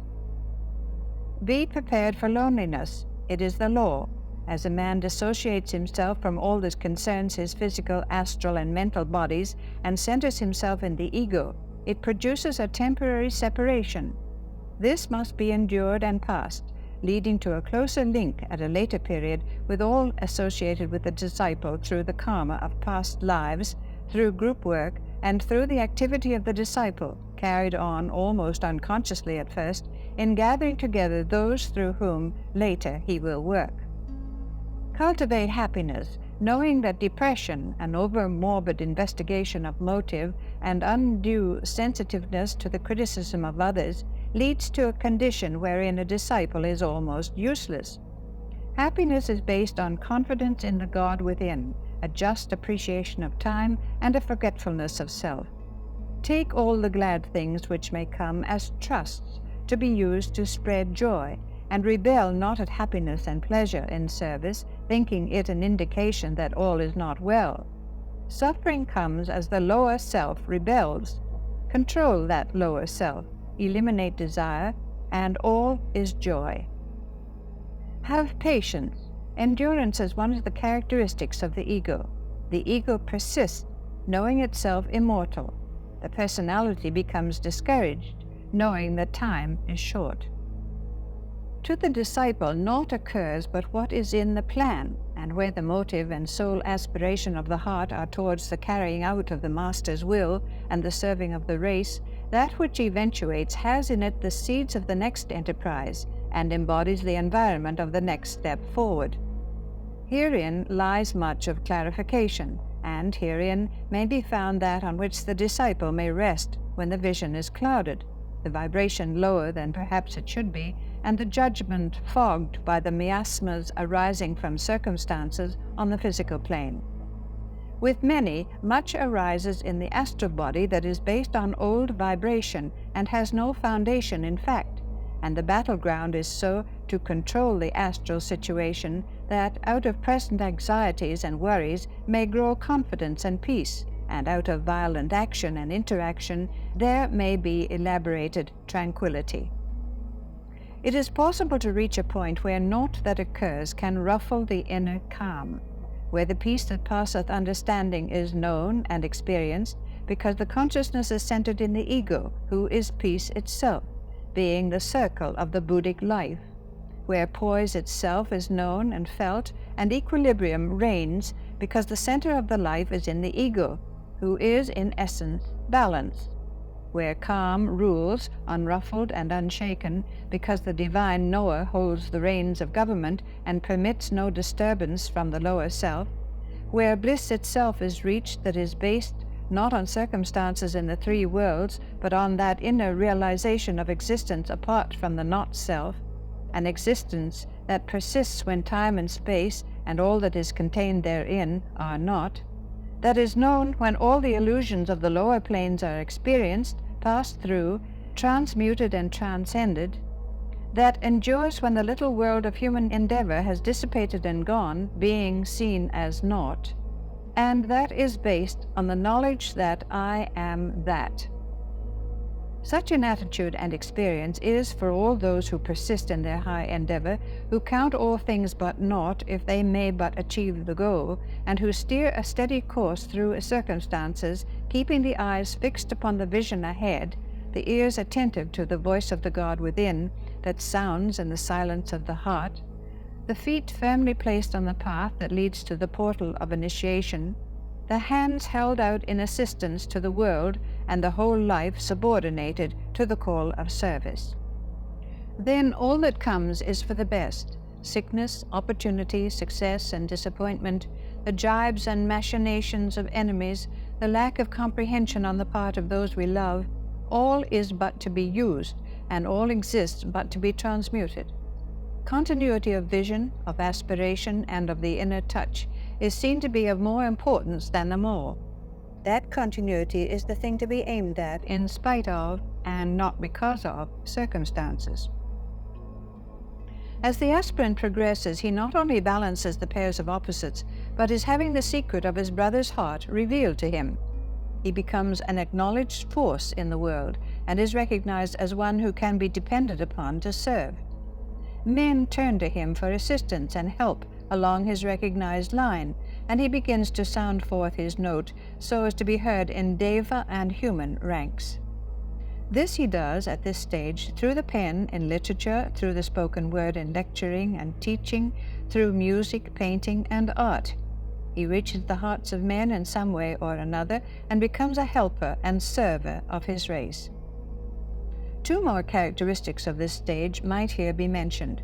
The aspirant has an appreciation of the occult value of money in service. He seeks nothing for himself, save that which may equip him for the work to be done, and he looks upon money and that which money can purchase as something which is to be used for others, and as a means to bring about the fruition of the Master's plans as he senses those plans. The occult significance of money is little appreciated, yet one of the greatest tests as to the position of a man upon the probationary path is that which concerns his attitude to and his handling of that which all men seek in order to gratify desire. Only he who desires naught for himself can be a recipient of financial bounty and a dispenser of the riches of the universe. In other cases where riches increase, they bring with them naught but sorrow and distress, discontent, and misuse. At this stage also, the aspirant's life becomes an instrument of destruction in the occult sense of the term. Wherever he goes, the force which flows through him from the higher planes and his own inner God produces at times peculiar results upon his environment. It acts as a stimulator of both the good and the evil. The lunar petries, or little lives which form the bodies of his brother and his own body, are likewise stimulated. Their activity is increased and their power greatly aggravated. This fact is used by those who work on the inner side to bring about certain desired ends. This it is also which often causes the temporary downfall of advanced souls. They cannot stand the force pouring into them or upon them, and through the temporary overstimulation of their centers and vehicles, they go to pieces. This can be seen working out in groups as well as in individuals. But inversely, if the lunar lords, or lives of the lower self, have been earlier subjugated and brought under control, then the effect of the force and energy contacted is to stimulate the response of the physical brain consciousness and the head centers to egoic contact. Then the otherwise destructive force becomes a factor for good and a helpful stimulation, and can be used by those who know how to lead men on to further illumination. All these steps have to work out on all the three lower planes and in the three bodies, and this they do according to the particular ray and sub-ray. In this fashion is the work of the disciple carried forward, and his testing and training carried out. Thus is he brought, through right direction of energy and wise manipulation of force currents, to the portal of initiation, and he graduates from the hall of learning into the hall of wisdom, that hall wherein he gradually becomes aware of forces and powers latent in his own ego and egoic group, wherein the force of the egoic group is his for the using, for he can now be trusted to wield it only for the helping of humanity, and wherein, after the fourth initiation, he becomes a sharer in, and can be trusted with, some part of the energy of the planetary logos, and thus be enabled to carry forward the plans of that logos for evolution. It would be well to remember that disciples on the first ray understand discipleship largely in terms of energy or force or activity, whilst disciples on the second ray understand it more in terms of consciousness or initiation. Hence the divergence of expressions in ordinary use and the lack of comprehension among thinkers. It might prove useful to express the idea of discipleship in terms of the different rays, meaning by this discipleship as it manifests on the physical plane in service. First ray, force, energy, action, the occultist. Second ray, consciousness, expansion, initiation, the true psychic. Third ray, adaptation, development, evolution, the magician. Fourth ray, vibration, response, expression, the artist. Fifth ray, mentation, knowledge, science, the scientist. Sixth ray, devotion, abstraction, idealism, the devotee. Seventh ray, incantation, magic, ritual, the ritualist. Remember carefully that we are here dealing with disciples. Later on, as they progress, the various lines approximate and merge. All have been at one time magicians, for all have passed upon the third ray. The problem now is concerned with the mystic and the occultist, and their eventual synthesis. A careful study of the foregoing will lead to the realization that the difficulties between thinkers and between disciples of all groups consist in their identifying themselves with some form and in their inability to understand the different points of views of others. As time elapses, and they are brought into closer relationship with the two masters with whom they are concerned, their own inner God and their personal master, the inability to cooperate and to merge their interests in the good of the group will pass away, and community of endeavor, similarity of object, and mutual cooperation will take the place of what is now so much seen, divergence. We might well ponder on this, for it holds the key to much that is puzzling and to many distressing. Chapter 9. The Path of Initiation. After a longer or shorter period of time, the disciple stands at the portal of initiation. We must remember that as one approaches this portal and draws nearer to the Master, it is, as says Light on the Path, with the feet bathed in the blood of the heart. Each step up is ever through the sacrifice of all that the heart holds dear on one plane or another, and always must this sacrifice be voluntary. He who treads the probationary path and the path of holiness is he who has counted the cost, whose sense of values has been readjusted, and who therefore judges not as judges the man of the world. He is the man who is attempting to take the kingdom by violence, and in the attempt is prepared for the consequent suffering. He is the man who counts all things but loss if he may but win the goal, and who, in the struggle for the mastery of the lower self by the higher, is willing to sacrifice even unto death. The first two initiations. At the first initiation, the control of the ego over the physical body must have reached a high degree of attainment. The sins of the flesh, as the Christian phraseology has it, must be dominated.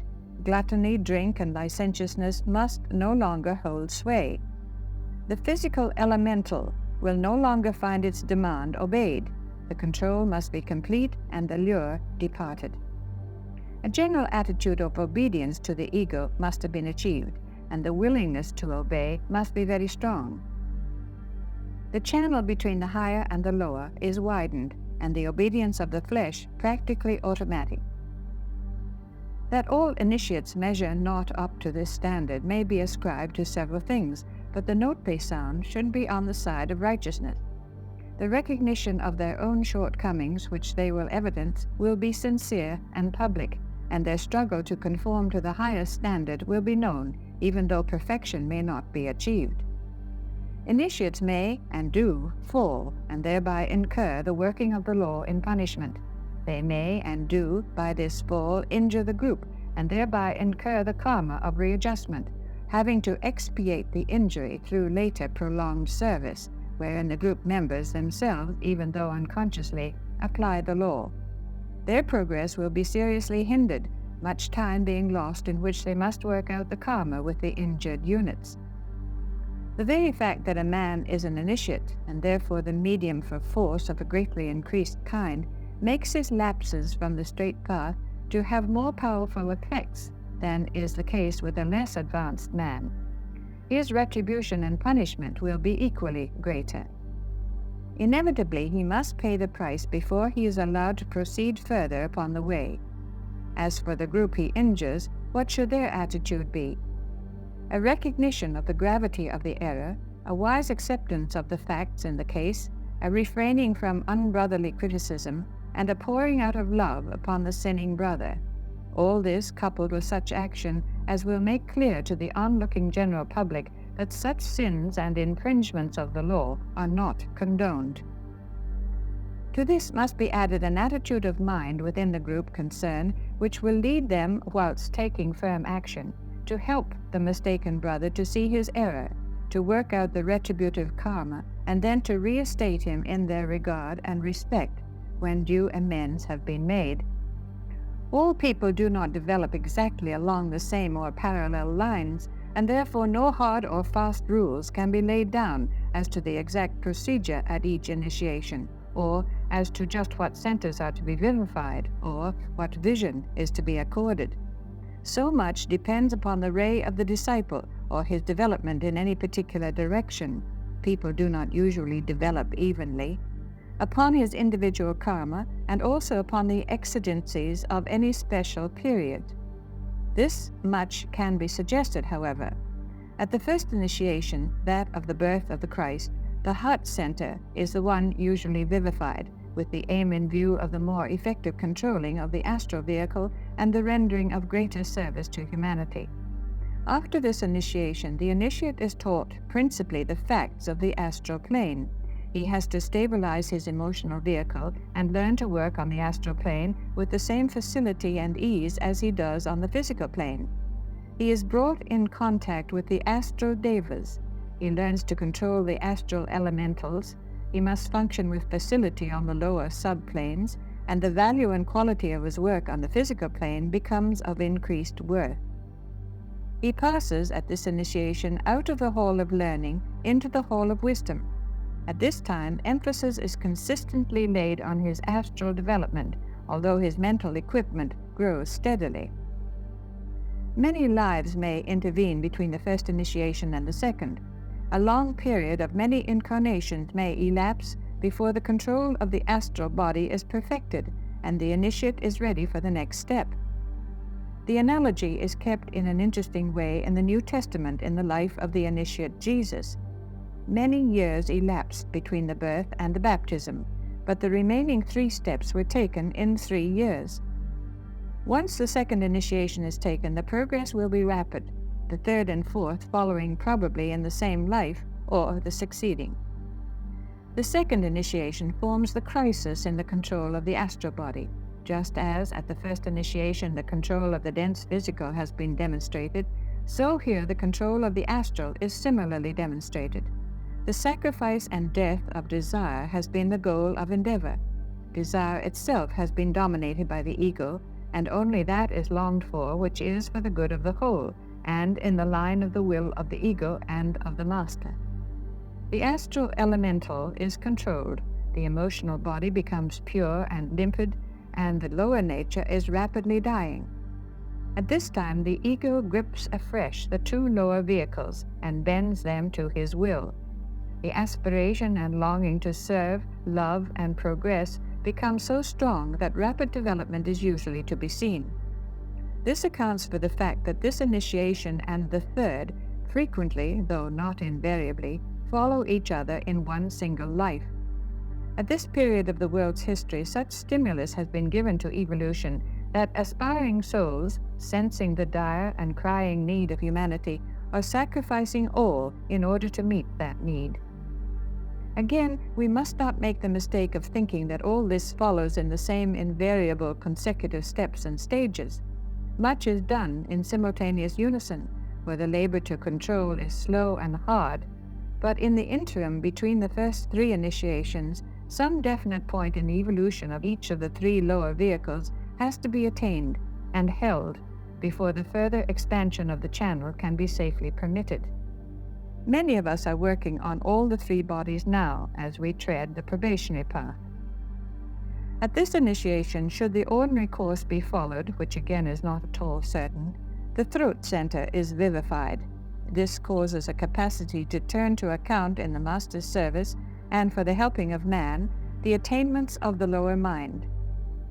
It imparts the ability to give forth and utter that which is helpful, possibly in the spoken word, but surely in service of some kind. A vision is accorded of the world's need, and a further portion of the plan shown. The work then to be done prior to the taking of the third initiation is the complete submerging of the personal point of view in the need of the whole. It entails the complete domination of the concrete mind by the ego.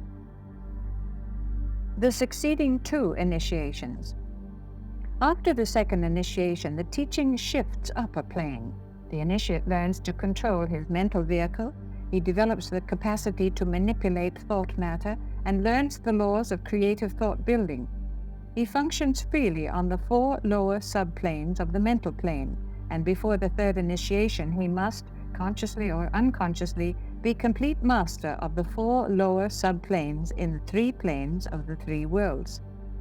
His knowledge of the microcosm becomes profound, and he has mastered theoretically and practically, in great measure, the laws of his own nature, hence his ability experimentally to be master on the 4 lower subplanes of the physical, astral, and mental planes. The last fact is of interest. The control of the 3 higher subplanes is not yet complete, and here is one of the explanations as to the failures and mistakes of initiates. Their mastery of matter in the 3 higher subplanes is not yet perfect. These yet remain to be dominated. At the third initiation, termed sometimes the transfiguration, the entire personality is flooded with light from above. It is only after this initiation that the monad is definitely guiding the ego, pouring his divine life evermore into the prepared and cleansed channel, just as in the third or moon chain, the ego individualized the personality through direct contact, a method different to the individualization as shown in this 4th chain. The law of correspondences, if applied here, might prove very revealing, and might demonstrate an interesting analogy between the methods of individualizing in the various chains and the expansions of consciousness that occur at the different initiations. Again, a vision is accorded of what lies ahead. The initiate is in a position at all times to recognize the other members of the Great White Lodge, and his psychic faculties are stimulated by the vivification of the head centers. It is not necessary nor advisable to develop the synthetic faculties or clairaudience and clairvoyance until after this initiation. The aim of all development is the awakening of the spiritual intuition.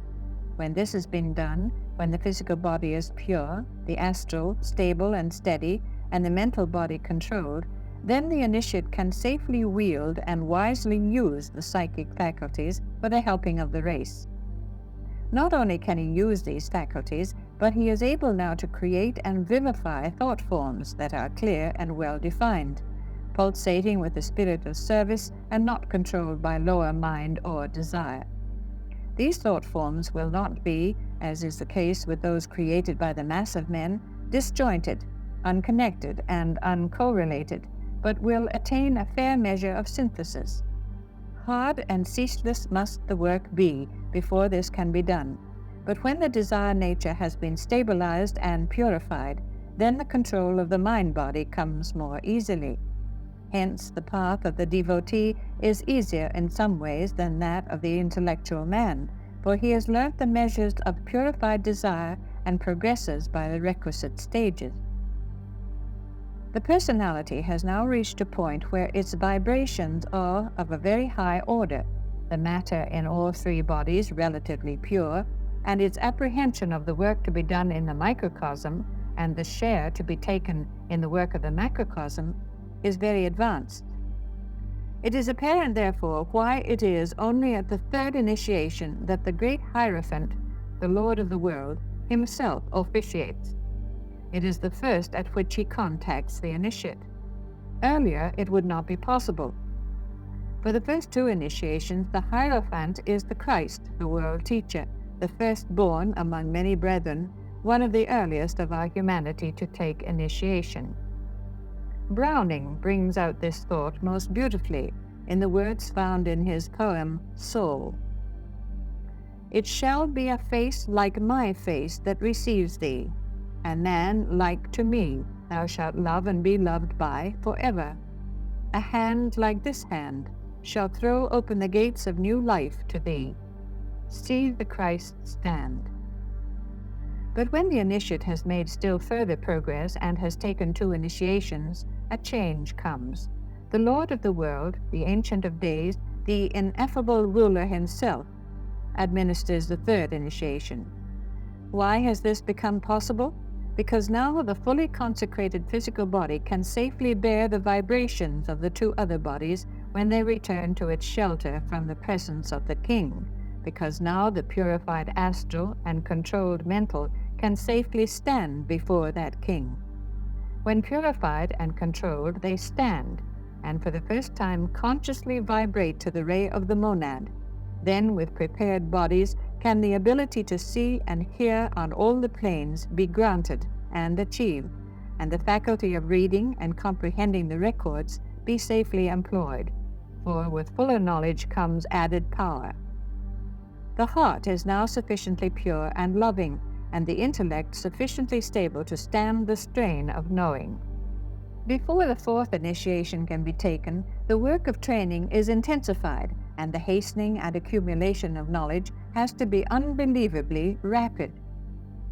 The initiate has frequent access to the library of occult books, and after this initiation he can contact not only the master with whom he is linked and with whom he has worked consciously for a long time, but he can contact and assist, in measure, the Chohans, the Bodhisattva, and the Manu. He has also to grasp the laws of the three lower planes intellectually, and likewise wield them for the aiding of the scheme of evolution. He studies the cosmic plans and has to master the charts. He becomes versed in occult technicalities and develops fourth-dimensional vision, if he has not already done so. He learns to direct the activities of the building devas and at the same time he works continually at the development of his spiritual nature. He begins rapidly to coordinate the Buddhic vehicle, and in its coordination he develops the power of synthesis, at first in small measure and gradually in fuller detail. By the time the fourth initiation is taken, the initiate has mastered perfectly the fifth subplane and is therefore adept, to use a technical phrase, on the 5 lower subplanes of the physical, astral, and mental planes, and is well on the way to master the 6th. His Buddhic vehicle can function on the 2 lower subplanes of the Buddhic plane. The life of the man who takes the 4th initiation, or the crucifixion, is usually one of great sacrifice and suffering. It is the life of the man who makes the great renunciation, and even exoterically it is seen to be strenuous, hard, and painful. He has laid all, even his perfected personality, upon the altar of sacrifice, and stands bereft of all. All is renounced: friends, money, reputation, character, standing in the world, family, and even life itself. The final initiations. After the 4th initiation, not much remains to be done. The domination of the 6th subplane goes forward with rapidity, and the matter of the high subplanes of the Buddhic is coordinated. The initiate is admitted into closer fellowship in the lodge, and his contact with the devas is more complete. He is rapidly exhausting the resources of the Hall of Wisdom, and is mastering the most intricate plans and charts. He becomes adept in the significance of color and sound, can wield the law in the 3 worlds, and can contact his monad with more freedom than the majority of the human race can contact their egos. He is in charge also of large work, teaching many pupils, aiding in many schemes, and is gathering under him those who are to assist him in future times. This refers only to those who stay to help humanity on this globe. We will deal later with some of the lines of work that stretch before the adept if he passes away from Earth service. After the 5th initiation, the man is perfected as far as this scheme goes, though he may, if he will, take 2 further initiations. To achieve the 6th initiation, the adept has to take a very intensive course in planetary occultism. A master wields the law in the 3 worlds, whilst the Chohan of the 6th initiation wields the law in the chain on all levels. A Chohan of the 7th initiation wields the law in the solar system. It will be apparent that, should he search these subjects with application, the student will find much that concerns him personally, even though the ceremony itself may be far ahead. By the study of the process and the purpose, he may become aware of the great fundamental fact that the method of initiation is the method of A. Force realization, B. Force application, C. Force utilization. The initiate of every degree, from the humble initiate of the 1st degree, making for the first time his contact with a certain type of specialized force, up to the emancipated Buddha of the 7th degree, is dealing with energy of some kind or other. The stages of development of the aspirant might be expressed as follows. 1. He has to become aware, through discrimination, of the energy or force of his own lower self. 2. He has to impose upon that energetic rhythm one that is higher, until that lower rhythm is superseded by the higher, and the old method of expressing energy dies out entirely.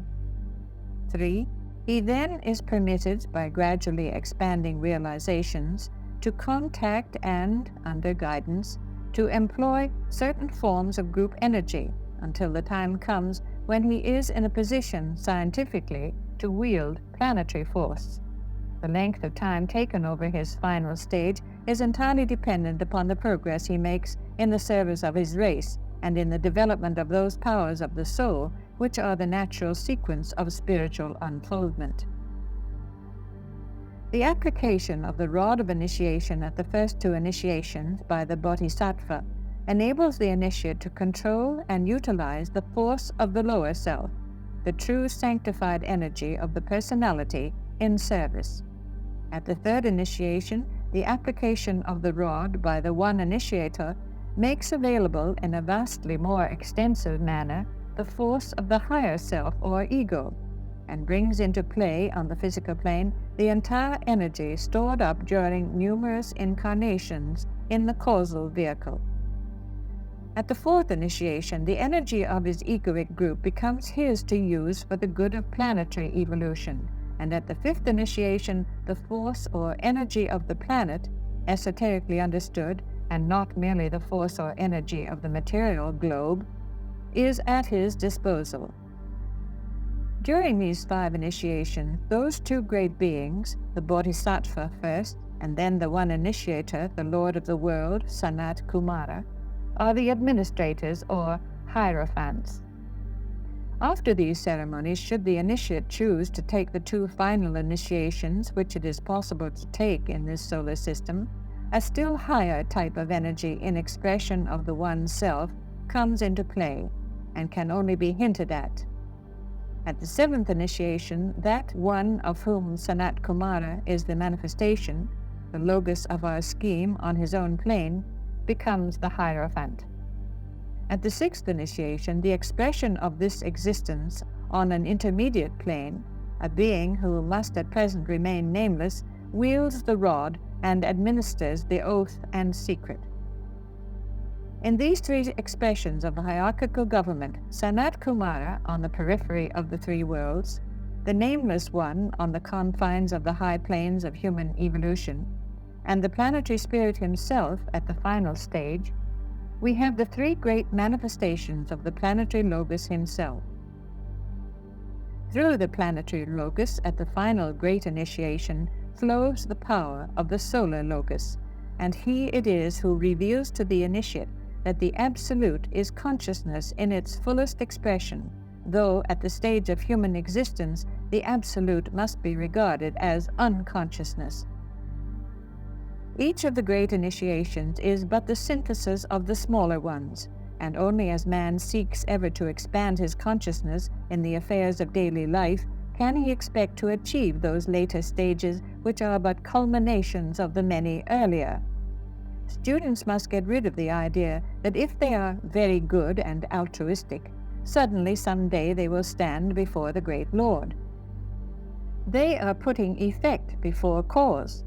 Goodness and altruism grow out of realization and service, and holiness of character is the outcome of those expansions of consciousness which a man brings about within himself through strenuous effort and endeavor. Therefore, it is here and now that man can prepare himself for initiation, and this he does not by dwelling upon the ceremonial aspect, as so many do in excited anticipation, but by working systematically and enduringly at the steady development of the mental body, by the strenuous and arduous process of controlling the astral body so that it becomes responsive to 3 vibrations: A, that from the ego; B, that from the master; C, those from his brothers everywhere around him. He becomes sensitive to the voice of his higher self, thus working off karma under the intelligent guidance of his own ego.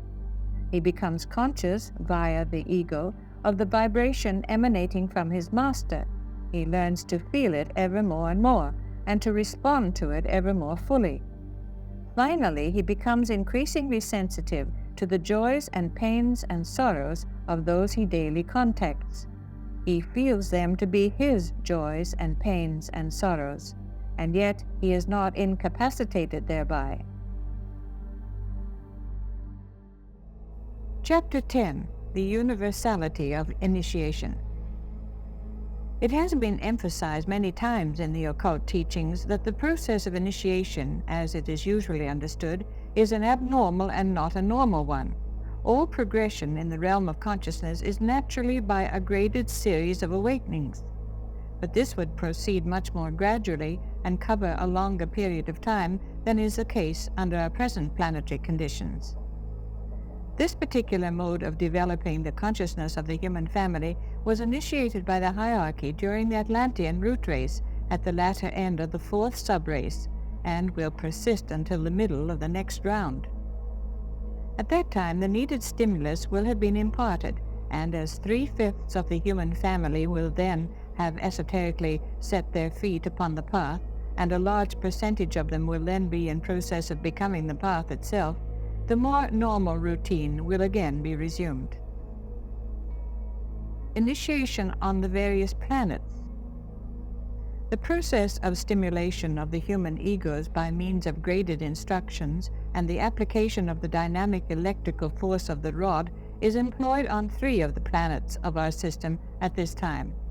It is instituted during every 4th round, and its peculiar interest lies in the fact that the emphasis for the 4th creative hierarchy in every 4th chain and globe during the 4th round is laid upon the 4th initiation, that of the crucifixion. The 4th creative hierarchy is the great expression of the conscious will and sacrifice of the solar logos, and the great symbol of the intelligent union of spirit and matter. Hence, the 4th initiation, with its presentation of these cosmic truths and its epitomizing of the purpose of this fundamental sacrifice, has a preeminent place. The student needs to remind himself that the other planetary schemes, though fundamentally the same as our 4th scheme, yet have their profound differences in manifestation, due to the varying characteristics and the individual karma of the incarnating planetary logos or ray. These differences affect A. the initiatory process, both in its ceremonial and altruistic aspects, B. the application of the rod for the type of force which it embodies when brought into conjunction with the differentiated force of the planetary type produces results of varying nature and degree. C. the seasons of initiation. The egos in incarnation on any planet will, according to ray type, be easily stimulated or not, as the case may be, according to astrological conditions, and this will produce shorter or more protracted periods of development prior to or between each initiation. D. the electrical phenomena produced on the higher planes as more and more the human units esoterically blaze forth. It must be remembered that the entire solar system, with all that is included therein, is expressing itself in terms of light, and that the process of initiation might therefore be regarded as one in which the different points of light, or human sparks, are stimulated, their radiance and temperature increased, and the sphere of influence of each light extended in radius. The 3 planetary schemes wherein the great experiment of initiation is being tried are the Earth, Venus, and one other. Venus was the first sphere of experiment, and the success of the endeavor and the force generated was the cause of a similar effort being made on our planet. No planet increases its store of force, and consequently its sphere of influence, without incurring obligations and affecting other schemes. The interchange of force and energy between these 2 planets, Earth and Venus, is continuous. A similar process has but lately been instituted on another planetary scheme, and when, in the next round, our Earth attains a point in evolution analogous to that of the Venusian scheme, at the time its influence was felt by us, then we shall aid in the stimulation of still another group of planetary egos. We shall assist in the institution of a similar procedure among the sons of men in another scheme. In the 3 great planetary schemes, Neptune, Uranus, and Saturn, the method of initiation will not be employed. They will be the recipients of those who are esoterically saved from among the other schemes. That is to say that all those who, in any scheme, achieve the needed expansions of consciousness, such as will be achieved by the majority of the human family prior to the middle of the next great cycle or round, will be considered saved, whilst the remainder will be held to be failures and will be held over for further development during later periods, or will be transferred to those planetary schemes which, from the point of view of time, are not so far advanced as our Earth scheme. These 3 major schemes are the absorbers and synthesizers of the energy of the others. Initiation and the devas. The question may be asked whether the devas undergo initiation, and we might deal briefly with the point here. Initiation has to do with the conscious development of the self. and concerns the wisdom aspect of the One Self. It presupposes the development of the intelligence principle and involves the apprehension by the human unit of purpose and of will, and his intelligent participation therein through love and service. The Devas, with the exception of those greater Devas who have in earlier cycles passed through the human kingdom and are now cooperating in the evolution of man, are not as yet self-conscious. They grow and develop through feeling, and not through the power of conscious thought. Man, however, grows through expansions of self-conscious realization, self-initiated and self-imposed. It is the line of aspiration and of conscious endeavor, and is the most difficult line of development in the solar system, for it follows not along the line of least resistance, but seeks to initiate and impose a higher rhythm. The Devas follow the line of least resistance, and seek to appropriate and experience in fullest tide of feeling and sentiency the vibration of things as they are. Therefore, the method for them is an ever-increasing intensity of appreciation for the feeling of the moment, and not, as in man, an ever-increasing depreciation of things as they are, or of the material aspect, which leads to an endeavor to reach out and enfold within his consciousness the subjective reality, or the things of the spirit. This in contradistinction to the objective unreality, or the things of matter. The Devas seek to feel, whilst man seeks to know.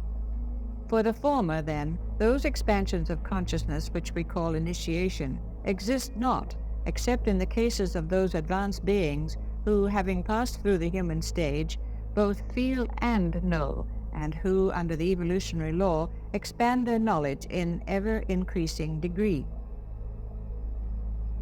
Cosmic influences and solar initiations. All that can be done here in dealing with this profound subject is to enumerate briefly some of the cosmic influences which definitely affect our Earth and produce results in the consciousness of men everywhere, and which, during the process of initiation, bring about certain specific phenomena. First and foremost is the energy or force emanating from the sun Sirius. If it might be so expressed, the energy of thought or mind force in its totality reaches the solar system from a distant cosmic center via Sirius.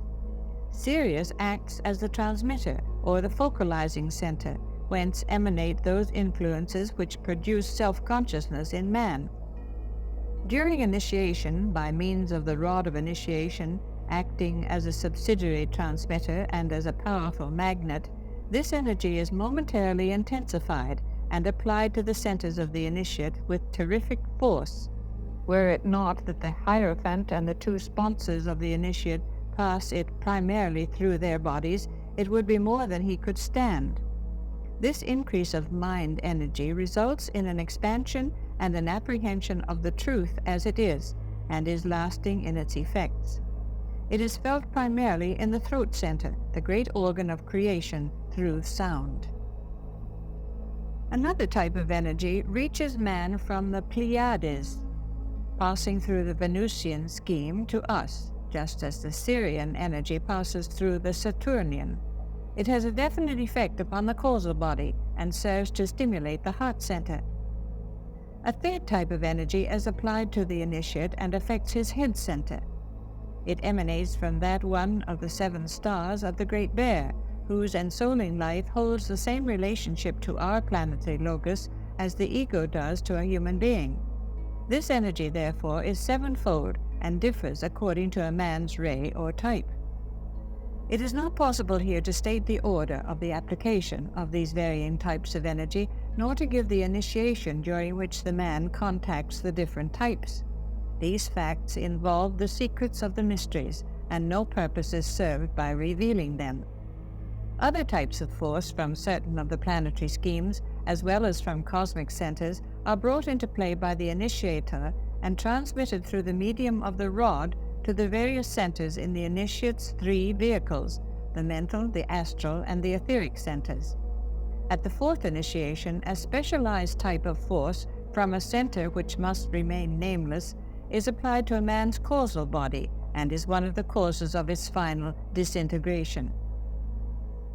In thinking of this matter of the attainment of the sons of men, we must recognize that as mankind completes one unification after another, the heavenly men on intuitional levels and on spiritual levels are completed, and in their turn go to the formation of the centers in the great heavenly men of the solar system. These 7 heavenly men, in whose bodies each human monad and each deva finds his place, form the 7 centers in the body of the Logos. He, in his turn, forms the heart center, for God is love, of a still greater entity. The consummation of all for this solar system will be when the Logos takes his 5th initiation. When all the sons of men attain the 5th initiation, he achieves. This is a great mystery and incomprehensible to us. Chapter 11. The Participants in the Mysteries. The participants in the mysteries are generally known, and no secret has been made of the general personnel and procedure. It is only sought here to impart a greater sense of reality to the data already given by a fuller exposition and a more pointed reference to the parts played by such during the ceremony. At this stage, the student would be wise to bear in mind 3 things as he ponders upon the mysteries touched upon here. That care must be taken to interpret all here given in terms of spirit and not of matter or form. We are dealing entirely with the subjective or consciousness aspect of manifestation, and with that which lies back of the objective form. This realization will save the student from much later confusion.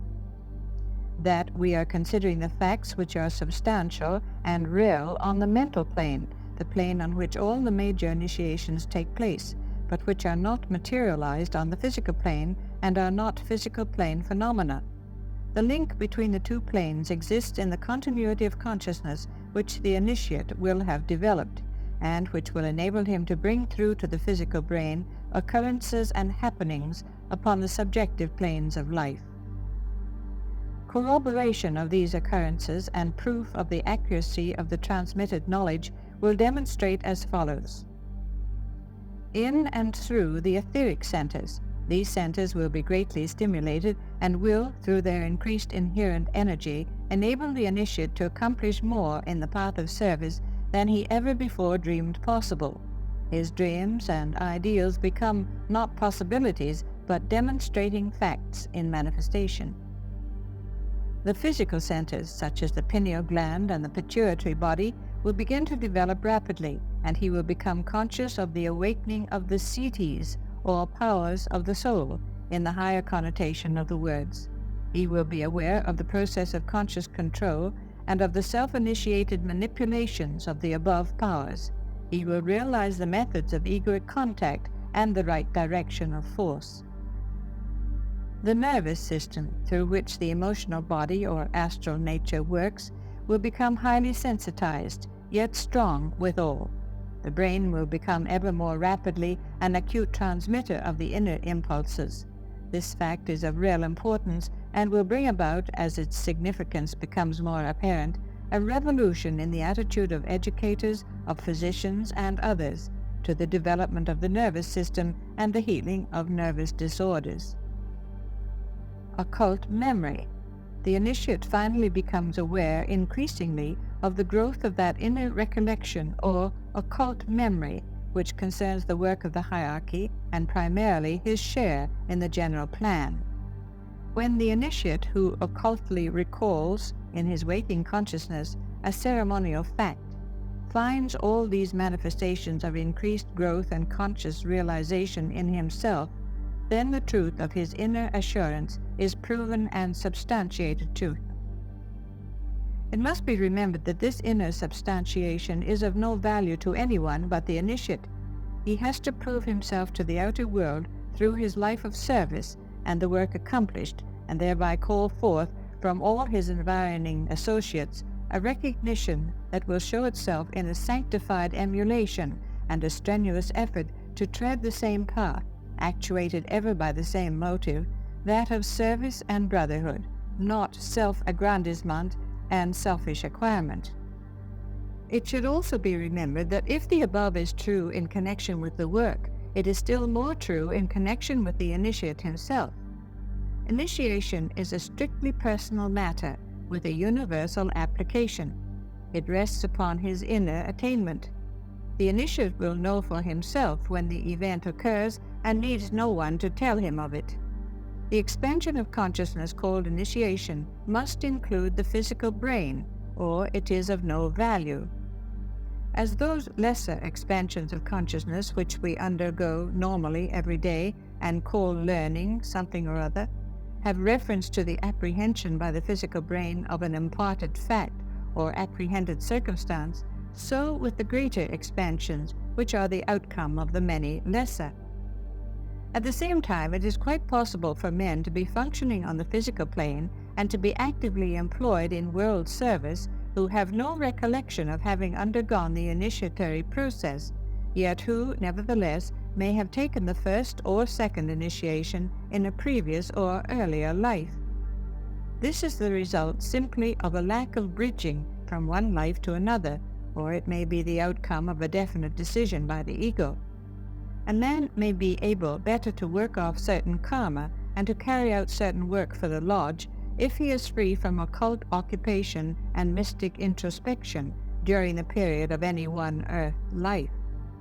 There are many such amongst the sons of men at this time who have previously taken the first initiation, and a few who have taken the second, but who are nevertheless quite unaware of it. Yet their centers and nervous organization carry proof to those who have the inner vision. If initiation is taken for the first time in any life, the recollection of it extends to the physical brain. Curiosity, or even ordinary good living, never brought a man to the portal of initiation.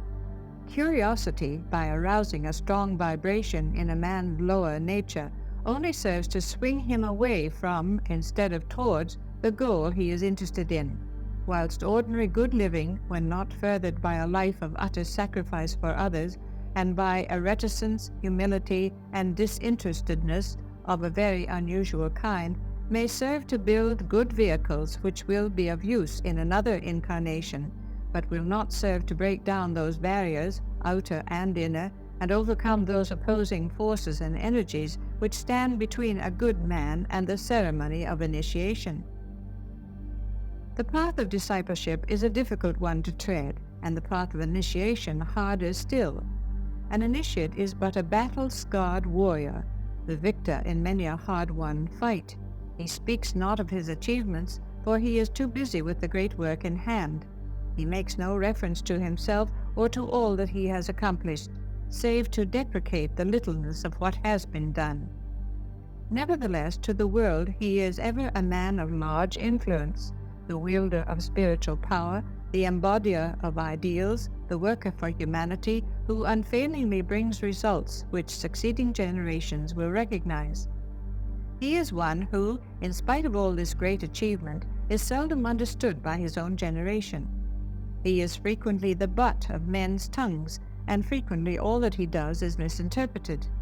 He lays his all, time, money, influence, reputation, and all that the world considers worthwhile, upon the altar of altruistic service, and frequently offers his life as a final gift, only to find that those whom he has served throw his gift back to him, scorn his renunciation, and label him with unsavory names. But the initiate cares not, for his is the privilege to see somewhat into the future, and therefore he realizes that the force he has generated will in due course of time bring to fulfillment the plan. He knows also that his name and effort are noted in the archives of the lodge, and that the silent watcher over the affairs of men has taken notice. Planetary existences. In considering now the personalities taking part in the initiation ceremonies, the first to be dealt with are those who are termed planetary existences. This refers to those great beings who, for a period of planetary manifestation, overshadow or stay with our humanity. They are not very many in number, for the majority of the great ones pass on steadily and increasingly to other and higher work, as their places can be taken and their functions carried on by members of our Earth evolution both deva and human. Among those directly connected with our Lodge of Masters in its various divisions upon the planet, the following might be enumerated. The Silent Watcher, that great entity who is the informing life of the planet, and who holds the same position to the Lord of the world, Sanat Kumara, as the ego does to the lower self of man. Some idea of the high stage of evolution of this great being may be gathered from the analogous degree of evolutionary difference existing between a human being and a perfected adept. From the standpoint of our planetary scheme, this great life has no greater, and he is, as far as we are concerned, a correspondence to the personal God of the Christian. He works through his representative on the physical plane, Sanat Kumara, who is the focal point for his life and energy. He holds the world within his aura. This great existence is only contacted directly by the adept who has taken the fifth initiation and is proceeding to take the other two, the sixth and seventh. Once a year, at the Wesak festival, the Lord Buddha, sanctioned by the Lord of the world, carries to the assembled humanity a dual stream of force, that emanating from the Silent Watcher, supplemented by the more focalized energy of the Lord of the world. This dual energy he pours out in blessing over the people gathered at the ceremony in the Himalayas, and from then, in turn, it flows out to all peoples and tongues and races. It may not perhaps be generally known that at a certain crisis during the Great War, the hierarchy of our planet deemed it well nigh necessary to invoke the aid of the Silent Watcher, and, employing the great mantram whereby the Buddha can be reached, called the attention of the latter and sought his agency with the planetary Logos.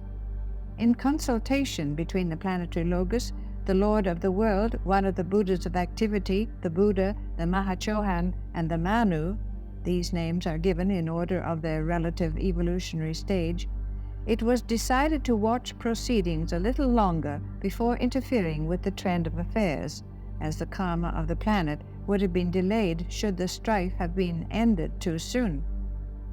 Their confidence in the ability of men duly to adjust conditions was justified, and interference proved needless. This conference took place at Shambhala. This is mentioned to show the close scrutiny given to everything concerning the affairs of men by the various planetary existences. It is literally true, in an occult sense, that not a sparrow falleth without its fall being noticed. It may be asked why the Bodhisattva was not included in the conference. The reason was that the war was in the department of the Manu, and members of the hierarchy concern themselves with that which is strictly their own business. The Mahachohan, being the embodiment of the intelligent or monastic principle, participates in all conferences. In the next great strife, the Department of Religions will be involved, and the Bodhisattva intimately concerned. His brother, the Manu, will then be relatively exempt and will proceed with his own affairs. And yet withal there is the closest cooperation in all departments with no loss of energy. Owing to the unity of consciousness of those who are free from the three lower planes, what transpires in one department is known in the others. As the planetary Logos is only concerned in the two final initiations, which are not compulsory as are the earlier 5, it serves no purpose to enlarge upon his work. These initiations are taken upon the Buddhic and Atmic planes, whereas the first 5 are taken upon the mental. The Lord of the world, the one initiator, he who is called in the Bible the Ancient of Days, and in the Hindu scriptures the first Kumara, he, Sanat Kumara, it is, who, from his throne at Shambhala, in the Gobi Desert, presides over the Lodge of Masters, and holds in his hand the reins of government in all of the 3 departments. Called in some scriptures the Great Sacrifice, he has chosen to watch over the evolution of men and devas until all have been occultly saved. He it is who decides upon the advancements in the different departments, and who settles who shall fill the vacant posts. He it is who 4 times a year meets in conference with all the Chohans and Masters, and authorizes what shall be done to further the ends of evolution. Occasionally, too, he meets with initiates of lesser degree, but only at times of great crises, when some individual is given the opportunity to bring peace out of strife, and to kindle a blaze whereby rapidly crystallizing forms are destroyed, and the imprisoned life consequently set free. At stated periods in the year, the lodge meets, and at the Wesak festival gathers under his jurisdiction for three purposes: 1. To contact planetary force through the medium of the Buddha. 2. To hold the principle of the quarterly conferences. 3. To admit to the ceremony of initiation those who are ready in all grades. 3 other initiation ceremonies take place during the year. 1. For the minor initiations administered by the Bodhisattva, all of which are in the department of the Mahachohan, and on one or other of the 4 lesser rays, the rays of attribute. 2. For the major initiations on one or other of the 3 major rays, the rays of aspect, which are administered by the Bodhisattva and are therefore the first 2 initiations. 3. For the higher 3 initiations at which Sanat Kumara wields the rod. At all initiations the Lord of the world is present, but at the first 2 he holds a position similar to that held by the Silent Watcher, when Sanat Kumara administers the oath at the 3rd, 4th, and 5th initiations. His power streams forth, and the flashing forth of the star before the initiate is the signal of his approval, but the initiate does not see him face to face until the 3rd initiation. The function of the 3 Kumaras, or the 3 Buddhas of activity, at initiation is interesting. They are 3 aspects of the one aspect, and the pupils of Sanat Kumara. Though their functions are many and varied and concern primarily the forces and energies of nature and the direction of the building agencies, they have a vital connection with the applicant for initiation, inasmuch as they each embody the force or energy of one or other of the 3 higher subplanes of the mental plane. Therefore, at the 3rd initiation, one of these Kumaras transmits to the causal body of the initiate that energy which destroys 3rd subplane matter, and thus brings about part of the destruction of the vehicle. At the 4th initiation, another Buddha transmits 2nd plane force, and at the 5th, 1st subplane force is similarly passed into the remaining atoms of the causal vehicle, producing the final liberation. The work done by the 2nd Kumara, with 2nd subplane force, is, in this solar system, the most important in connection with the egoic body, and produces its complete dissipation, whereas the final application causes the atoms themselves, which form that body, to disperse. During the initiation ceremony, when the initiate stands before the Lord of the world, these 3 great beings form a triangle within whose lines of force the initiate finds himself.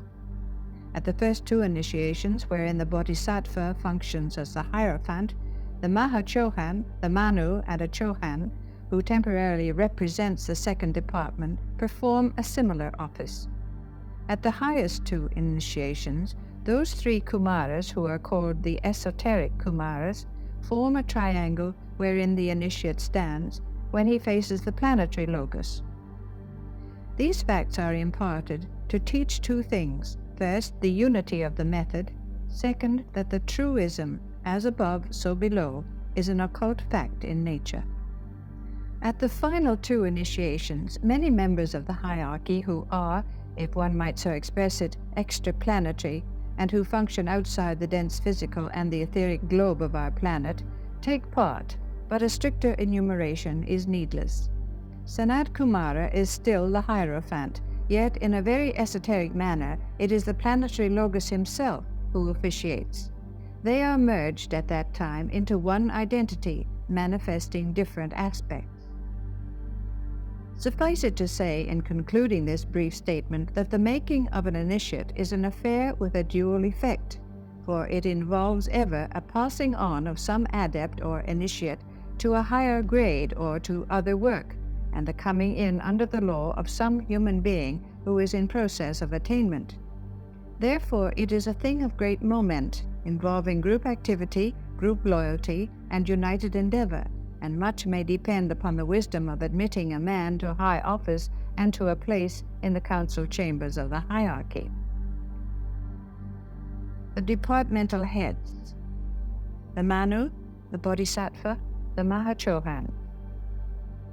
As has been said, these three great beings represent the triplicity of all manifestation and might be expressed under the following form, remembering that all this deals with subjectivity and therefore with the evolution of consciousness and primarily with self-consciousness in man.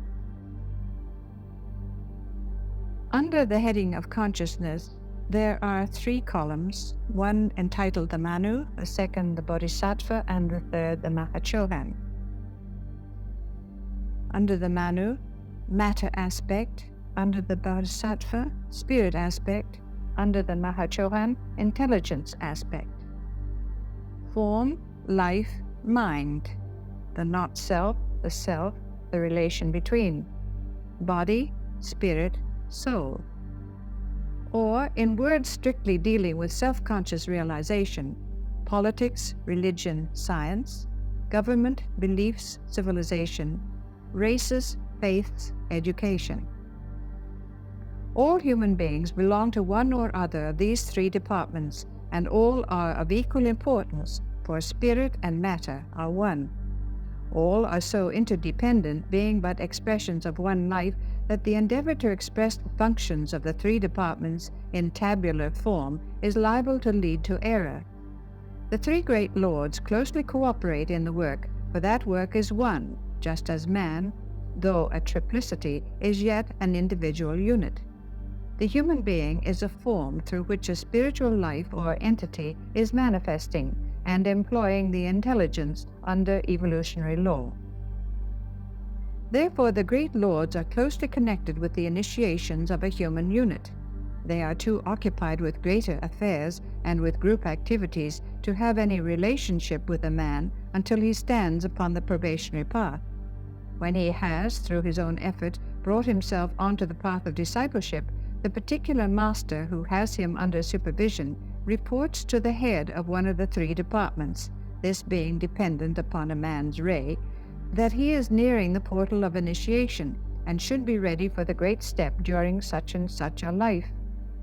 Each life, and later each year, report is made until the final year upon the path of probation, when closer and more frequent reports are handed in.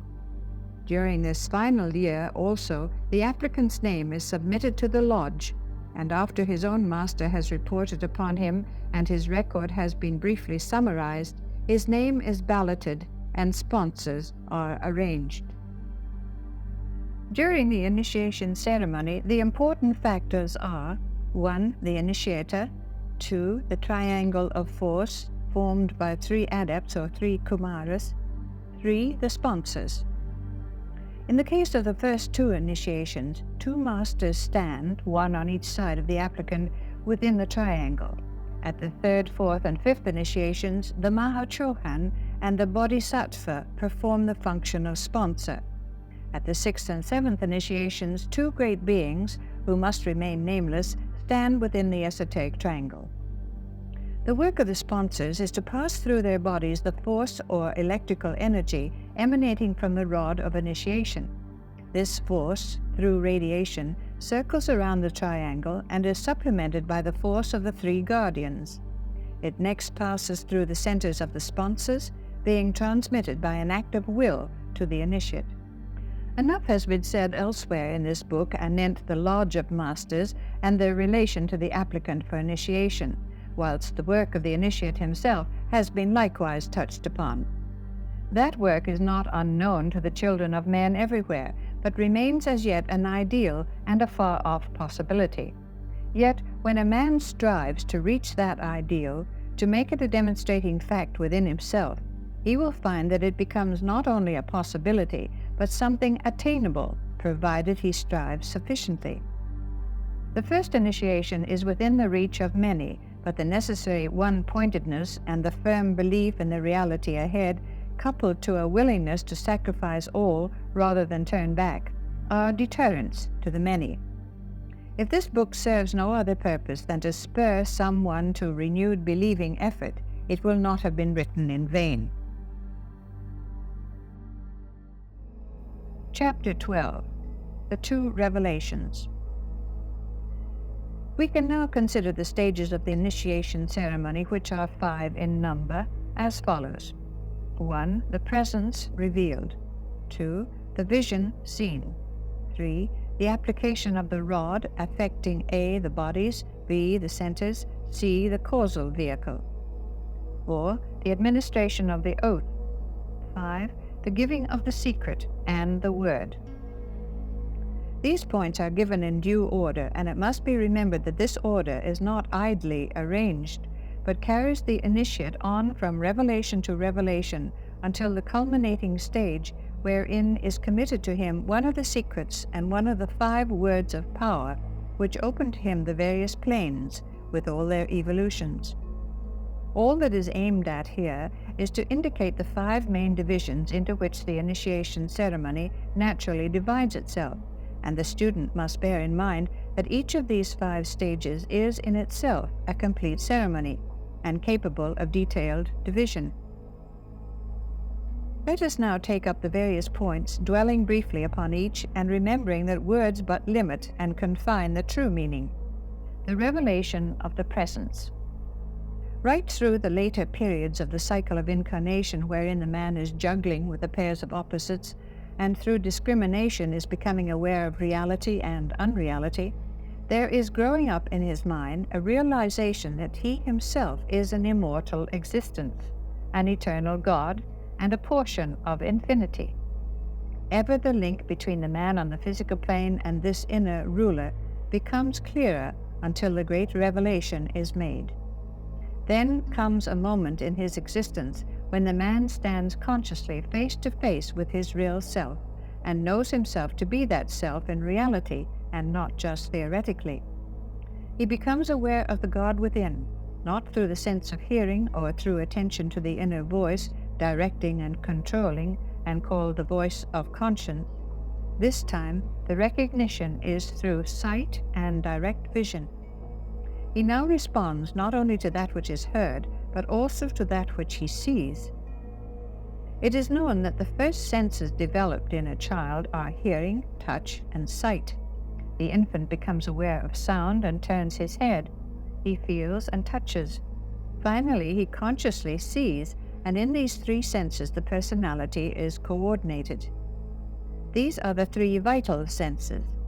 Taste and smell follow later, but life can be lived without them, and should they be absent, the man remains practically unhandicapped in his contacts on the physical plane. On the path of inner or subjective development, the sequence is the same. Hearing, response to the voice of conscience as it guides, directs, and controls. This covers the period of strictly normal evolution.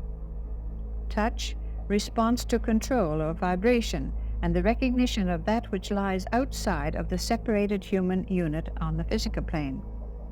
This covers the period of gradual spiritual unfoldment, the paths of probation and of discipleship, right up to the door of initiation. The man touches at intervals that which is higher than himself.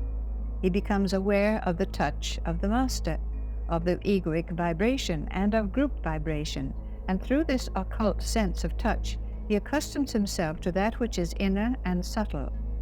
He reaches out after that which concerns the higher self, and through touching unseen things, habituates himself to them. Finally, sight, that inner vision which is produced through the initiation process, yet which is, withal, but the recognition of faculty, always present yet unknown. Just as an infant has eyes which are perfectly good and clear from birth, yet there comes a day wherein the conscious recognition of that which is seen is first to be noted, so with the human unit undergoing spiritual unfoldment. The medium of the inner sight has ever existed, and that which can be seen is always present, but the recognition of the majority as yet exists not. This recognition by the initiate is the first great step in the initiation ceremony, and until it has transpired, all the other stages must wait. that which is recognized differs at the different initiations, and might be roughly summarized as follows. The ego, the reflection of the monad, is in itself a triplicity, as is all else in nature, and reflects the three aspects of divinity, just as the monad reflects on a higher plane the three aspects, will, love, wisdom, and active intelligence, of the deity. Therefore, at the first initiation, the initiate becomes aware of the third or lowest aspect of the ego, that of active intelligence. He is brought face to face with that manifestation of the great solar angel, Pitri, who is himself the real self. He knows now, past all disturbance, that that manifestation of intelligence is that eternal entity who has for ages past been demonstrating its powers on the physical plane through his successive incarnations. At the second initiation, this great presence is seen as a duality, and another aspect shines forth before him. He becomes aware that this radiant life, who is identified with himself, is not only intelligence in action, but also is love-wisdom in origin. He merges his consciousness with this life and becomes one with it, so that on the physical plane, through the medium of that personal self, that life is seen as intelligent love expressing itself. At the third initiation, the ego stands before the initiate as a perfected triplicity. Not only is the self known to be intelligent, active love, but it is revealed also as a fundamental will or purpose with which the man immediately identifies himself, and knows that the three worlds hold for him in the future naught but only serve as a sphere for active service, wrought out in love towards the accomplishment of a purpose which has been hid during the ages in the heart of the self. That purpose, being now revealed, can be intelligently cooperated with, and thus matured. These profound revelations shine forth before the initiate in a triple manner.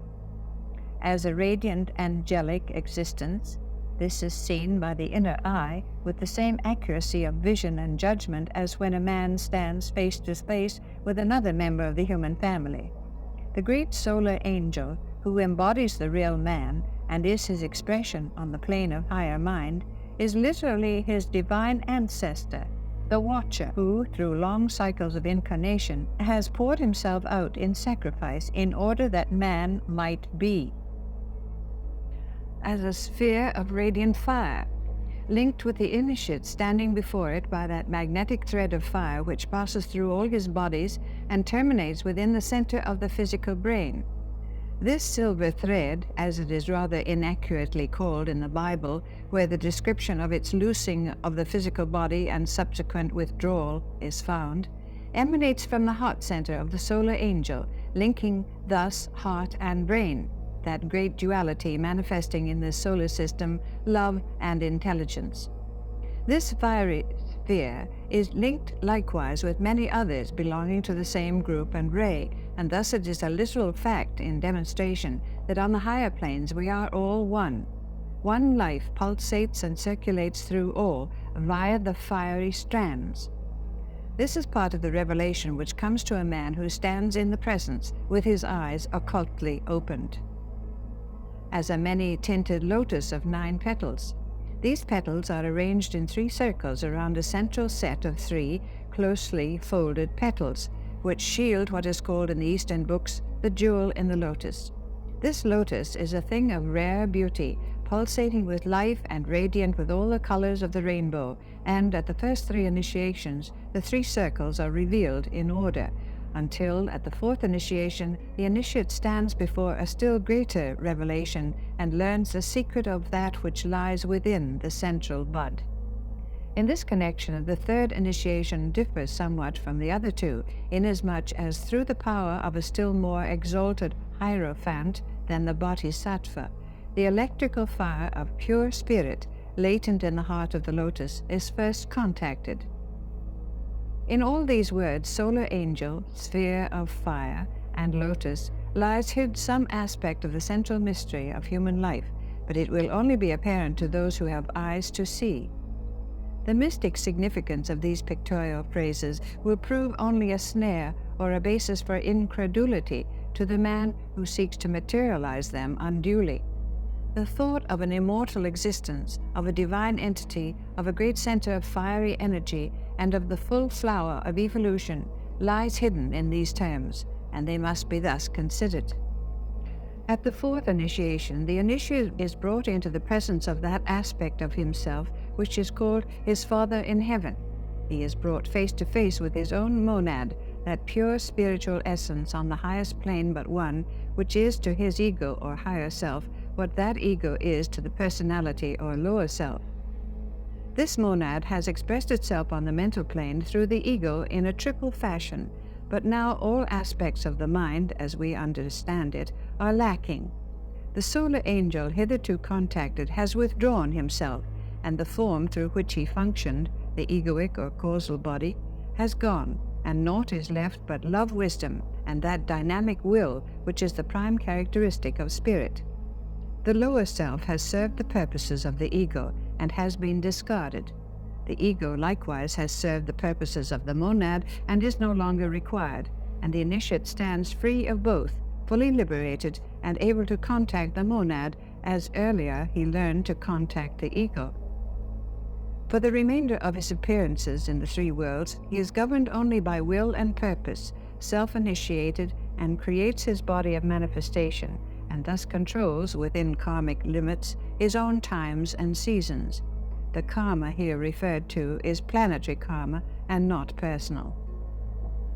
At this fourth initiation, he contacts the love aspect of the monad, and at the fifth, the will aspect, and thus completes his contacts, responds to all necessary vibrations, and is master on the 5 planes of human evolution. Further, it is at the third, the fourth, and the fifth initiations that he becomes aware also of that presence which enfolds even that spiritual entity, his own monad. He sees his monad as one with the planetary logos. Through the channel of his own monad, he sees the selfsame aspects which that monad embodies on a wider scale, and the planetary logos, who ensouls all the monads on his ray, is thus revealed.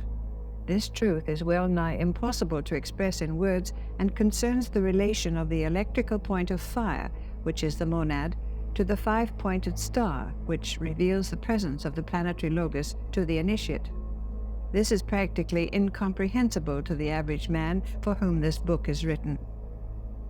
At the sixth initiation, the initiate, functioning consciously as the love aspect of the monad, is brought via his father into a still vaster recognition, and becomes aware of that star which encloses his planetary star, just as that star has earlier been seen as enclosing his own tiny spark.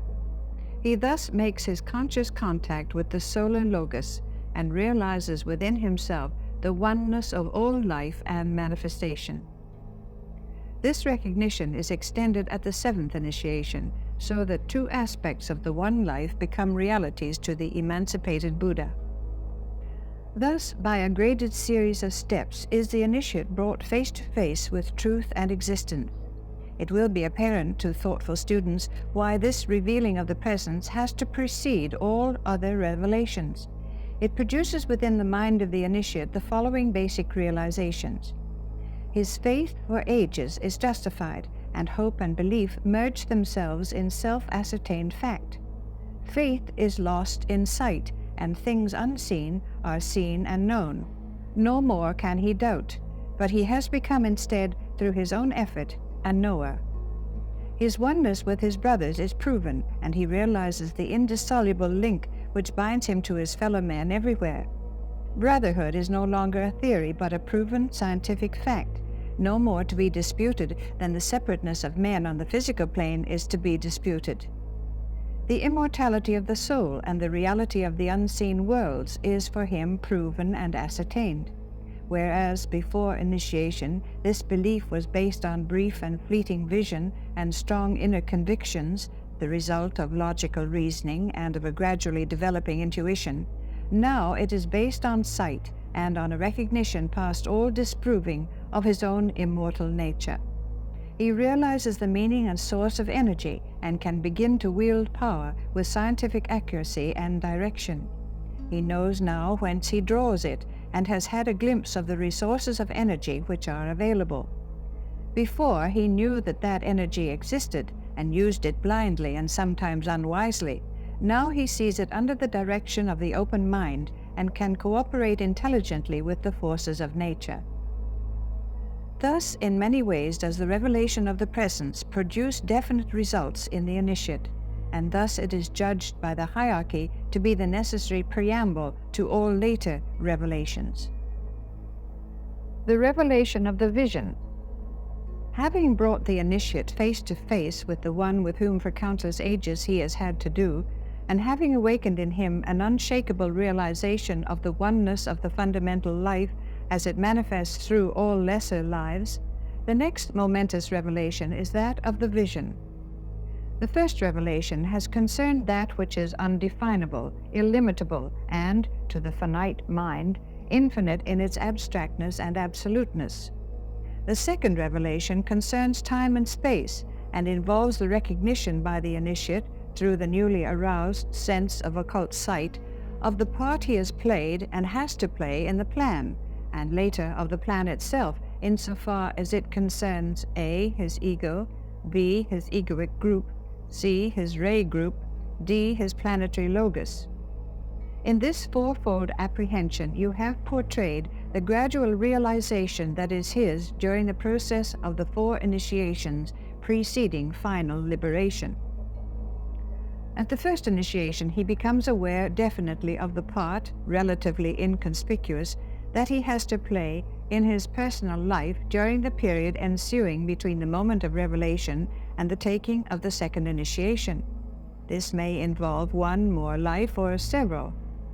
He knows the trend they should take, he realizes somewhat his share in the service of the race, he sees the plan as a whole where he himself is concerned, a tiny mosaic within the general pattern. He becomes conscious of how he, with his particular type of mind, aggregate of gifts, mental and otherwise, and his varying capacities, can serve, and what must be accomplished by him before he can again stand in the presence and receive an extended revelation. At the second initiation, the part his egoic group plays in the general scheme is shown to him. He becomes more aware of the different group units with whom he is intrinsically associated.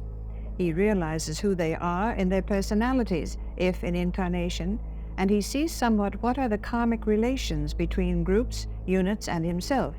He is given an insight into the specific group purpose and its relation to other groups. He can now work with added assurance, and his intercourse with people on the physical plane becomes more certain. He can both aid them and himself in the adjusting of karma, and therefore bring about a more rapid approach to the final liberation. Group relations are consolidated, and the plans and purposes can be furthered more intelligently. As this consolidation of group relations proceeds, it produces on the physical plane that concerted action and that wise unity in purpose which results in the materialization of the higher ideals and the adaptation of force in the wise furthering of the ends of evolution. When this has reached a certain stage, the units forming the groups have learned to work together and have thus stimulated each other.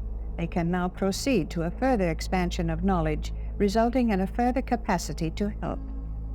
At the third initiation, there is revealed to the initiate the purpose of the sub-ray of the ray to which he belongs, that upon which his ego finds itself. All egoic units are upon some sub-ray of the monadic ray. This knowledge is conferred upon the initiate so as to enable him eventually to find for himself, along the line of least resistance, the ray of his monad.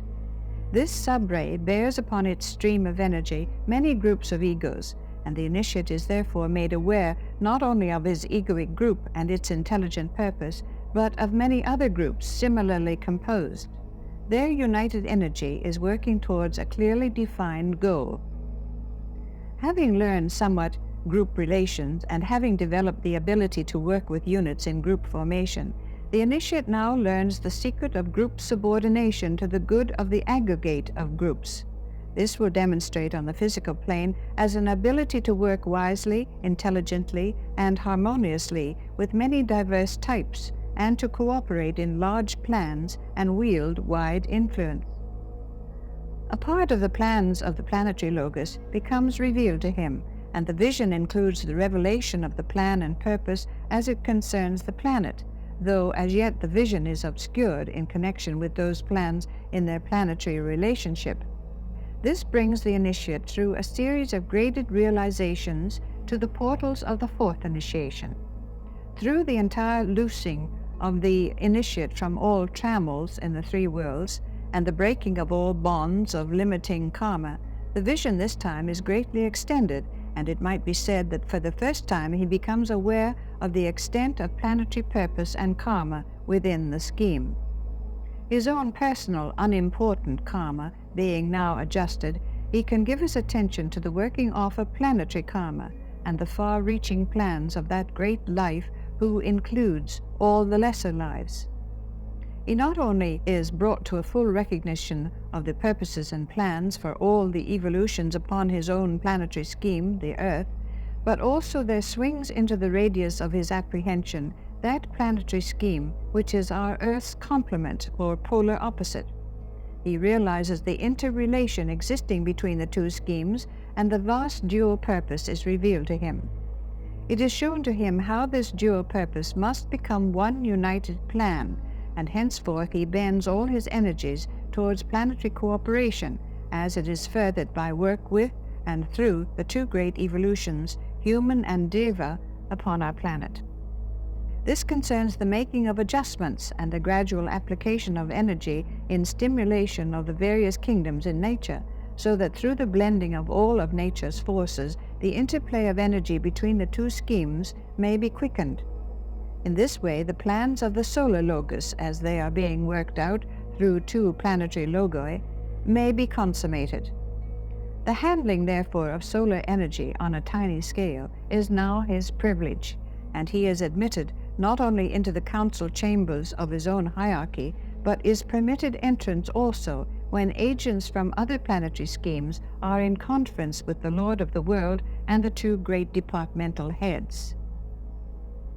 At the fifth initiation, the vision brings to him a still more extended outlook, and a third planetary scheme is seen, forming with the other two schemes one of those triangles of force which are necessitated in the working out of solar evolution.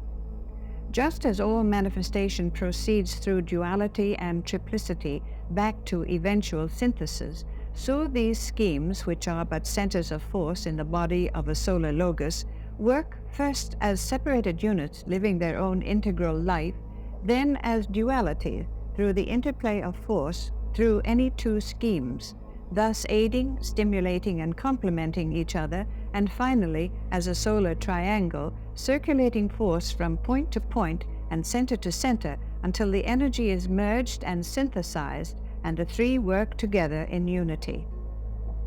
When the adept of the fifth initiation can work in line with the plans of the three logoi involved, cooperating with them with ever greater ability as time elapses, he becomes ready for the sixth initiation, which admits him to still higher conclaves. He becomes a participant in solar and not merely planetary purposes. At this sixth initiation, the most marvelous vision of the entire series is his. He sees the solar system as a unit and gets a brief revealing which opens to his amazed understanding the fundamental purpose of the solar logos. For the first time, he sees the plans as a whole in all their ramifications. At the seventh initiation, his vision penetrates beyond the solar ring pass knot, and he sees that which he has long realized as a basic theoretical fact, that our solar logos is involved in the plans and purposes of a still greater existence, and that the solar system is but one of many centers of force through which a cosmic entity, vastly greater than our own solar logos, is expressing himself.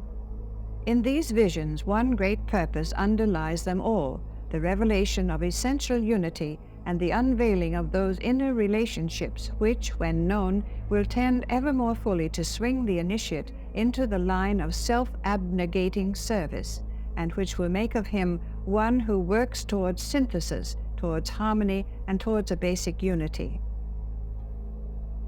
During the initiation ceremony, the opening of the eyes of the initiate to see and realize divides itself into 3 parts, which are nevertheless parts of one process. 1. The past sweeps before him, and he sees himself playing many parts, all of which are realized to be but the gradual bringing of his forces and capacities to the point where he can be of service to and with his group.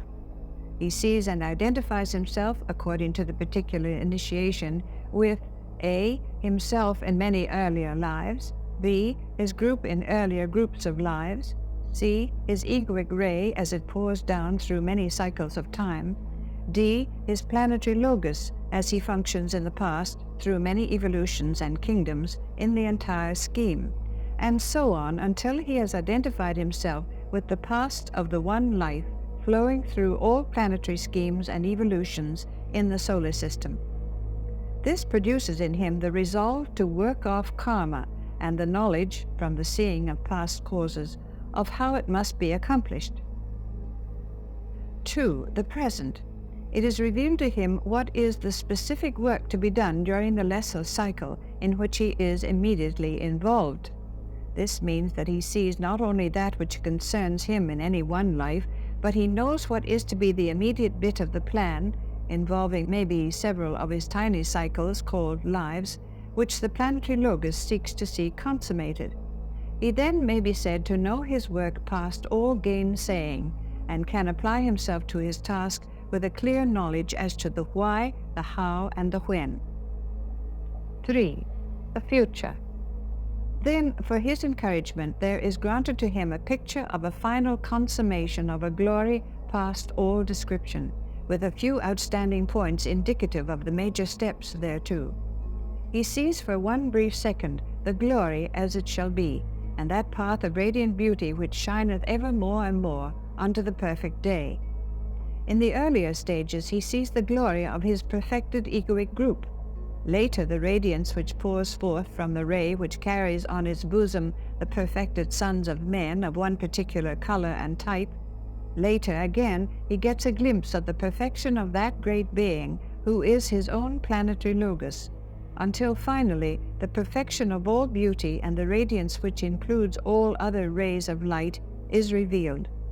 The sun shining in his strength, the solar logos, at the moment of consummated purpose. Chapter 13. The Rods of Initiation. The rods of initiation are of 4 kinds. 1.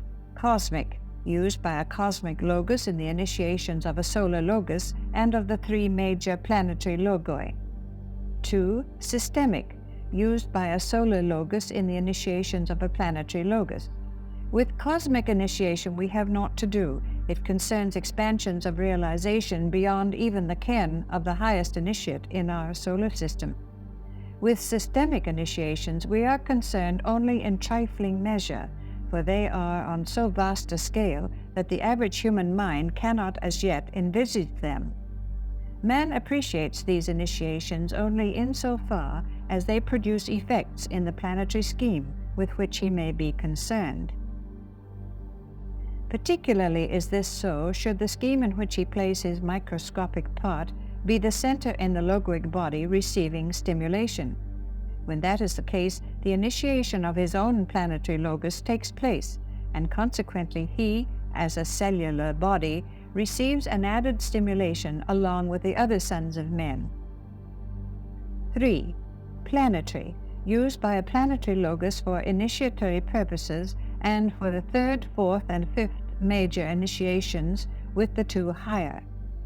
At the planetary initiation, the rod of power wielded by the solar logos is charged with pure electrical force from Sirius, and was received by our logos during the secondary period of creation from the hands of that great entity who is the presiding lord of the lords of karma.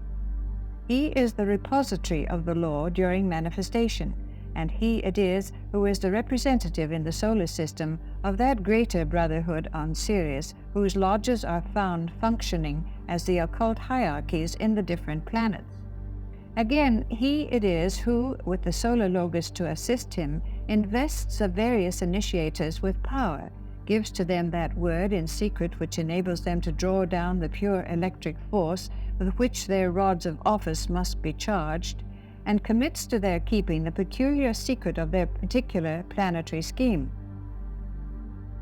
4. Hierarchical, used by an occult hierarchy for minor initiations, and for the first 2 initiations of Manas by the Bodhisattva. When man individualized in Lemurian days, it was through the application of the rod of initiation to the locus of our earth chain, which touched into activity certain centers in his body with their corresponding groups. This application produced literally the awakening of the life to intelligent work on the mental plane. Animal man was conscious on the physical and on the astral planes. By the stimulation effected by the electric rod, this animal man awoke to consciousness on the mental. Thus the 3 bodies were coordinated, and the thinker enabled to function in them. All rods of initiation cause certain effects. A. Stimulation of the latent fires till they blaze. B. Synthesis of the fires through an occult activity that brings them within the radius of each other. C. Increase of the vibratory activity of some center, whether in man, a heavenly man, or a solar logos. D. Expansion of all the bodies, but primarily of the causal body. E. The arousing of the kundalinic fire, or the fire at the base of the spine, and the direction of its upward progression. This fire and the fire of Manas are directed along certain routes or triangles by the following of the rod as it moves in a specified manner. There is a definite occult reason under the laws of electricity behind the known fact that every initiate presented to the initiator is accompanied by 2 of the masters, who stand one on either side of the initiate. The 3 of them together form a triangle which makes the work possible. The force of the rod is twofold and is power terrific. Apart and alone, the initiate could not receive the voltage from the rod without serious hurt, but in triangular transmission comes safety. We need to remember here that 2 masters sponsor all applicants for initiation and represent 2 polarities of the electric all. Part of their function is to stand with applicants for initiation when they come before the Great Lord.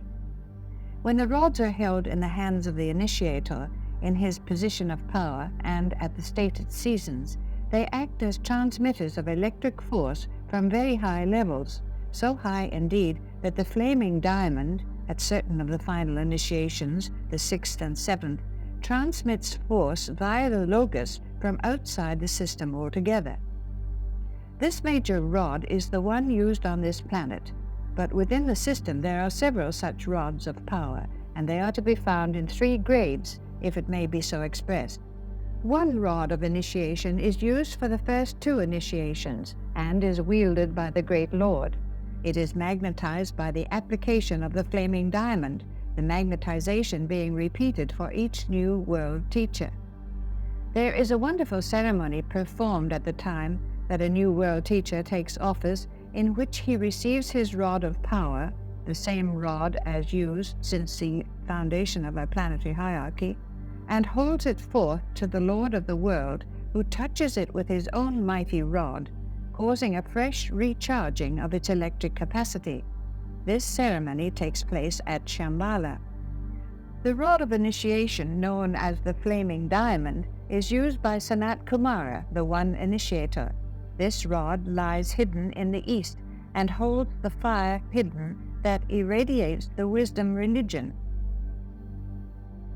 This rod was brought by the Lord of the world from Venus, and once in every world period it is subjected to a similar process to that of the lesser rod, only this time it is recharged by the direct action of the Logos himself, the Logos of the solar system. The exact location of this rod is known only to the Lord of the world and to the Chohans of the rays, and being the talisman of this evolution, the Chohan of the second ray is, under the Lord of the world, its prime guardian, aided by the Deva Lord of the second plane. The Buddhas of activity are responsible for its custody, and under them the Chohan of the ray. It is produced only at stated times when specific work has to be done. It is used not only at the initiating of men, but at certain planetary functions of which nothing is at present known. It has its place and function in certain ceremonies connected with the inner round and the triangle formed by the Earth, Mars, and Mercury. The purpose of the rods of power. In the scepter of a ruling monarch at this day is hidden the symbolism of these various rods. They are duly recognized as symbols of office and of power, but it is not generally appreciated that they are of electrical origin, and that their true significance is concerned with the dynamic stimulation of all the subordinates in office who come under their touch, thus inspiring them to increased activity and service for the race. The great rod of power of the Logos himself is hidden in the sun. To recapitulate, the esoteric location of the various rods is as follows. 1. The rod of the Bodhisattva lies hidden in the heart of the wisdom, that is, at Shambhala. 2. The rod of the one initiator is hidden in the east, a definite planetary location. 3. The rod of the solar Logos is hidden in the heart of the sun, that mysterious subjective sphere which lies back of our physical sun, and of which our physical sun is but the environing shield and envelope. 4.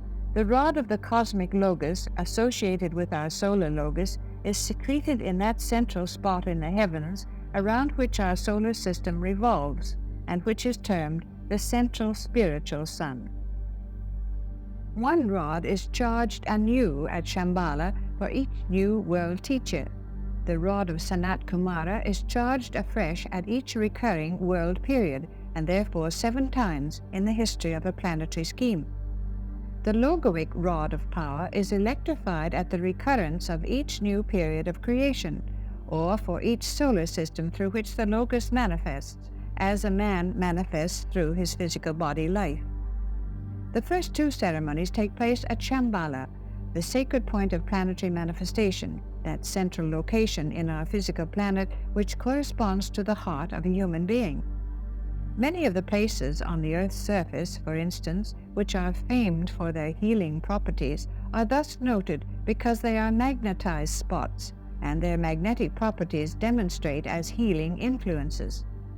The recognition of these properties by man is but the preamble of a later and more definite recognition, which will eventuate when his etheric sight is normally developed.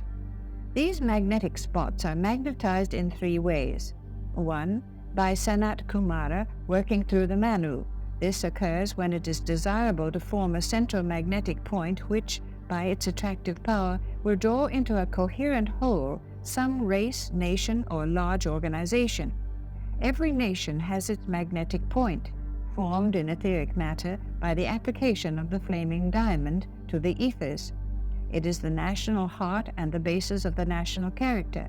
Usually the chief city of a nation is built up around it, but this is not invariably so. 2. By Sanat Kumara working through the Bodhisattva. In this case, the electric force in the rod is wielded in order to draw closer together those influences which demonstrate in the great religions of the world.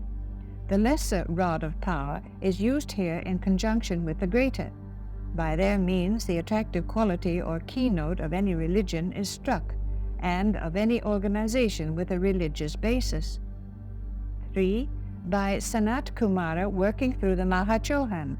By the wielding of the rod of power, the magnetic focal point of those great organizations which affect the civilization and the culture of a people are brought into coherent activity.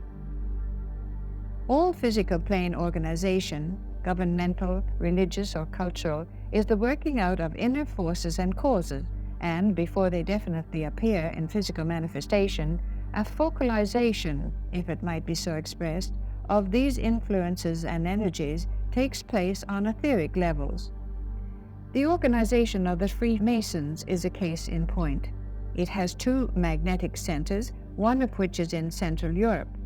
In all the cases cited, the Lord of the world was the officiating agent, as is ever the case in the founding of great and important movements. In all lesser movements, for the helping of the race, initiated by the masters working through their disciples, the aid of the Bodhisattva is invoked, and the lesser rod of power employed.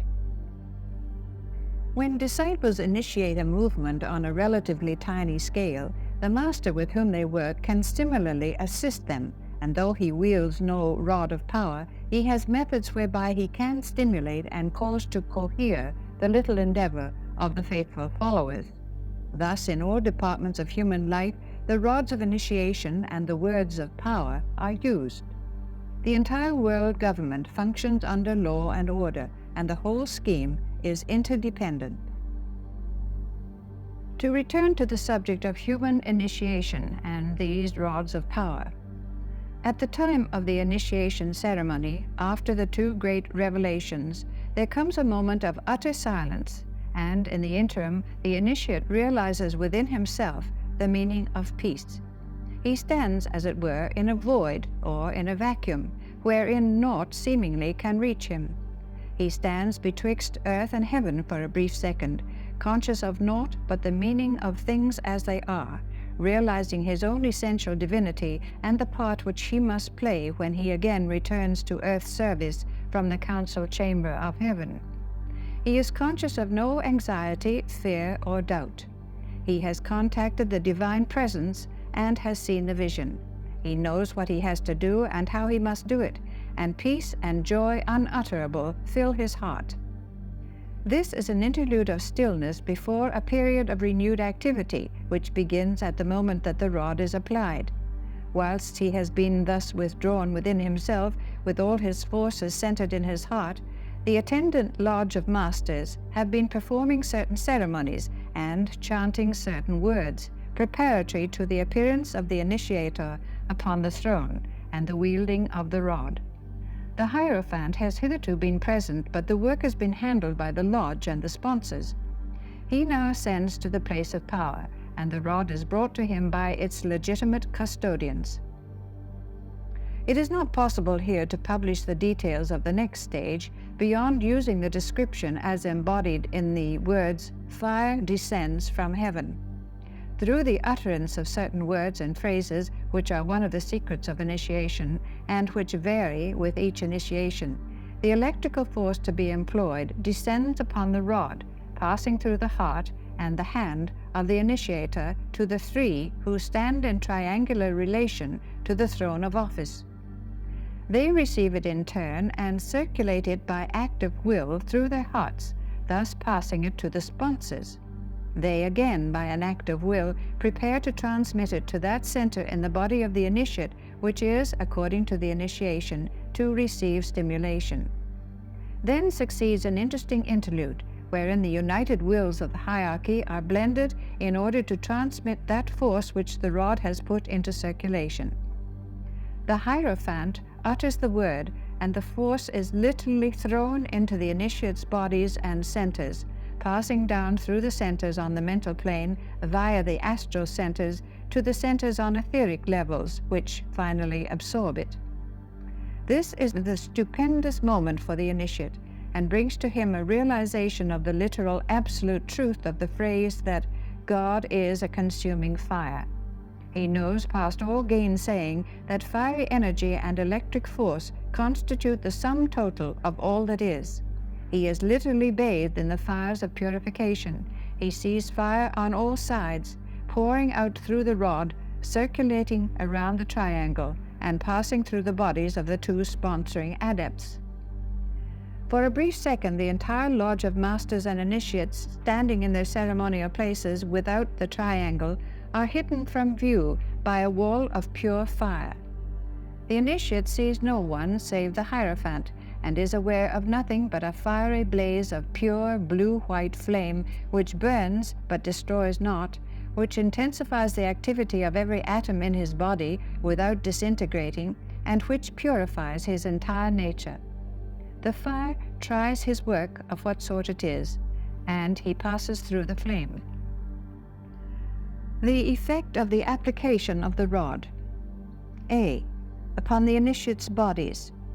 The effect is fourfold and lasting, but varies according to the initiation taken. The action of the rod is most carefully and scientifically regulated, and at each succeeding initiation the voltage is increased, and the activity of the resulting fire and its heat intensified. By the application of the rod, the initiate finds 1. That the activity of each individual atom in the various bodies is increased, resulting in a greater degree of nervous energy and an elasticity and resistance which will serve him in good stead in the strenuous life of service ahead. 2. That matter of an undesirable type in his bodies is shaken loose, and the atomic wall somewhat destroyed, making the atoms radioactive, if it might be so expressed, and therefore more easily eliminated. 3. The fires of the body are stimulated, and the total energy of the threefold lower man is coordinated, so that there is less waste of energy and a greater coherence and uniformity in action. 4. The aligning of the various bodies in connection with the causal or egoic body is aided, and thus continuity of consciousness and receptivity to the behests of the ego become possible. The initiate will find, when he returns from the ceremony and takes up his work in the world, that the stimulation received will bring about in his bodies a period of great activity and also of strife. This strife, persisted in to the point of victory, will result in his taking out of his body undesirable matter and building in new and better material. He will find that his powers for service are enormously increased and his nervous energy intensified, so that he can draw upon reserves of force in service hitherto unsuspected. He will find also that the response of the physical brain to the voice of the higher self and its receptivity to the higher and subtler impressions is greatly furthered. Eventually, through the work accomplished, he will succeed in eliminating all matter of a subatomic character and will then build bodies of substance of the highest subplane on each plane. He will become aware that all his energies can be consciously and constructively controlled, that he knows the real meaning of continuity of consciousness and can function simultaneously on the three planes with full inner realization. B. Upon the causal or egoic body. It is only possible to touch very briefly upon the effect of the application of the rod to the causal body of the initiate. The subject is immense and will be more fully dealt with in a treatise on cosmic fire. There are just two ways in which some idea of the fundamental truth will be conveyed to the mind of the student, which we might now consider. First, the student should bear in mind the interesting significance of the fact that he, on the physical plane, is a functioning personality with known and realized characteristics, and yet withal that he is a subjective life who uses that personality as a medium of expression, and who, through the agency of the physical, emotional, and mental bodies which comprise the threefold lower man, makes his contacts with the physical plane and thus develops. The same general idea of development must be now extended to the higher self, the ego on its own plane. This ego is a great solar angel who is the medium of expression for the monad, or pure spirit, just as is the personality for the ego on the lower level. From the point of view of man and the three worlds, this ego, or solar lord, is eternal. He persists throughout the entire cycle of incarnation, just as the personality persists during the tiny physical life cycle. Nevertheless, this period of existence is only relatively permanent, and the day dawns when the life which expresses itself through the medium of the ego, the thinker, the solar lord, or Manasa Deva, seeks to loose itself from even this limitation and to return to the source from which it originally emanated. The life, then, which manifested as a solar angel, and which, through inherent energy, held together through long ages the form egoic, withdraws itself gradually, and the form slowly dissipates. The lesser lives of which it has been constituted return to the general fount of Deva substance, plus the increased consciousness and activity which is theirs through the experience of being built into a form and utilized by a still higher aspect of existence. Similarly, in the case of the personality, when the life egoic withdraws, the threefold lower self dissipates. The little lives which form the body of what has been called the lunar self, in contradistinction to the solar self, being but its reflection, are absorbed into the general reservoir of Deva substance of a lower vibration, to that which composed the body egoic.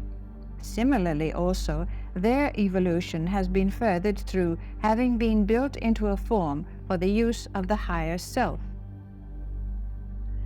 Through the application of the rod of initiation, the work of separating the spiritual self from the higher self is furthered, and the imprisoned life gradually escapes, whilst the causal body is slowly absorbed or dissipated. This has led to the expression, sometimes used in occult books, of the cracking of the causal body at each initiation, and to the idea of the inner central fire gradually breaking through and destroying the confining walls, and also of the destruction of the Temple of Solomon through the withdrawal of the Shekinah. All these phrases are symbolic wordings and are attempts to convey to the mind of man fundamental truth from different angles. By the time the fourth initiation has been reached, the work of destruction is accomplished. The solar angel returns to his own place, having performed his function, and the solar lives seek their point of emanation. The life within the form mounts up then in triumph to the bosom of its Father in heaven, just as the life within the physical body at the moment of death seeks its source, the ego, and this likewise in 4 stages. 1. By the withdrawal from the dense physical body. 2. By the withdrawal from the etheric body. 3. By a later vacating of the astral body.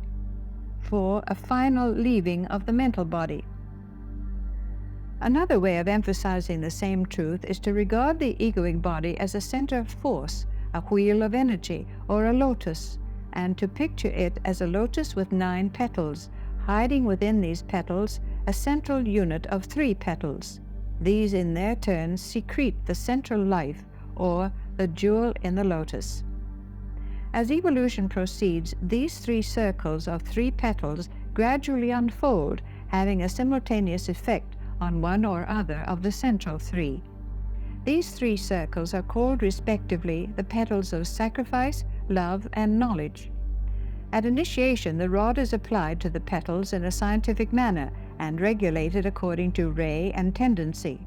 This brings about the opening of the central bud, the revelation of the jewel, the withdrawal of that jewel from the casket which has so long shielded it, and its transference to the crown, as it is occultly called, meaning its return to the monad whence it came. We must clearly recognize that all the above is but an attempt through the limiting agency of words to describe the method and the rites whereby spiritual liberation is finally achieved in this cycle, first through the method of evolutionary unfoldment or gradual development, and then in the final stages through the rod of initiation. C. Upon the centers. At the time that initiation is taken, the centers are all active, and the lower 4, which correspond to the personality, are beginning the process of translating the fire into the 3 higher. The dual revolution in the lower centers is clearly to be seen, and the 3 higher are commencing to be similarly active. By the application of the rod of initiation at the time of the initiation ceremony, definite results are achieved in connection with the centers, which might be enumerated as follows.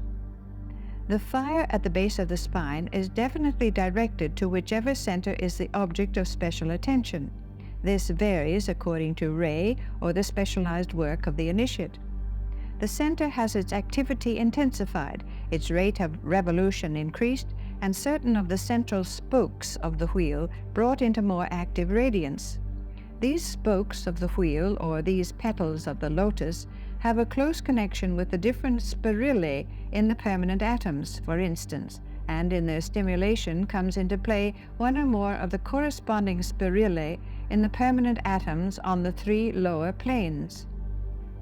After the 3rd initiation, a corresponding stimulation takes place in the permanent atoms of the triad, leading to a coordination of the Buddhic vehicle and the transference of the lower polarization into the higher. By the application of the rod of initiation, the downflow of force from the ego to the personality is tripled, the direction of that force being dependent upon whether the centers receiving attention are the etheric or the astral at the 1st and 2nd initiations, or whether the initiate is standing before the Lord of the world. In the latter case, his mental centers, or their corresponding force vortices on higher levels, will receive stimulation. When the world teacher initiates at the first and second initiations, the direction of the triadal force is turned to the vivification of the heart and throat centers in their position of synthesizing the lower. When the one initiator applies the rod of his power, the downflow is from the monad, and though the throat and heart intensify vibration as a response, the main direction of the force is to the 7 head centers, and finally, at liberation, to the radiant head center above, synthesizing the lesser 7 head centers. The centers at initiation receive a fresh access of vibratory capacity and of power, and this results in the exoteric life as 1. A sensitiveness and refinement of the vehicles, which may result at first in much suffering to the initiate, but which produce a capacity to respond that far outweighs the incidental pain. 2. A development of psychic faculty that again may lead to temporary distress, but which eventually causes a recognition of the one self in all selves, which is the goal of endeavor. 3. A burning away of the etheric web through the gradual arousing of Kundalini and its correct geometrical progression, and a resultant continuity of consciousness that enables the initiate consciously to utilize time as a factor on the planes of evolution. 4. A gradual grasp of the law of vibration as an aspect of the basic law of building. The law of attraction is brought about, and the initiate learns consciously to build, to manipulate thought matter for the perfecting of the plans of the Logos, to work in mental essence, and to apply the law on mental levels, and thereby affect the physical plane. Motion originates cosmically on cosmic levels, and in the microcosm the same will be seen. At initiation, at the moment of the application of the rod, the initiate consciously realizes the meaning of the law of attraction in form building, and in the synthesis of the 3 fires. Upon his ability to retain that realization and himself to apply the law will depend his power to progress. 5. The Hierophant transmits higher manasic energy to the initiate so that he is enabled consciously to know and recognize the plan for his group center through the immensely increased stimulation. This force descends from the manasic permanent atom via the antakarana and is directed to whichever center the Hierophant, under the law, sees should be stimulated. 6. The initiator stabilizes the force and regulates its flow as it circulates through the egoic body, so that when the work of unfoldment is accomplished, the 7th principle at the heart of the lotus can stand revealed. After each initiation, the lotus is more unfolded, and light from the center begins to blaze forth, a light or fire which ultimately burns through the 3 enshrining petals, and permits the full inner glory to be seen and the electric fire of spirit to be manifested. As this is brought about on the 2nd subplane of the mental plane, whereon the egoic lotus is now situated, a corresponding stimulation takes place in the dense substance which forms the petals or wheels of the centers on the astral and etheric levels. Chapter 14. The administration of the oath. The work of the lodge during initiation. We now come to the most solemn part of the initiation ceremony. This ceremony, from one point of view, divides itself into 3 parts. First, that in which the initiate is concerned and in which he realizes his own august self, the presence, and sees the vision and the plan. Second, that in which the initiator is concerned, in which he wields the rod of fire and effects certain specific results in the body of the applicant. Third, that in which certain words and formulas are committed to the initiate by the Hierophant, and which he carries away within his consciousness in order the better to carry out that portion of the plan which concerns himself. During the whole procedure, the Lodge of Masters, congregated without the triangle of force, has been occupied with a 3-fold work. their aim being to produce certain results in the consciousness of the initiate and thus to aid the Hierophant in his strenuous endeavor. It must be remembered that under the law of economy, wherever there is an application or a transmission of force from one force center to another, there is a consequent diminution in the center of withdrawal. This is the basis of the set times and seasons in connection with the initiation ceremony. The sun is the source of all energy and power, and the work of the initiator is facilitated when advantage is taken of favorable solar conditions. The times and seasons are ascertained through esoteric solar and cosmic astrology, this being based, of course, on the correct figures, the true mathematical conception, and a real knowledge of the basic facts concerning the planets and the solar system. The horoscope of the initiate is also invariably cast so as to check the time for an individual initiation, and only when the individual signs blend and coincide with the ceremonial chart by which the initiator is guided is it possible to perform the ceremony. This is the reason why sometimes initiation has to be postponed to a later life, even when the initiate has done the necessary work. The threefold work of the lodge during the ceremony may be described as follows. First, the chanting of certain mantrams sets loose energy from a particular planetary center. It must be remembered here that every planetary scheme is a center in the body of a solar logos and embodies a peculiar type of energy or force. According to the energy desired at a particular initiation, so it is transferred via the sun from that planetary center to the initiate. The procedure is as follows. A. The energy is set in motion from the planetary center through the power of the planetary logos, aided by the scientific knowledge of the lodge and the utilization of certain words of power. B. It passes thence to the sun, where it mingles with pure solar energy. C. It is transmitted from the sun to that particular chain in our Earth scheme which corresponds numerically to the particular originating planetary scheme. D. From there it is transferred to the corresponding globe and thence to the dense physical planet. By the use of a particular mantram, the initiator then focuses the energy in his own body, using it both as a receiving and a transmitting station. Eventually, it reaches the initiate via the triangle and the sponsors. It will be apparent, therefore, to the student that when the initiator is the Lord of the world, or the physical reflection of the planetary logos of our scheme, the force comes more directly to the initiate than at the first two initiations, wherein the bodhisattva is the Hierophant. Only at the third initiation will the initiate be in a condition to receive direct planetary force. Second, the concentration undertaken by the lodge assists the initiate to realize within himself the various processes undergone.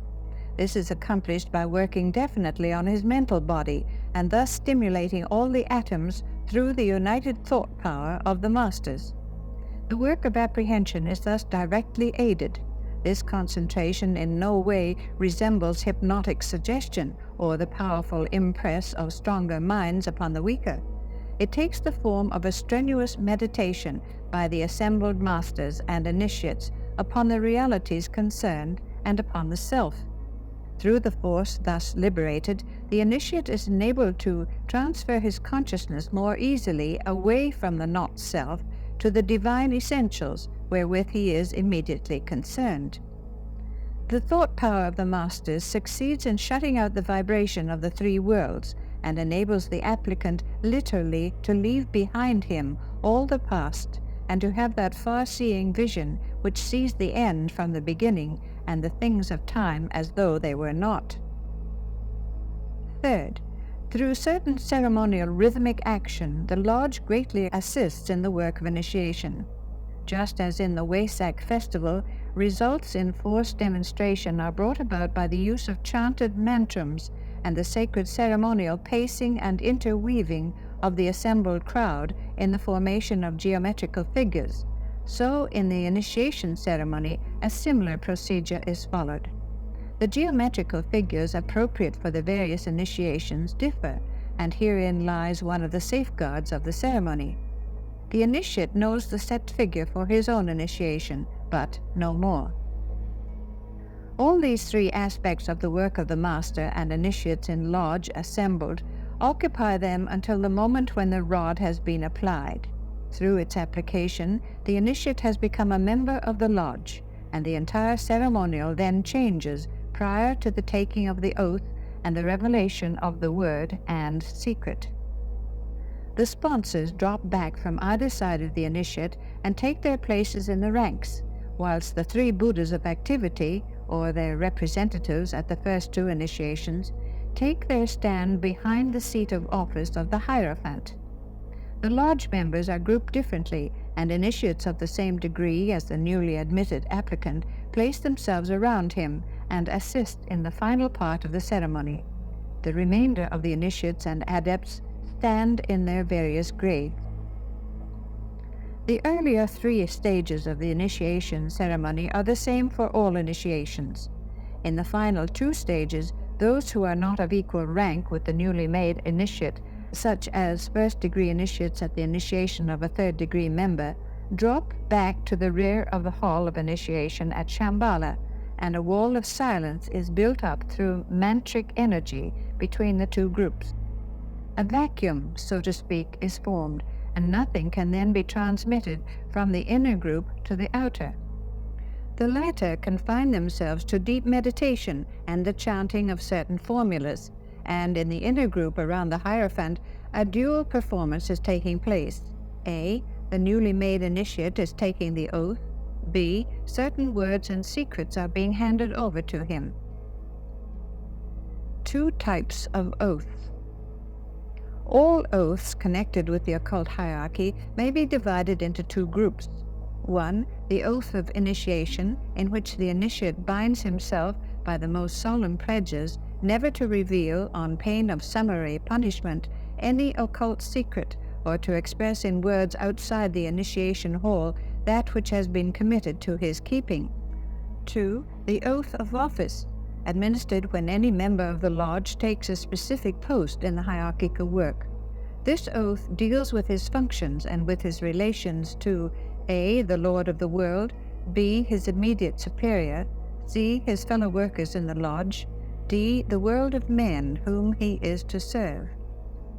It is needless to say more here regarding this latter type of oath, as it concerns only officials of the hierarchy. The Oath of Initiation. The Oath of Initiation, with which we are dealing now, is divided into three sections, and is administered by the Hierophant to the initiate, being repeated after the initiator, phrase by phrase. It is punctuated at various points by the chanting, by initiates of the same degree, of words in sensa equivalent to "so let it be." The three divisions of the oath may be roughly described as 1. A solemn phrase embodying the purpose actuating the initiate, a protestation as to his unchangeable will attitude, and a solemn declaration as to his realization, coupled with a promise to reveal no part of the realized purpose except insofar as his daily life in the world of men and his service for the race will proclaim it. This involves an oath as to secrecy concerning the revealed part of the logoic plan seen in the revelation of the vision. 2. An undertaking of a profoundly solemn nature concerning his relation to his other selves, the lodge of which he is a member, and the selves of men everywhere. This involves his attitude to his brothers of all degrees, and includes also a serious undertaking never to reveal the true nature of the self aspect as it has been shown to him in initiation. This includes an oath of secrecy as to the realized relationship of the solar logos to the planetary logos, and of the planetary logos of our scheme to the scheme itself. 3. The enunciation of a solemn undertaking never to reveal to anyone the knowledge that has come to him as to the sources of energy and of force with which he has been brought into contact. This is a triple oath to retain complete silence as to the true nature of energy, as to its laws of manipulation, and a pledge only to use the force placed at his disposal through initiation for the service of the race and the furthering of the plans of the planetary logos. This great oath is couched in different terms according to the initiation undergone, and, as earlier said, is taken in 3 sections with an interlude between each part occupied by certain ceremonial work of the initiated group around the newly admitted brother. It might here be noted that each section of the oath really concerns one of the 3 aspects of divine manifestation, and as the initiate takes his pledge, one of the 3 heads of departments collaborates with the initiator in the work of administration. In this way, energy of a triple nature becomes available according to the different sections of the oath taken. This energy flows down from the 3 major rays through the Hierophant and the corresponding departmental head at the first 2 initiations, to the initiate via the group of initiates of the same degree, so that each initiation is a means of stimulation and expansion to all. At the final 5 initiations, the force flows via the 3 Buddhas of activity instead of the departmental heads. It might be of interest to point out here that during this part of the ceremony, the group is bathed in color corresponding to the type of energy and its originating planetary scheme, and it is the work of the initiator to put the initiate in touch with this energy. This pours down upon the group from the moment that segregation has been effected, and is brought about by the initiator using certain words and elevating his rod of power. The 3 Buddhas of activity, who are the great energy centers upon our planet, then touch the tip of the rod with their staffs of office. A certain mystic word is jointly uttered by them, and the downpour begins, continuing to the end of the ceremony. The question may be asked whether any initiates break their oath. Very rarely, for we must remember that no initiation is taken until a certain stage has been reached. A few cases have occurred, but as the Lord of the world is cognizant of all that transpires, the future as well as the present and the past, no opportunity is ever given to an initiate to reveal that which is hidden. Intent may exist, but opportunity will lack. The initiate who thus sins in intention will be struck dumb and sometimes dead prior to thus failing. Chapter 15, The Giving of the Word. The Solar Words. The basis of all manifested phenomena is the enunciated sound, or the word spoken with power, that is, with the full purpose of the will behind it. Herein, as is known, lies the value of meditation, for meditation produces eventually that inner dynamic purpose and recollection, or that internal ideation which must invariably precede the uttering of any creative sound.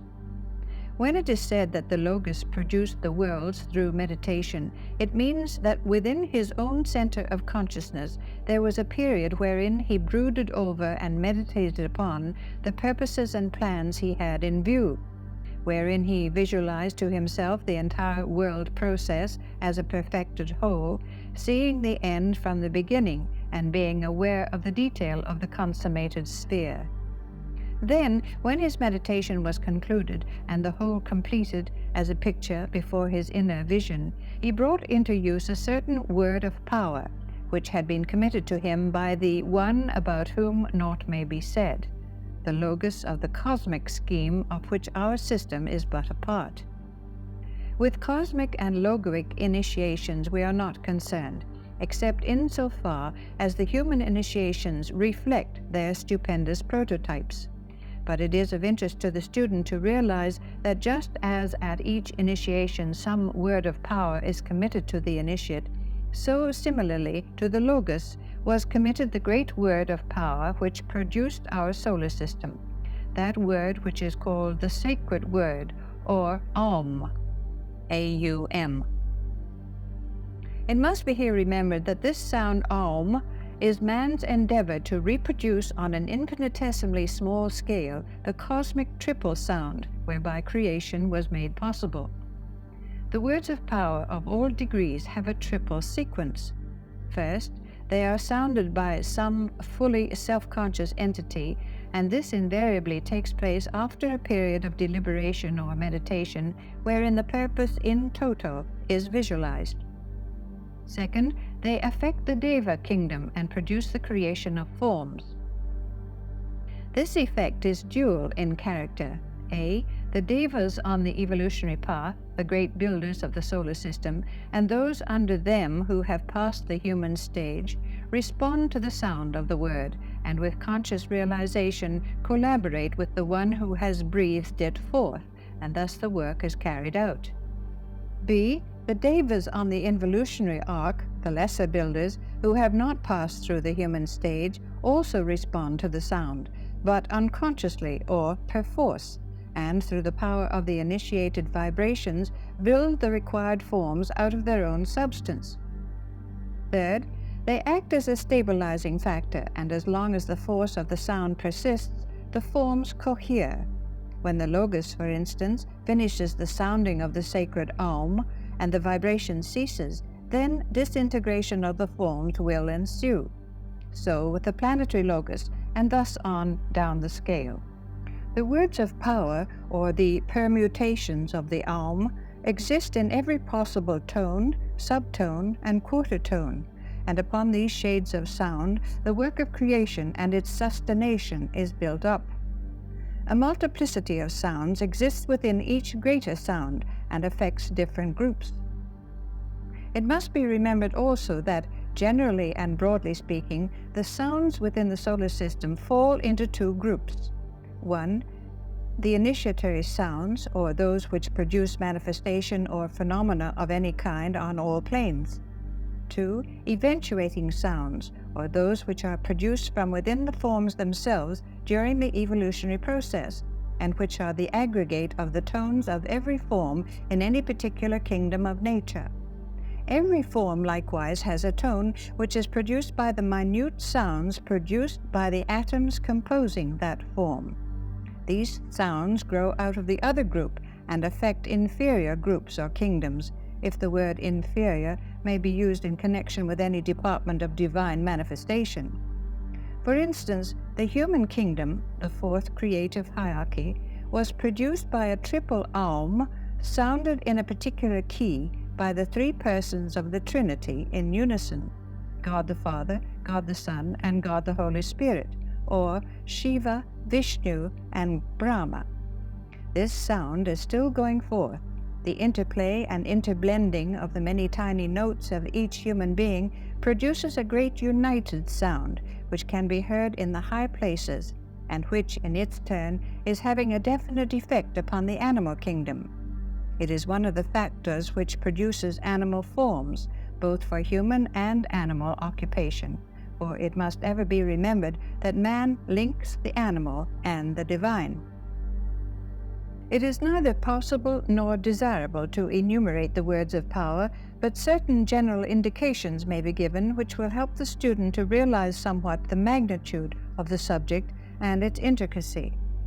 1. The great word, as sounded by the logos of the solar system and communicated to him by his superior. 2. 3 words committed by the solar logos to each of the 3 logoi as follows. A.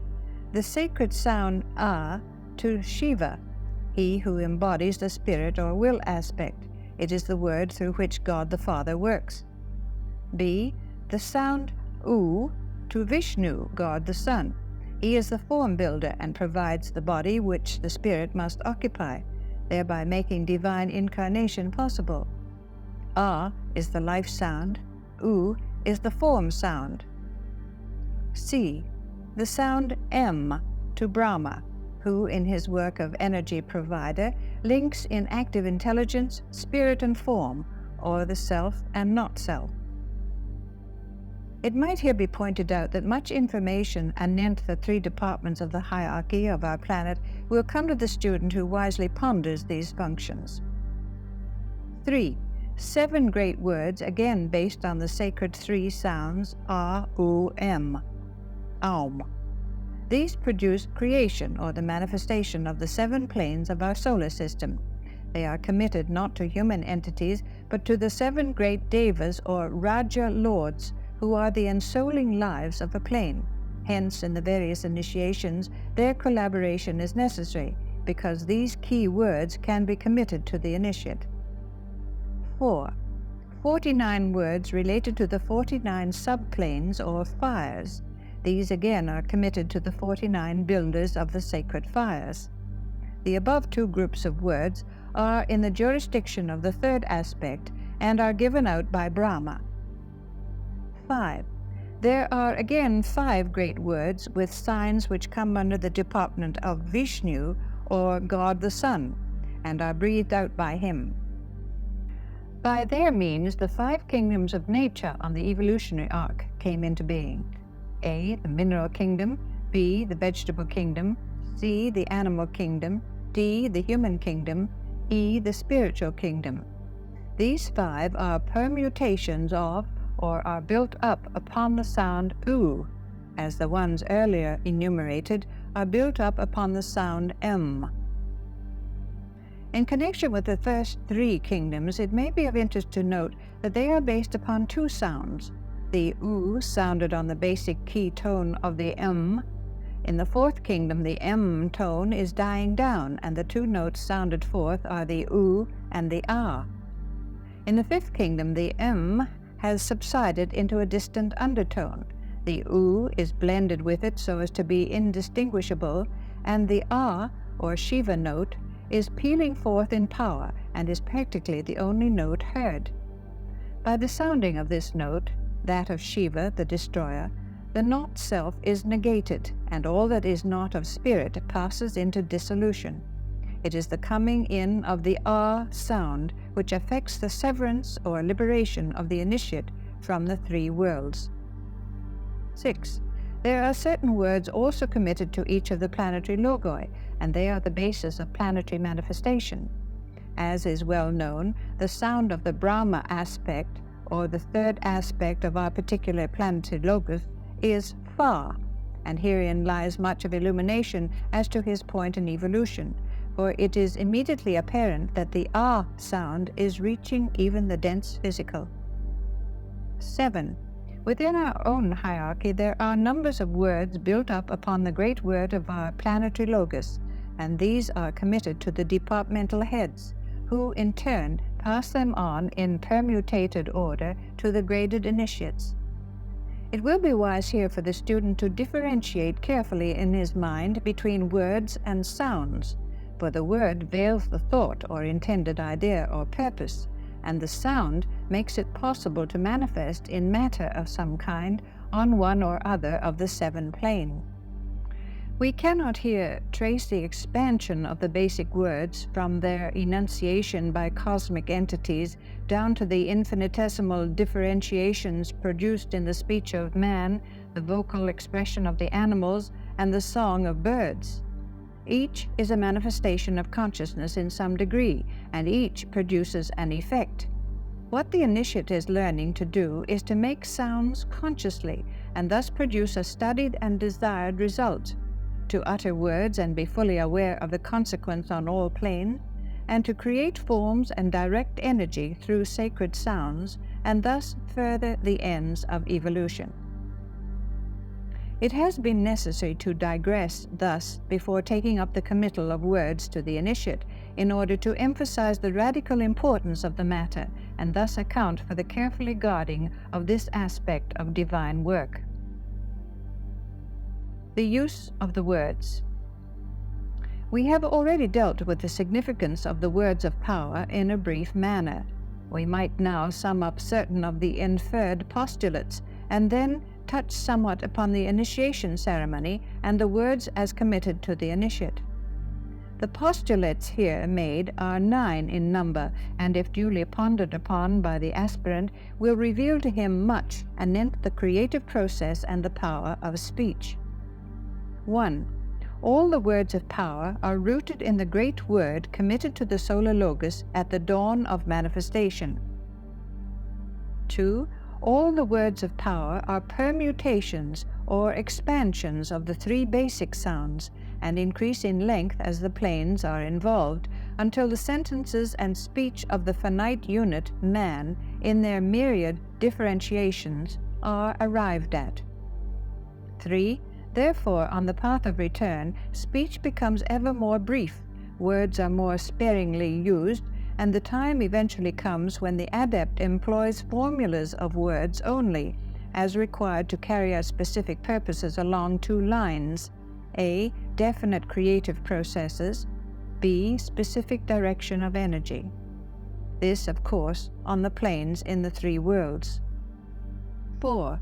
The aspirant, therefore, has mainly three things to do when preparing for initiation. A. To control every activity of his threefold lower nature. This involves the application of intelligent energy to every atom of his three sheaths, physical, astral, and mental. It is literally the shining forth of the Brahma, or third aspect, of the inner God. B. To control his speech every minute of every day.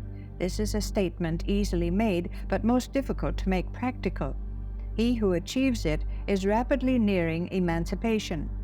This applies not to the reticence, the moroseness, the silence, and the voicelessness which often distinguishes natures, but little evolved, and which are in reality an inarticulate condition. It refers to the controlled use of words to effect certain ends, and the retention of speech energy when not needed, a very different matter. It involves a realization of cycles, of times, and of seasons. It supposes a knowledge of the power of sound and of the effects produced through the spoken word. It involves an apprehension of the building forces of nature and their due manipulation, and is based on an ability to wield mental matter and to set it in motion in order to produce results in physical matter consonant with the clearly defined purpose of the inner God. It is the shining forth of the second aspect of the self, the Vishnu, or form-building aspect, which is the prime characteristic of the ego on its own plane. It would be well to ponder on this. C. To meditate and thus arrive at the purpose of the ego. By thus meditating, the first aspect comes steadily into greater prominence, and the conscious will of the inner God can make itself felt on the physical plane. The three activities of the aspirant must parallel each other, and it will be noted that the second is the outcome of the first, and will manifest as energy on the physical plane. Only when the aspirant has made real progress in these three lines of endeavor will the first of the great words be committed to him. 5. Every great word includes within itself its differentiations, its expansions and permutations, and by its utterance the initiate sets in motion the lesser through the vibration of the greater. Hence the terrific responsibility and the magnitude of the results achieved. Each word is committed to the initiate orally and visually. It is spoken to him first in the form of 7 syllables, each of which he has to memorize as a separate word. Then he is shown how to blend these 7 so as to make a threefold sound, and thus produce more united and far-reaching results.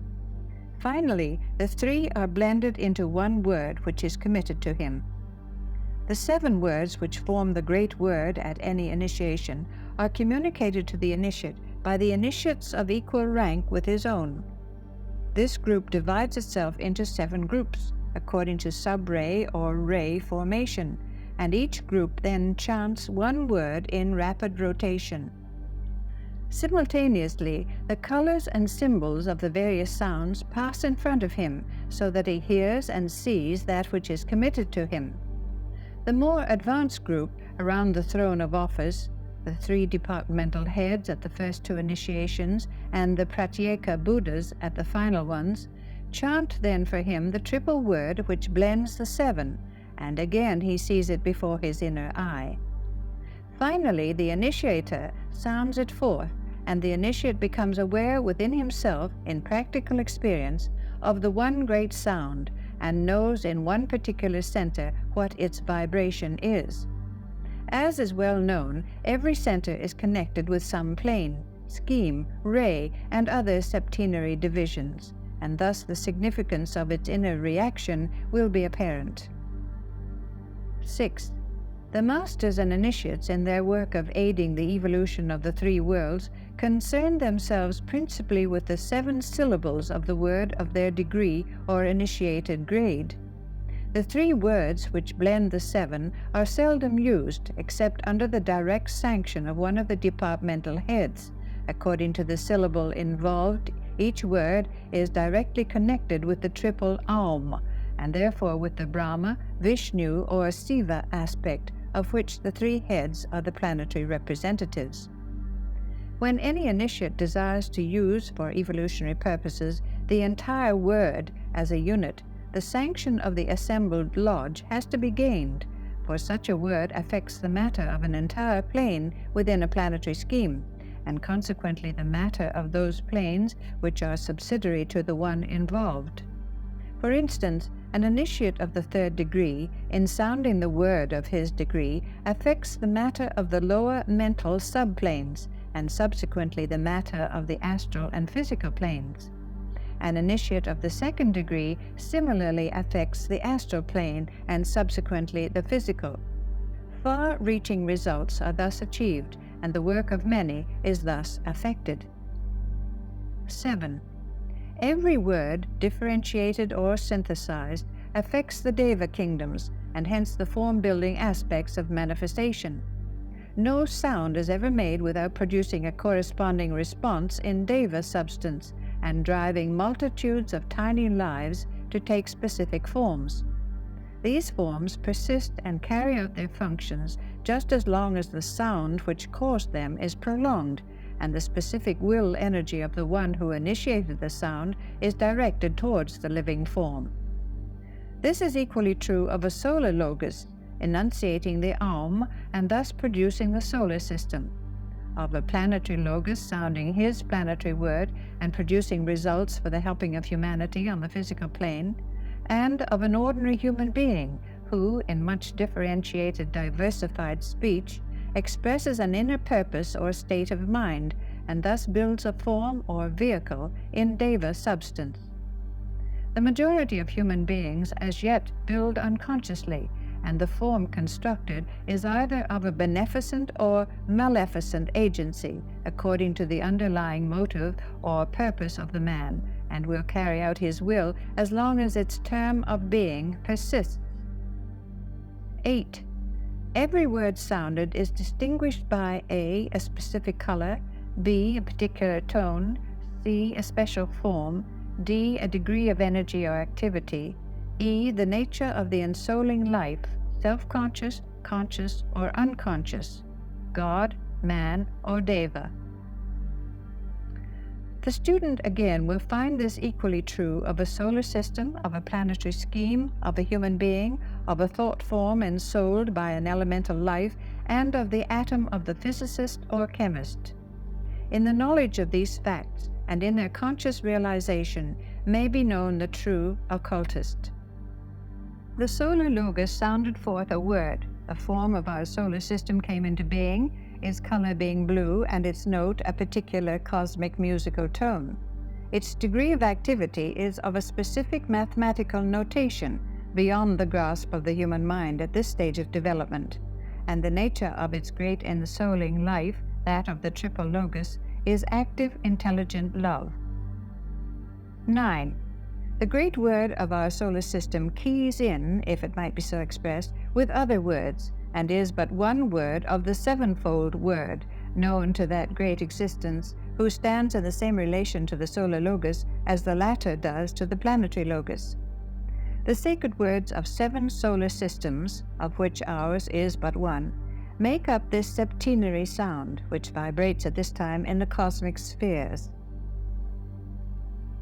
In these 9 statements are very cursorily summed up the major truths anent the creative processes in the solar system. In them lies hidden the secret of the true magic, and in their comprehension will come to the man who has spiritual intuition, purity of life and motive, altruistic intention, and a stern self-control and courage, the power to further the purposes of the ego, who is a conscious collaborator in the work of evolution, and a sharer in part of the plans of the planetary logos of our scheme. They are given in this brief form both to protect the concealed truths and yet to reveal them to those who are ready. These 7 words of the solar system, which form the logoic word, which we only know in its triple form as Aum, are revealed at the 7 initiations. At the first initiation is given the word for the physical plane. At the second initiation is given the word for the astral plane. At the third initiation is given the word for the lower mental plane. At this initiation, in which, as earlier said, the Hierophant is the Lord of the world, not only is the word given for the lower mental plane, but a word which synthesizes the 3 words for the 3 worlds is also committed. It is given to the initiate as a topic for meditation until he takes the 4th initiation, but he is forbidden to use it until the final liberation, as it gives entire control on the 3 lower planes. At the 4th initiation, the word for the higher mental plane is imparted. At the 5th initiation, the word for the Buddhic plane is given. At the 6th initiation, the word for the Atmic plane. At the 7th initiation, the word for the Monadic plane is given. At the 6th initiation, the word which synthesizes the 4th, 5th, and 6th words is given by the Hierophant, and thus the initiate wields complete control through the power of sound over the substance of the 5 planes of human evolution. At the 7th initiation, the triple Aum, in its true character, is revealed to the illuminated Buddha, and he can then manipulate energy in the 6 worlds or planes. 2 more initiations can be taken, but little is ever said about them on our Earth scheme, for the reason that our scheme is not a sacred scheme, and few, if any, of our humanity achieve the 8th and 9th initiations. To do so, they must first pass to another scheme for a lengthy period of service and instruction. All that can be hinted at is that at the 8th initiation the duality of the triple Aum is brought out, and at the 9th the one sound of the Absolute stands revealed, and its significance is heard and seen. This brings into the consciousness of the initiate somewhat of the energy and power of the one about whom naught may be said, or the Logos of our solar Logos. The unit of consciousness is then perfect, as the Logos is perfect, and passes on to work paralleling that of the solar Logos. Such is the great program and the opportunity reaching out before the sons of man, I, and before every atom everywhere. Chapter 16. The Imparting of the Secrets. We now come to the consideration of the secrets committed at the initiation ceremony to the initiate. It is apparent, of course, that only the fact of the secret and an indication as to the matter with which it concerns itself can be touched upon, and even this would be left unmentioned were it not that a knowledge of the general outline of the subject may inspire the applicant for initiation to a more careful study of such a subject, and to a more diligent equipping of his mental body with information. Thereby, when in due course of time he stands before the initiator, he will lose no time in utilizing the acquired secret. The Sevenfold Secret. After the administration of the oath which pledges the initiate to inviolable secrecy, the newly made initiate advances alone closer to the Hierophant. He then places his hand upon the lower end of the rod of initiation, which is held in the center by the Hierophant. The 3 who stand around the throne of office then place their hands upon the glowing diamond, which surmounts the rod, and when these 5 personalities are thus linked by the circulating energy emanating from the rod, the initiator confides to the initiate the secret. The reason for this is as follows. Each of the 5 initiations with which we are immediately concerned, for the higher 2 not being compulsory or outside our present consideration, affects one of the 5 centers in man. 1, the head, 2, the heart, 3, the throat, 4, the solar plexus, 5, the base of the spine, and reveals to him knowledge concerning the various types of force or energy by which the solar system is animated, and which reach him via a particular etheric center. At the application of the rod, his centers were affected in a particular fashion. By the impartation of the secret, the reason is committed to his care, and that reason is demonstrated to him to be identical with that which necessarily produces some particular planetary manifestation, and which causes a certain specific greater cycle. It might be pointed out that 1. Each secret concerns one or other of the 7 great planes of the solar system. 2. Each secret deals with and is the enunciation of one of the 7 laws of nature. They therefore concern one or other of the basic evolutions of each planetary scheme. Each scheme embodies one of the laws as its primary law, and all its evolutions tend to demonstrate the perfection of that law with its 6 subsidiary mutations, these 6 differing in one particular in each case according to the primary law manifested. 3. Each secret conveys a key to the nature of some particular planetary logos, and consequently gives the clue to the characteristics of those monads who are on that particular planetary ray. It is obvious how necessary such knowledge is to the adept who seeks to work with the sons of men, and to manipulate the force currents affecting them and which they emanate. 4. Each secret concerns some one ray or color, and gives the number, note, and the vibration which corresponds.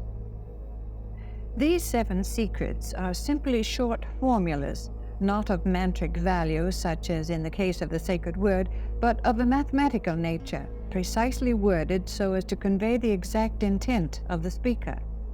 To the uninitiated, they would look and sound like algebraical formulas, except that each is composed, when seen clairvoyantly, of an oval of a specific hue, according to the secret imparted, containing 5 peculiar hieroglyphics or symbols.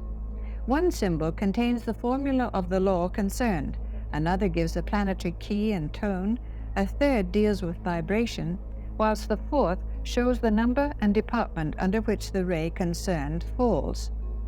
The last hieroglyph gives one of the 7 hierarchical keys by means of which the members of our planetary hierarchy can link up with the solar. This is evidently very vague and ambiguous information, but it will serve to show that, as in the case of the words, apprehension had to involve 2 senses, so in the cognition of the secrets, the 2 senses again come into play, and the secret is both heard and appears symbolically to the inner eye. It will now be apparent why so much stress is laid upon the study of symbols, and why students are urged to ponder and meditate upon the cosmic and systemic signs. It prepares them for the grasp and inner retention of the symbols and formulas which embody the knowledge whereby they can eventually work. These formulas are based upon 9 symbols which are now recognized. 1. The cross in its varying forms. 2. The lotus. 3. The triangle. 4. The cube. 5. The sphere and the point. 6. 8 animal forms, the goat, the bull, the elephant, the man, the dragon, the bear, the lion, and the dog.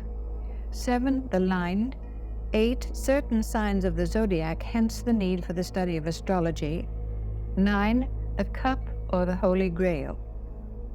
All these symbols, allied, interwoven, or taken in part, are combined to express one or other of the 7 secrets. The initiate has to recognize them by sight as well as to hear them, and by an effort of the will to imprint them irrevocably upon his memory. This he is aided to do in 3 ways. First, by a long prior training in observation. This can be begun here and now by all aspirants, and as they learn to imprint details accurately upon their memory, they are laying the foundation for that acute, instantaneous apprehension of that which is shown them by the Hierophant.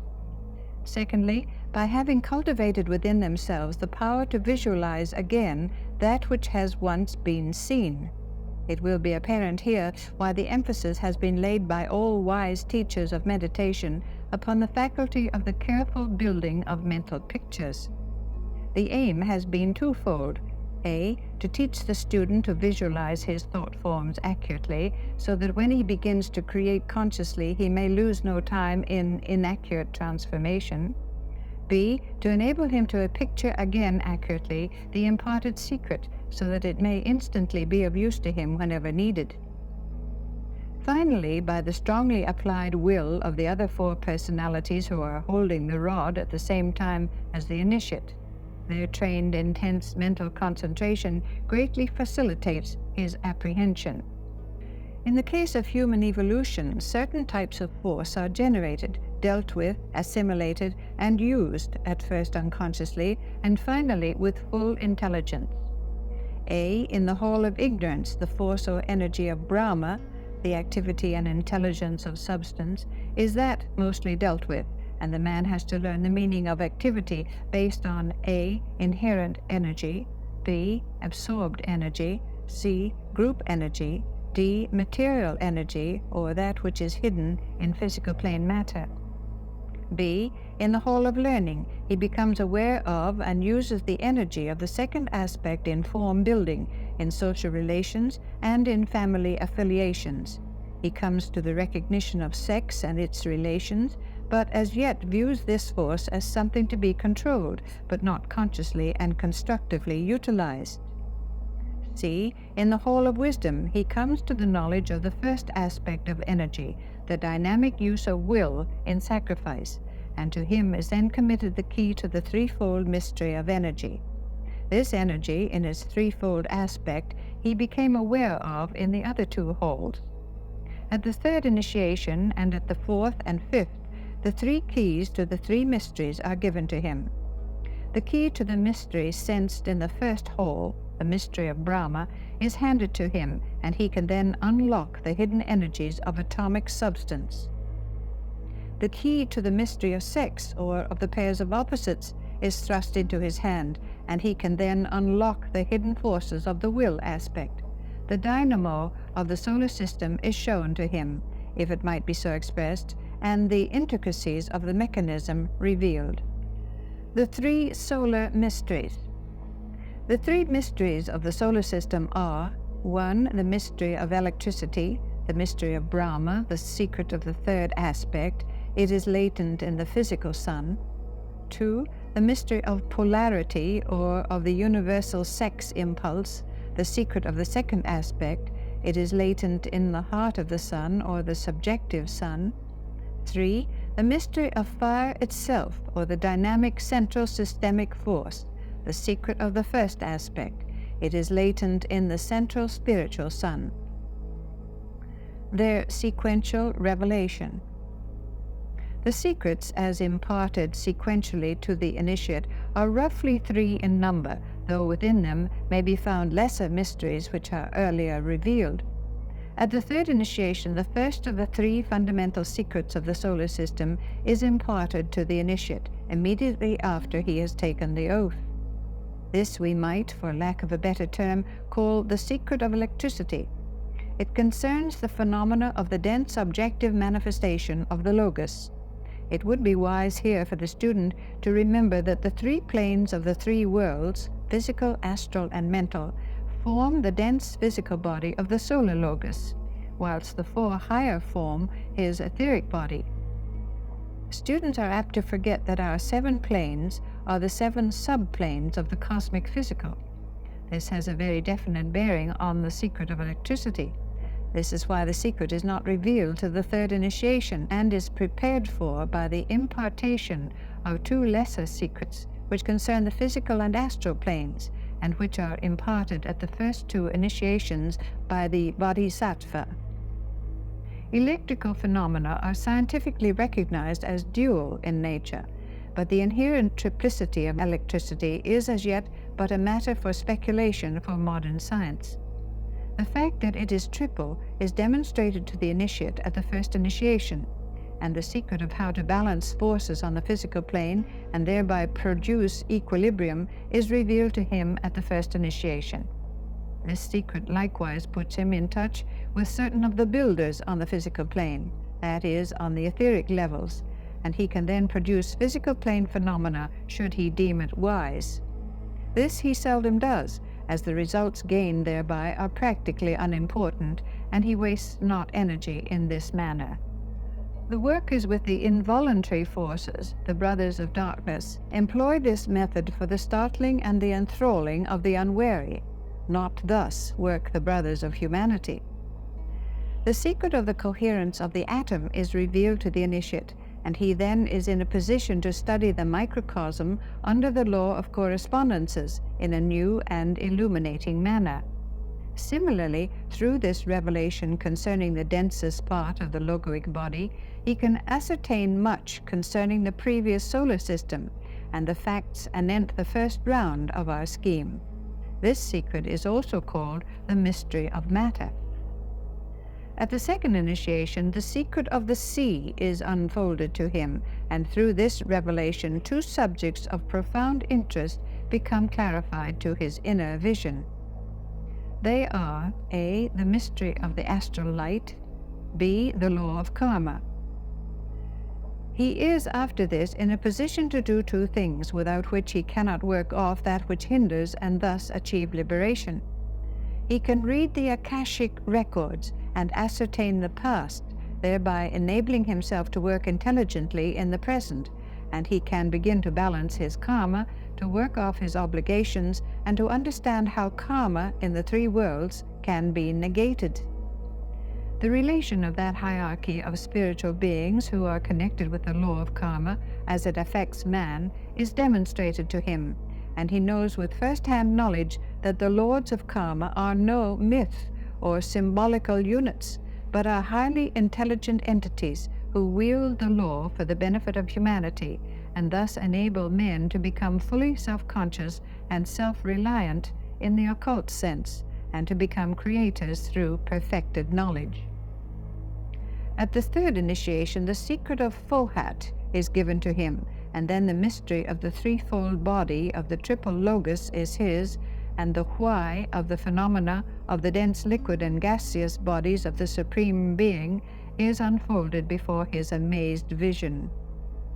The two secrets previously imparted and the knowledge which they gave having been utilized, the initiate is now in a position to profit by this greater revelation and to understand somewhat the following facts.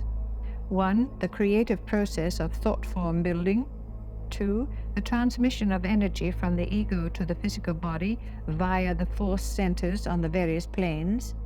3. The uprising of Kundalini, its geometrical progression, and its vivification of all the centers. By the knowledge thus imparted, and the progress which the initiate has made in the study of the law of analogy, he can comprehend the manipulation of the same forces on a vastly larger scale in the planetary scheme and in the solar system. The method of development in the three earlier rounds is revealed to him, and he understands practically as well as theoretically the evolutionary process in its earlier stages. The key to the three lower kingdoms of nature is in his hands, and certain ideas anent the subject of polarity, of at-one-ment, and essential union are beginning to come within his range of consciousness, only waiting for the fourth initiation to complete the revelation.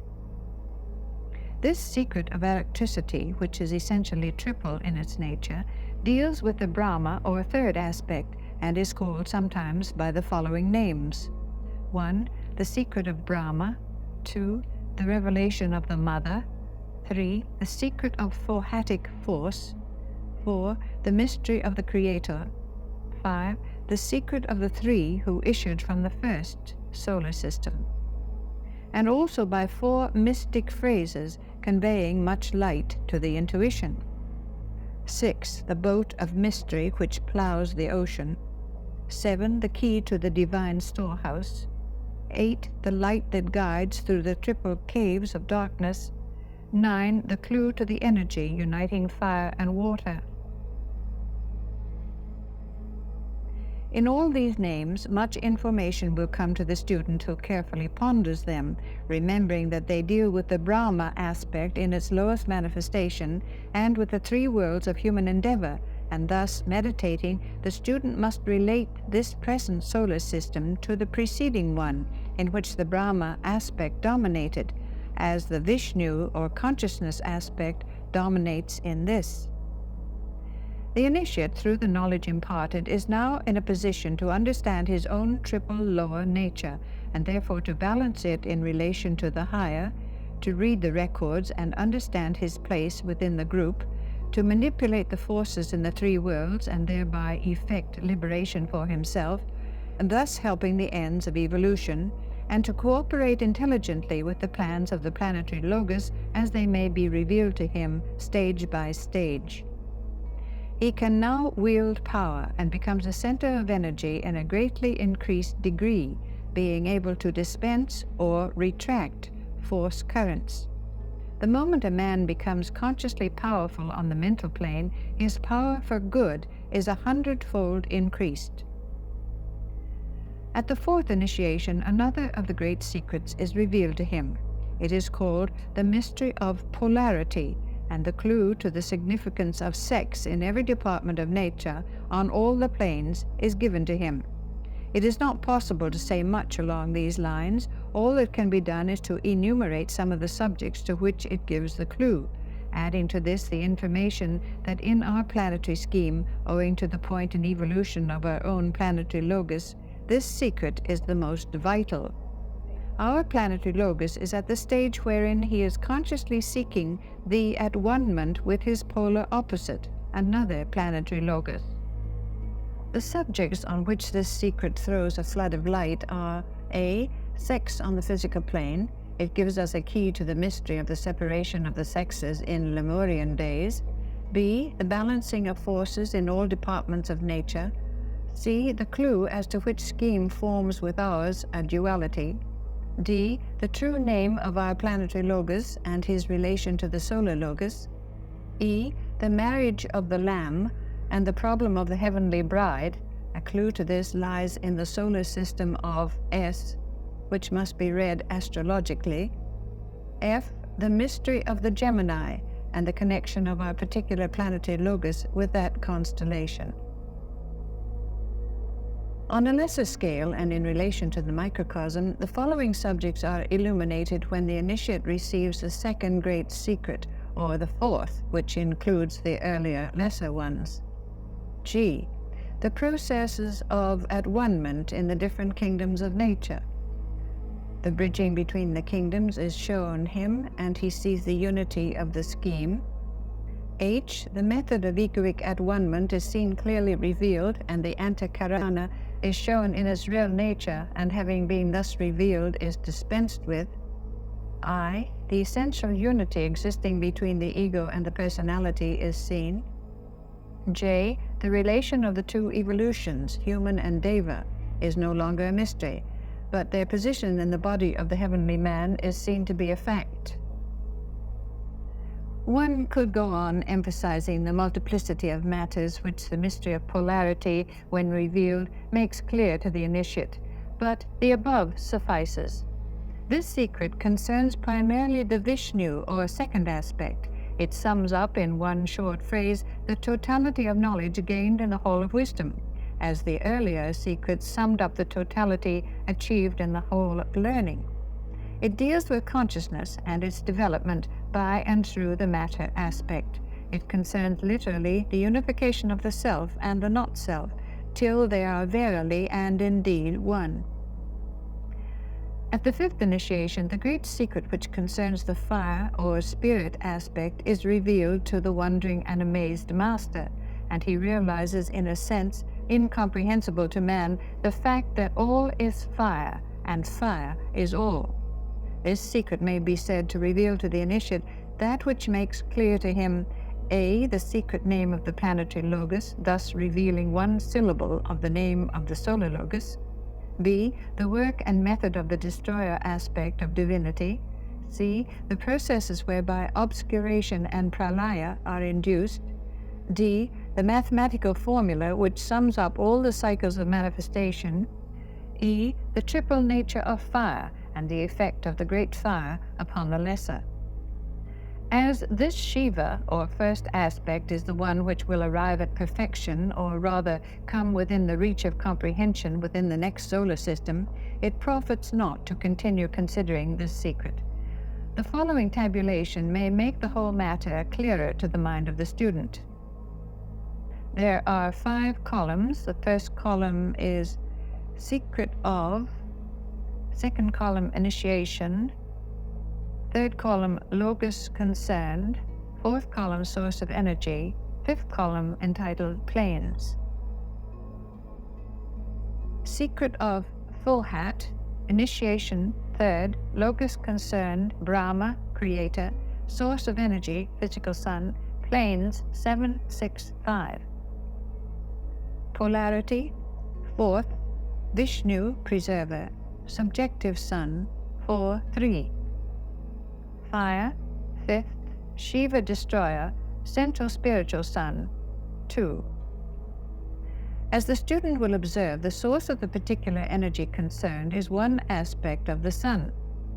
At the 6th and 7th initiations, 2 more secrets are revealed. One, a lesser secret, preparing the way for the revelation of the 4th. Only 4 secrets of a major order are revealed to initiates on this planet, and herein lies the clue to our position in the scheme of solar evolution. There are only 5 secrets altogether of a major kind revealed in this solar system, owing to the fact that this is a system wherein preeminently the 5th principle of mind forms the basis of unfoldment. This 5th revelation is only imparted to those who pass to the schemes of synthesis. Chapter 17. Diversities of Initiations. Major and Minor Initiations. In dealing with this question of the diversities of initiations, it may be of value to the student to remember that the great moment in which a man passed out of the animal kingdom into the human, which is called in many occult textbooks the moment of individualization, was in itself one of the greatest of all initiations.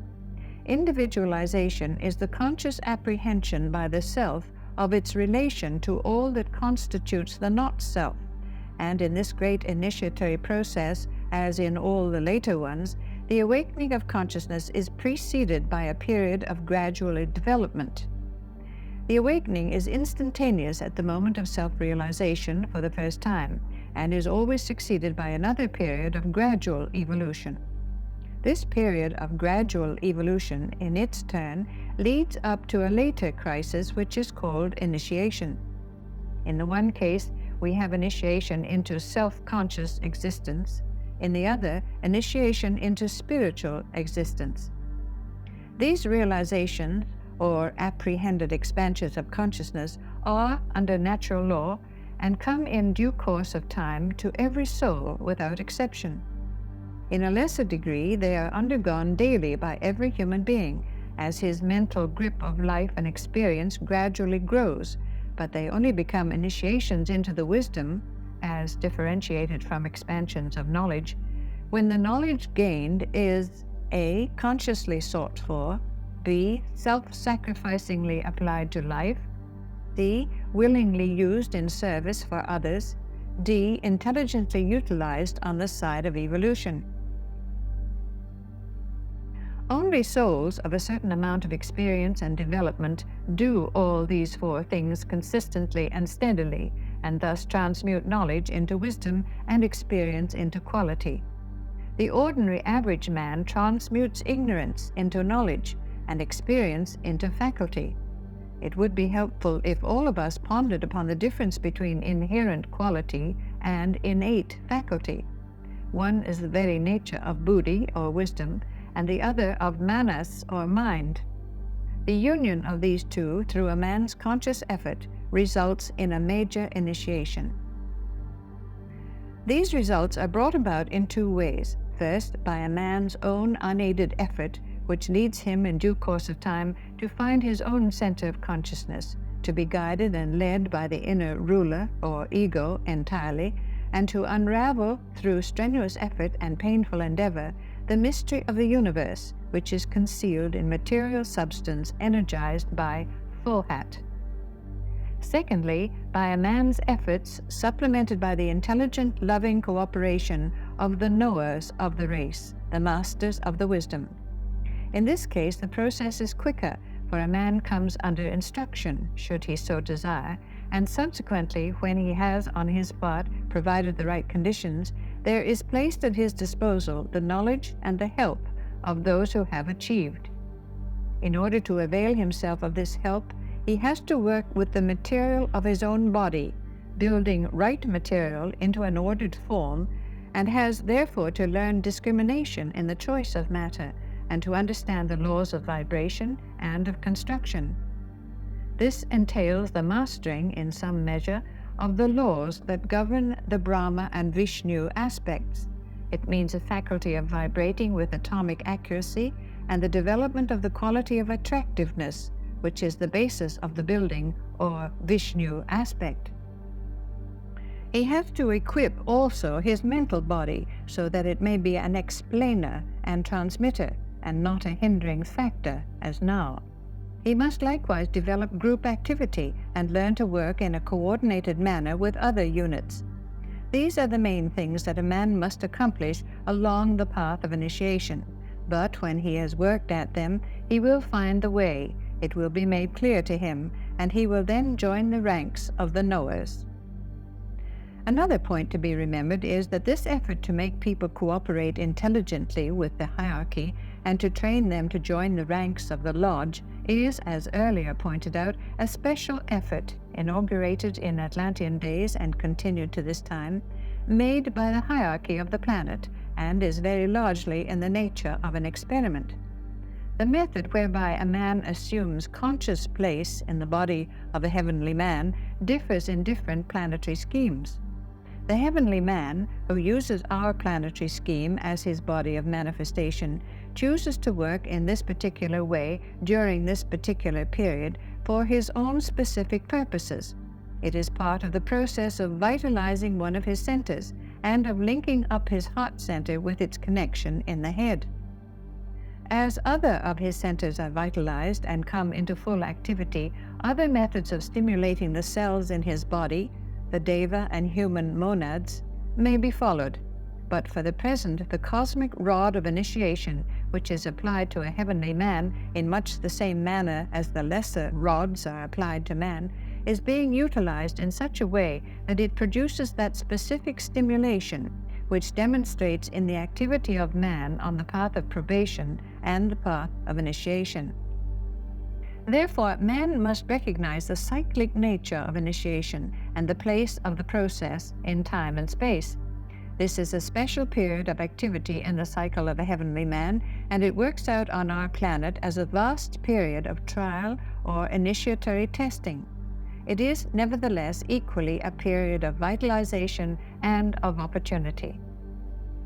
We must also endeavor to realize the fact that initiation may be seen taking place on the three planes in the three worlds, and the thought must ever be borne in mind of the relative value and place of the unit or cell in the body of a heavenly man. The point must here be emphasized that the major initiations, or the initiations of Manas, are those taken on the mental plane and in the causal body. They mark the point in evolution where the unit recognizes in fact, and not only in theory, his identity with the divine Manasaputra in whose body he has place. Initiations can be taken on the physical plane, on the astral, and on the lower mental, but they are not considered major initiations and are not a conscious, coordinated, unified stimulation that involves the whole man. A man, therefore, may take initiation on each plane, but only those initiations which mark his transference from a lower 4 into a higher 3 are considered so in the real sense of the word, and only those in which a man transfers his consciousness from the lower quaternary into the triad are major initiations. We have therefore 3 grades of initiations. First, initiations in which a man transfers his consciousness from the lower 4 subplanes of the physical, astral, and mental planes, respectively, into the higher 3 subplanes. When this is done upon the mental plane, a man is then known technically as a disciple, an initiate, an adept. He uses then each of the 3 higher subplanes of the mental plane as a point from which to work his way completely out of the 3 worlds of human manifestation into the triad. Therefore, it is apparent that what one might consider as lesser initiations can be taken on the physical and astral planes in the conscious control of their 3 higher subplanes. These are true initiations, but do not make a man what is technically understood as a master of the wisdom. He is simply an adept of a lesser degree. Secondly, initiations in which a man transfers his consciousness from plane to plane instead of from subplane to subplane. Herein comes a point to be carefully recognized. A true master of the wisdom has not only taken the lesser initiations referred to above, but has also taken the 5 steps involved in the conscious control of the 5 planes of human evolution. It remains for him then to take the 2 final initiations which make him a Chohan of the 6th degree and a Buddha before that control is extended to the remaining 2 planes of the solar system. It is obvious, therefore, that it is correct to speak of the 7 initiations, yet it would be nevertheless equally correct to enumerate 5, 10, or 12 initiations. The matter is complicated for occult students, owing to certain mysterious factors about which they can naturally know nothing, and which must remain to them, as yet, utterly incomprehensible. These factors are founded in the individuality of the heavenly man himself, and involve such mysteries as his particular karma, the aim he may have in view for any particular cycle, and the turning of the attention of the cosmic ego of a heavenly man to his reflection, the evolving heavenly man of a solar system. A further factor may also be found in certain periods of stimulation and of increased vitalization, such as a cosmic initiation produces. These outside effects naturally produce results in the units or cells in the body of the heavenly man, and lead often to events unforeseen and apparently inexplicable. Thirdly, initiations in which a heavenly man may take either a minor or a major initiation, thereby involving his entire nature. For instance, when individualization took place during the Lemurian or the 3rd root race, and the human family in this cycle definitely came into manifestation, it signified a major initiation for our heavenly man. The present stimulation in hierarchical effort is leading up to a lesser initiation. Each great cycle sees a major initiation of a heavenly man taken on one or other of the globes, and herein again complication lies, and much food for thought. To the 3 above points, we might also briefly add that of the coming in or passing out of any particular ray. The little that can be said upon this point, which is one of the greatest difficulty, might be summed up in the following 3 statements. First, that initiations taken on the 4 minor rays rank not in equality with initiations taken upon the major 3. This is complicated somewhat by the fact that within the planetary scheme during cyclic evolution, a minor ray may be temporarily regarded as a major ray. For instance, at this particular time in our planetary scheme, the 7th ray of ceremonial law or order is regarded as a major ray, being a ray of synthesis, and one on which the Mahachohan is blending his work. Secondly, that the first 3 initiations are taken upon the ray of the ego, and link a man up with the Great White Lodge. The last 2 are taken upon the ray of the monad, and have a definite effect upon the path for service that will be chosen later by the adept. This statement must be linked up with that earlier made, which stated that the 5th initiation made a man a member of the Greater Lodge, or Brotherhood, on Sirius, being literally the first of the Sirian initiations. The 4th initiation is the synthesis of the initiations of the threshold in the Sirian Lodge. Finally, according to the ray on which initiation is taken, so very largely depends the subsequent path of service. The Day of Opportunity. The question might here be asked wherein this information is of value to the student. In illustration of this, it would be wise if students would ponder the significance of the coming in of the present ray of ceremonial law or magic. It is the ray that deals with the building forces of nature, that concerns itself with the utilization of the form intelligently by the life aspect. It is largely the ray of executive work, with the object of building, coordinating, and producing cohesion in the 4 lower kingdoms of nature. It is distinguished largely by the energy which manifests itself in ritual. But this word ritual must not be narrowed down to its present use in connection with Masonic or religious ritual. Its application is far wider than this and includes the methods of organization which are demonstrated in all civilized communities, such as in the world of commerce and of finance, and the great business organizations everywhere to be seen. Above all, its interest lies for us in the fact that it is the ray which brings opportunity to the Occidental races, and through the medium of this life force of executive organization, of government by rule and order, by rhythm and by ritual, will come the time wherein the Occidental races, with their active, concrete mind and their vast business capacity, can take initiation. An initiation, we must remember, upon a ray which is temporarily recognized as a major ray. A large number of the initiates and those who have obtained adeptship in the last cycle have been Orientals, and those in Hindu bodies. This cycle has been dominated by the 6th ray, which is just passing out, and the 2 preceding. In the preservation of equilibrium, the time now comes when a period of attainment by Occidentals will be seen, and this upon a ray suited to their type of mind. It is interesting to note that the Oriental type attains its objective through meditation with a modicum of executive organization and ritual, and that the Occidental will achieve largely through the organization which lower mind produces, and a type of meditation of which intense business concentration might be considered an illustration. The one-pointed application of the mind by a European or American businessman might be regarded as a type of meditation. In the purification of motive lying back of this application will come, for the Occidental, his day of opportunity. By availing themselves of the present day of opportunity and by conformity to the rules for treading the path, will come to many in the West the chance to take these further steps. That opportunity will be found by the man who is ready in the place where he is and among the familiar circumstances of his daily life.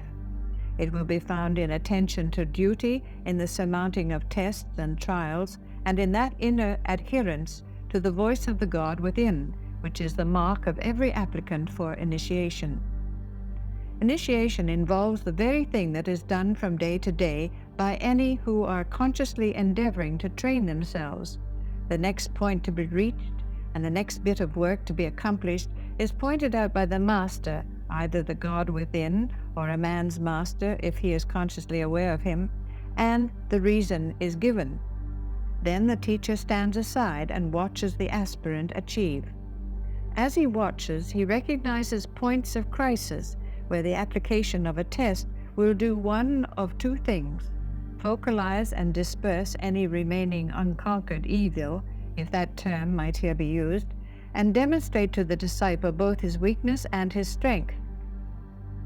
In the great initiations, the same procedure can be seen, and the ability of the disciple to pass these greater tests and stages is dependent upon his ability to meet and surmount the daily lesser ones. He that is faithful in that which is least is faithful also in much, is an occult statement of fact, and should characterize the whole daily activity of the true aspirant. The much is surmounted and passed because it is regarded simply as an intensification of the normal, and no initiate has ever passed the great test of initiation who has not accustomed himself to pass lesser tests every day of his life. Tests then come to be regarded as normal, and are considered, when encountered, as part of the usual fabric of his life. When this attitude of mind is attained and held, there exists no surprise or possible defeat. Chapter 18. The 7 Paths.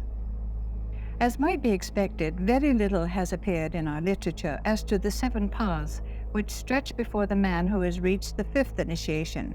It is obviously impossible and also unnecessary to convey to our mind any impression as to the significance of these paths or as to the attributes needed for their treading.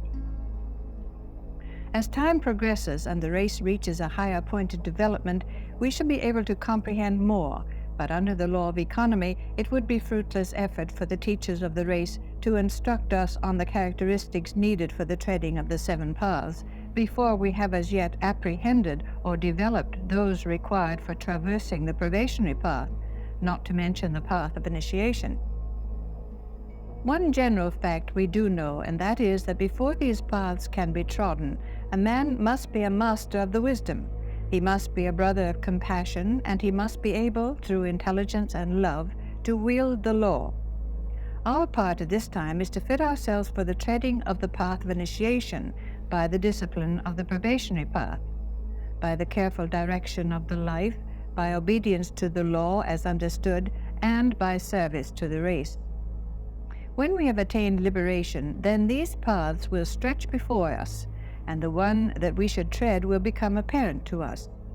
All in this system works under the great law of attraction, and therefore, according to our vibration, according to our color and tone, will depend, in all probability, our choice.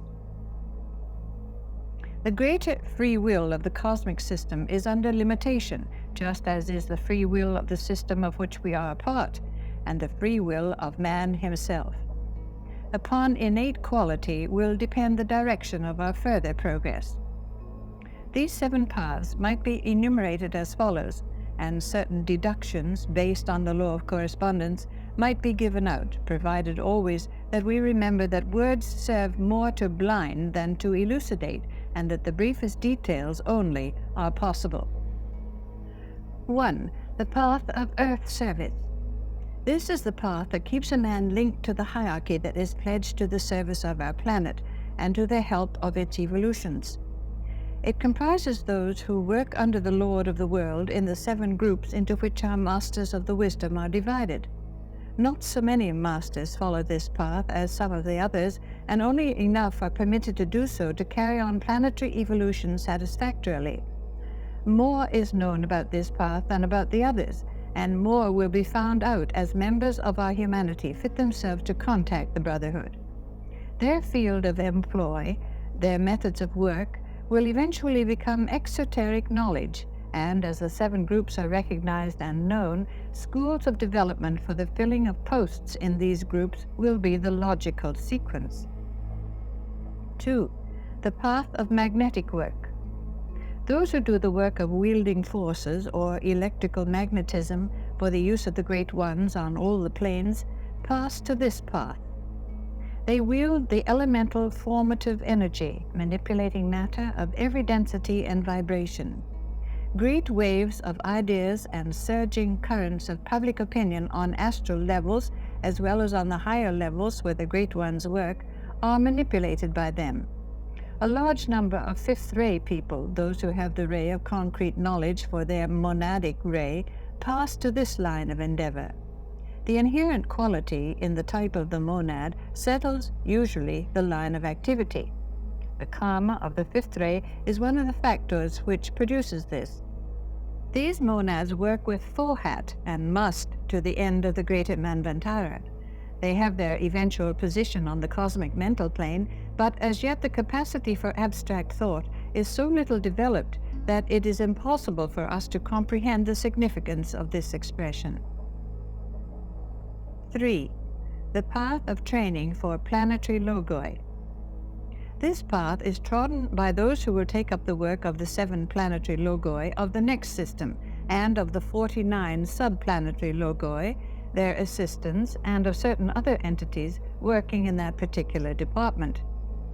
There will be 7 systems, though we are only concerned with the 3 major systems, of which our present system is the 2nd major system.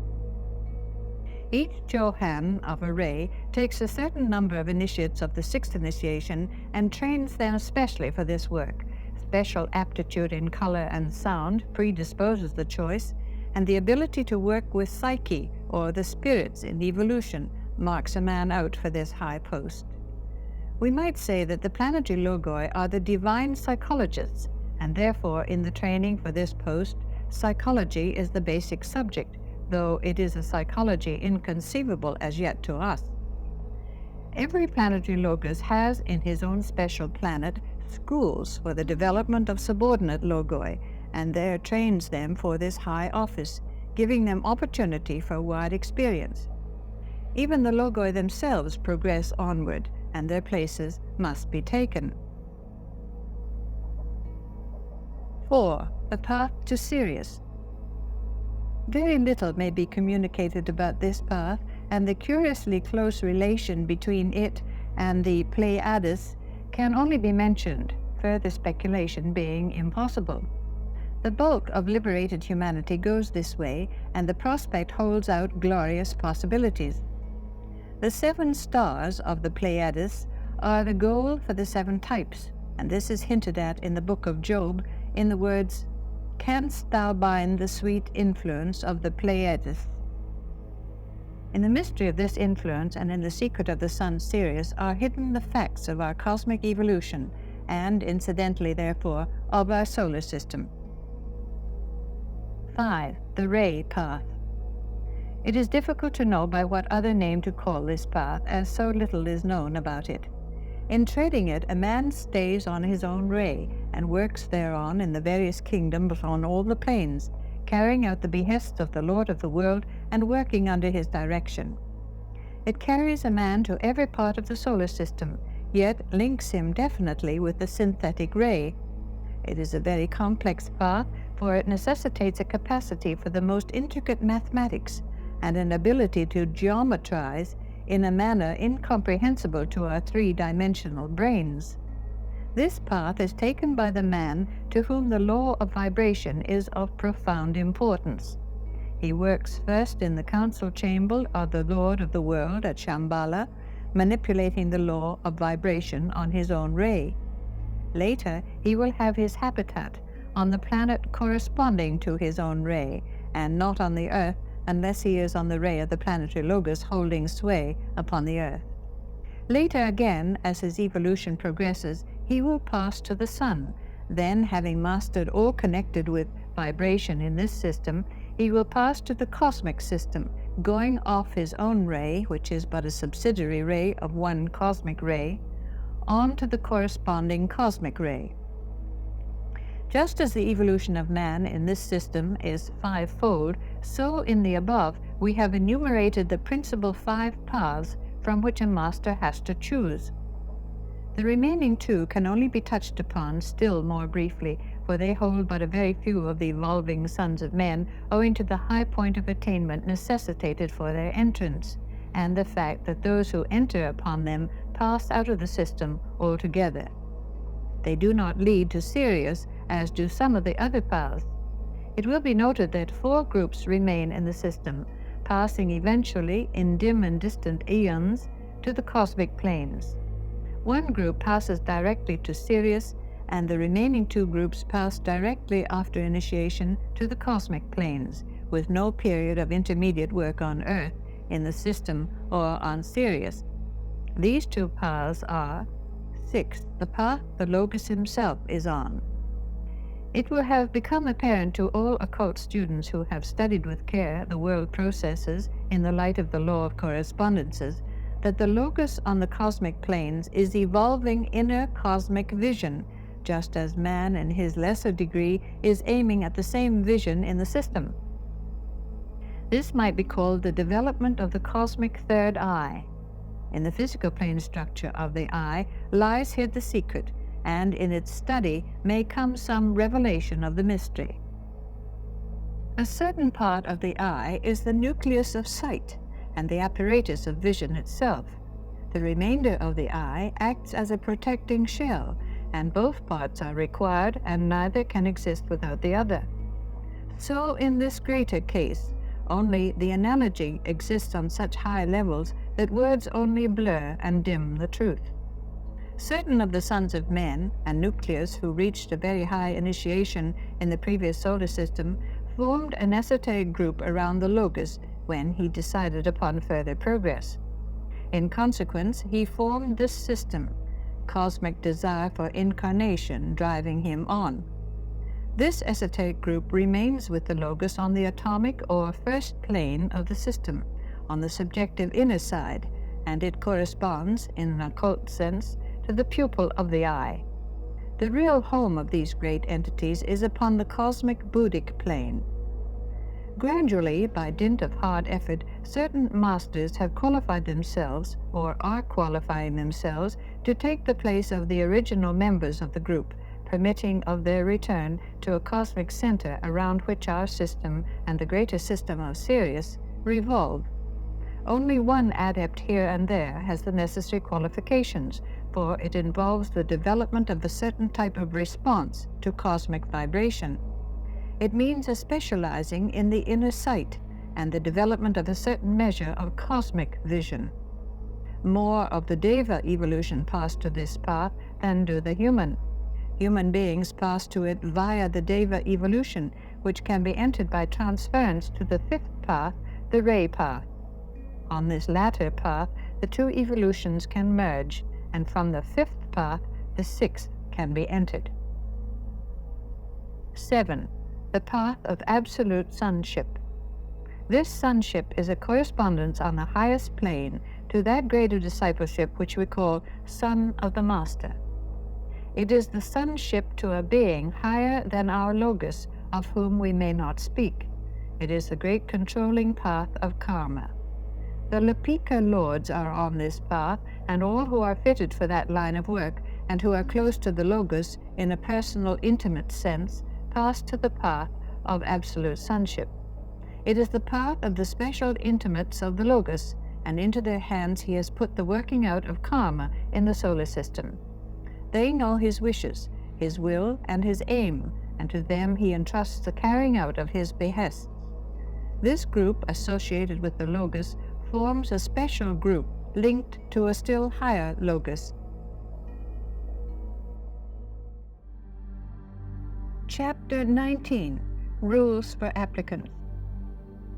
There are certain aphorisms and injunctions which the applicant for initiation needs to study and obey.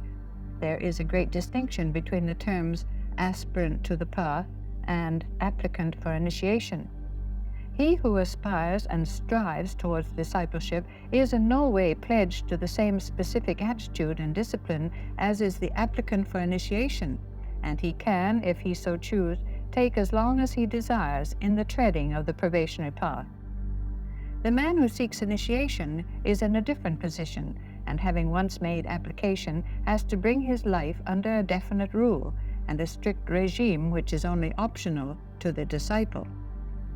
The rules given here are 14 in number, and are gathered from a series of instructions compiled for those who seek to take the first initiation. Rules for Applicants. Rule 1. Let the disciple search within the heart's deep cave. If there the fire burns bright, warming his brother, yet heating not himself, the hour has come for making application to stand before the door.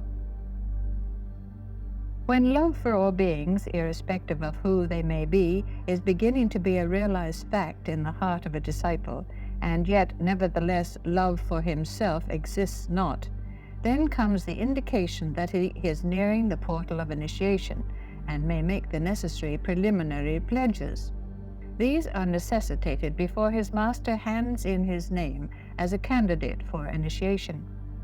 If he cares not for the suffering and pain of the lower self, if it is immaterial to him whether happiness comes his way or not, if the sole purpose of his life is to serve and save the world, and if his brother's need is for him of greater moment than his own, then is the fire of love irradiating his being, and the world can warm itself at his feet. This love has to be a practical, tested manifestation, and not just a theory, nor simply an impractical ideal and a pleasing sentiment. It is something that has grown in the trials and tests of life, so that the primary impulse of the life is towards self-sacrifice and the immolation of the lower nature. Rule 2. When application has been made in triple form, then let the disciple withdraw that application and forget it has been made. Herein lies one of the initial tests. The disciple's attitude of mind must be that he cares not whether he takes initiation or not. selfish motive must not enter in. Only those applications which reach the master through the energy engendered through pure altruistic motive are transmitted by him to the recording angel of the hierarchy. Only those disciples who seek initiation because of the added power to help and bless that it confers will find a response to their plea. Those careless of initiation receive not the occult accolade, and those anxious through selfishness or curiosity to participate in the mysteries enter not the door, but remain knocking outside. Those who are keen to serve, those who are weighed down with the sense of world need and the personal responsibility thereby awakened, and who have fulfilled the law, knock and meet with response, and make application which meets with recognition. They are the ones who send forth a cry for added power to aid, which penetrates to the ear of those who silently wait. Rule 3. Triple the call must be, and long it takes to sound it forth. Let the disciple sound the cry across the desert, over the sea, and through the fires which separate him from the veiled and hidden door. Under this symbology comes to the disciple the injunction to make the desert of the physical plane life to blossom like the rose, so that from the garden of the lower life may arise those sounds and scents and a vibration strong enough to cross the intervening space between it and the portal, to still the restless waters of the emotional life, so that in their limpid, still expanse that portal may be reflected, and the lower life mirror forth the spiritual life of the indwelling divinity.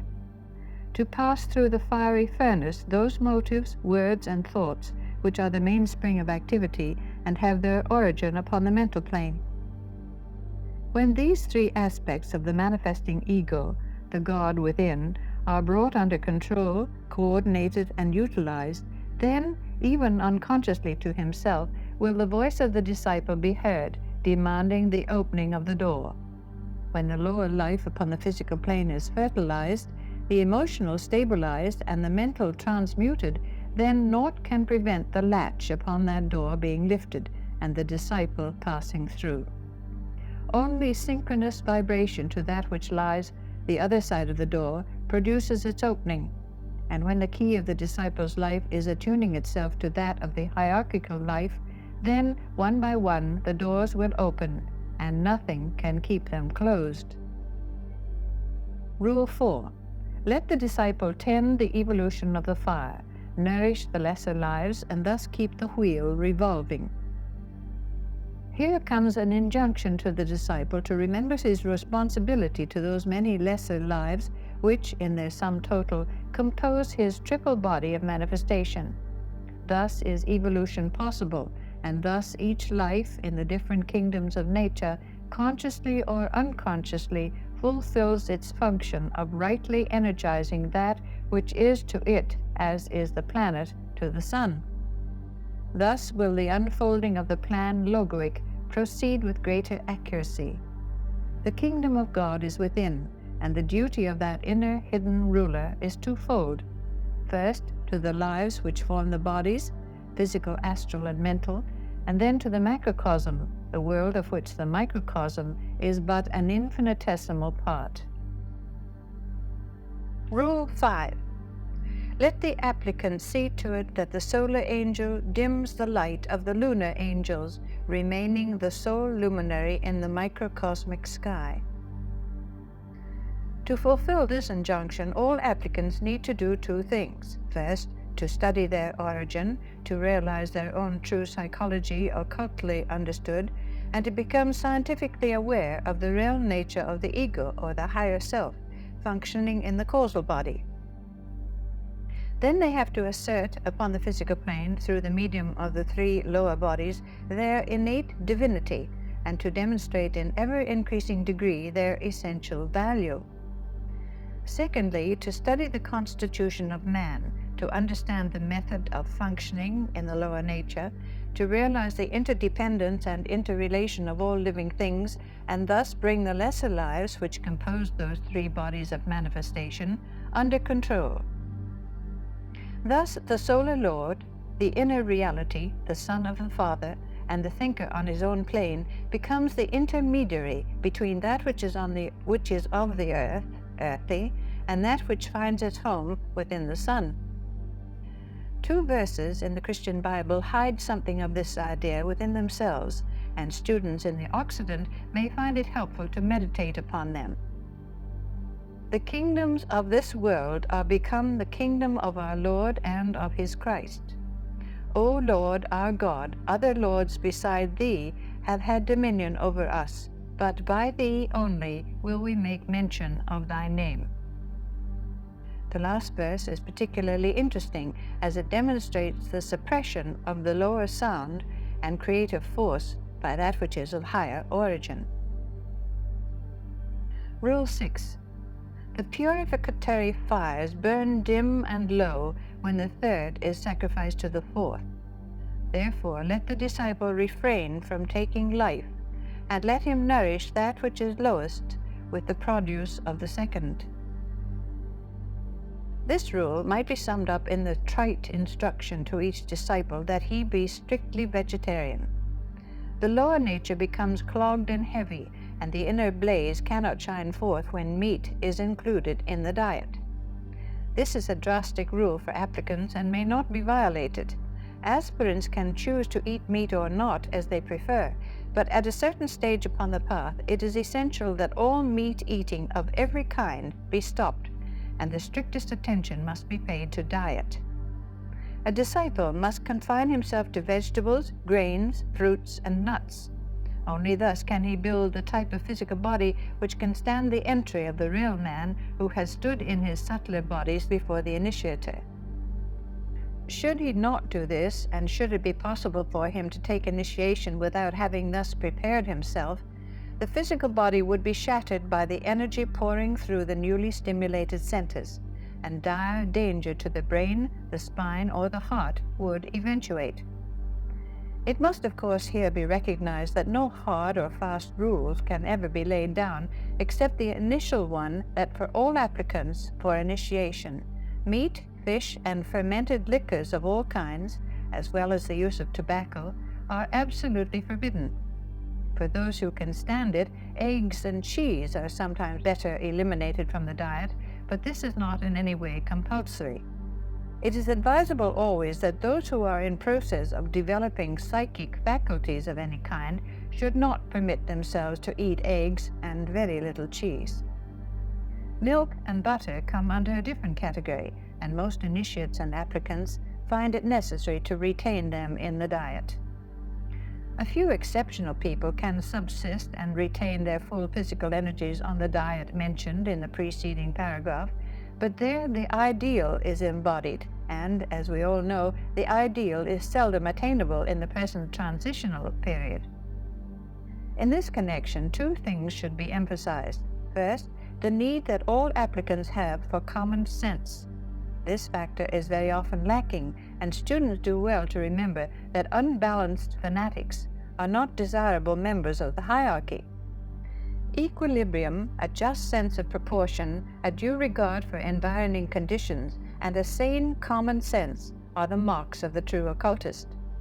When a real sense of humor exists likewise, many dangers will be avoided. Secondly, a recognition of time and an ability to move slowly when effecting changes in the diet and in the habits of a lifetime. Everything in nature progresses slowly, and applicants must learn the occult truth of the words, "Make haste slowly." A process of gradual elimination is usually the path of wisdom, and this eliminating period should, under ideal conditions which so seldom exist, cover the stage which we call that of the aspirant, so that when a man becomes an applicant for initiation, he will have done the necessary preparatory purification of the diet. Rule 7. Let the disciple turn his attention to the enunciating of those sounds which echo in the halls where walks the master. Let him not sound the lesser notes which awaken vibration within the halls of Maya. The disciple who seeks to enter within the portals of initiation cannot do so until he has learned the power of speech and the power of silence.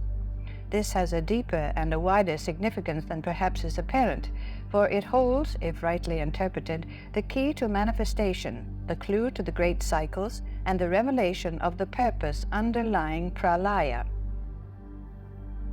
Until a man comprehends the significance of the spoken word, and until he utilizes the silence of the high places for the bringing about of desired effects on one plane or another, he cannot be admitted into those realms wherein every sound and every word spoken produces powerful results in matter of some kind, being energized by two predominant factors: A powerful will scientifically applied, B, right motive purified in the fires.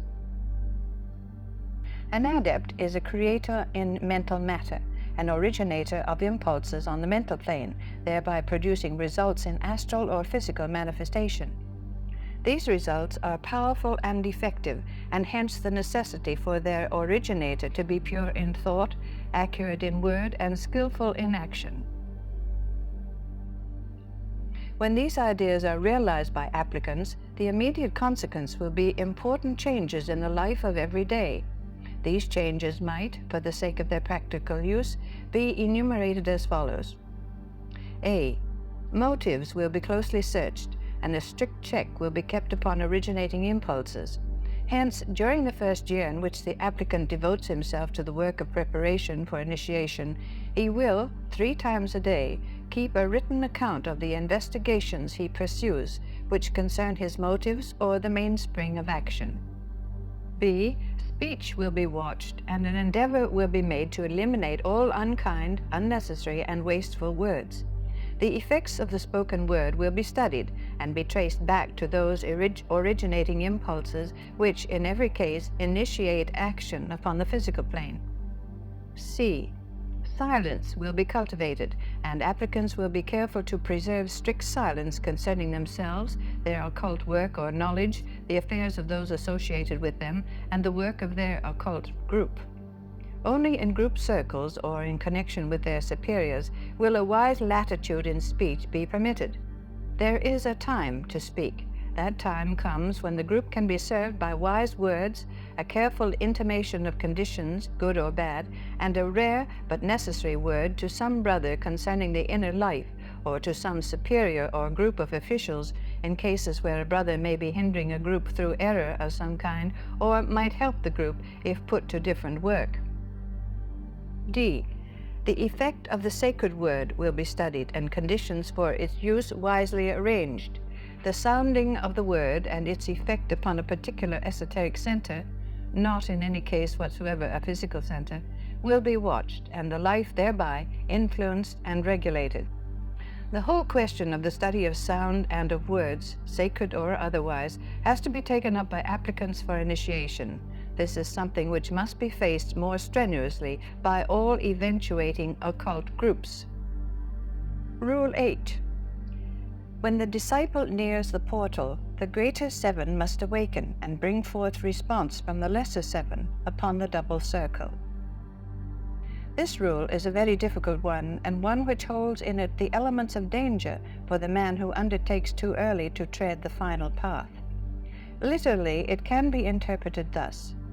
The would-be initiate must develop somewhat the vibration of the 7 head centers, and thus sweep into increased vibratory activity the 7 centers in the body upon the etheric plane, affecting also through reciprocal vibration the 7 physical centers, which are inevitably stimulated when the etheric centers approach their maximum vibration. It is not necessary to enlarge upon this point beyond pointing out that as the 7 centers within the head become responsive to the ego, the following 7 centers: 1. The head considered as a unit, 2. The heart, 3. The throat, 4. The solar plexus, 5. The base of the spine, 6. The spleen, 7. The organs of generation, are also affected, but affected along the line of purification and control. This will produce results in the definitely physical organs through which man functions on the physical plane. In illustration, man can then transfer consciously the creative fire and energy from the organs of generation to the throat, or through the conscious control of the heart, produce suspended animation of the physical body. This is not achieved through what is called hatha yoga practices, or concentrating the attention upon the physical organs, but through the development of the control by the inner God who works through the head center and thus dominates all else.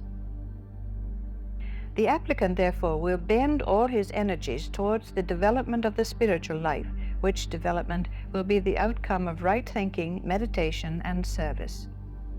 Through deep study of all there is to be known concerning energy and its focal points, he will coordinate his life so that the life of the spirit may flow through it. This study can only be safely undertaken at present in group work and under guidance from a teacher. The pupils will pledge themselves to permit no experimentation in their lives and no careless trifling with the fires of the body. They will simply apply themselves to a theoretical comprehension and a life of service. The centers will then develop normally, whilst the applicant bends his attention to loving his brother perfectly in truth and in deed, to serving wholeheartedly, to thinking intelligently, and to keeping a close watch upon himself. He will also record all that seems to him in his inner life to be concerned with the evolution of the centers. This record can be surveyed by the teacher, comment made, deductions sought, and the quota of information thus gained filed for group reference. In this way, much knowledge can be stored up for use. The applicant who misuses knowledge, who indulges in such practices as breathing for development or concentrating upon the centers, will inevitably fail in his endeavor to reach the portal, and will pay the price in his body by the appearance of insanity, of neurasthenic conditions, and various physical ills. Rule 9. Let the disciple merge himself within the circle of his other selves. Let but one color blend them and their unity appear. Only when the group is known and sensed can energy be wisely emanated. One thing all disciples and applicants for initiation have to do is to find that particular group of servers to which they belong on the inner plane, to recognize them upon the physical plane, and to unite with them in service for the race. This recognition will be based upon A. Unity of aim, B. Oneness of vibration, C. Identity in group affiliation, D. Karmic links of long standing, E. Ability to work in harmonious relation. Superficially, this may appear one of the easiest of the rules, but in practice it is not so. Mistakes are easily made, and the problem of working harmoniously in group alignment is not so simple as it may appear. Egoic vibration and relationship may exist, yet the outer personalities may not harmonize. It is the work, then, of the applicant to strengthen the grip of his ego upon his personality so that the esoteric group relation may become possible upon the physical plane.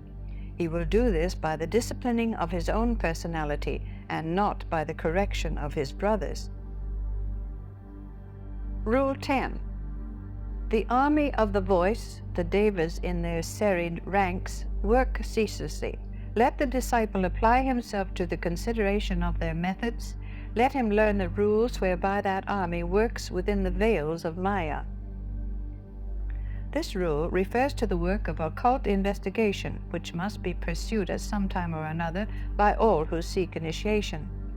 Though it is not safe for the uninitiated to tamper with the parallel evolution of the devas, yet it is necessary and safe to investigate the procedure pursued by the builders, the methods followed by them in reproducing from the archetype via the etheric that which we call physical manifestation. Their groups must be somewhat theoretically cognized, and the sounds whereby they are swept into activity considered. This involves, therefore, the organized study by all applicants of 1. The purpose of sound, 2. The esoteric meaning of words, of grammar, and of syntax, 3. The laws of vibration and of electricity, and many other subsidiary studies which concern themselves with the manifestation of divinity and consciousness through the medium of deva substance and the activity of the controlling devas. the laws of the macrocosm will be investigated, and the correspondence between the activities of the microcosm and the active manifestation of the macrocosm will be recognized. Rule 11. Let the disciple transfer the fire from the lower triangle to the higher, and preserve that which is created through the fire of the midway point. This means literally the control by the initiate of the sex impulse, as usually understood, and the transference of the fire, which now normally vitalizes the generative organs, to the throat center, thus leading to creation upon the mental plane through the agency of mind. That which is to be created must then be nourished and sustained by the love energy of nature issuing from the heart center.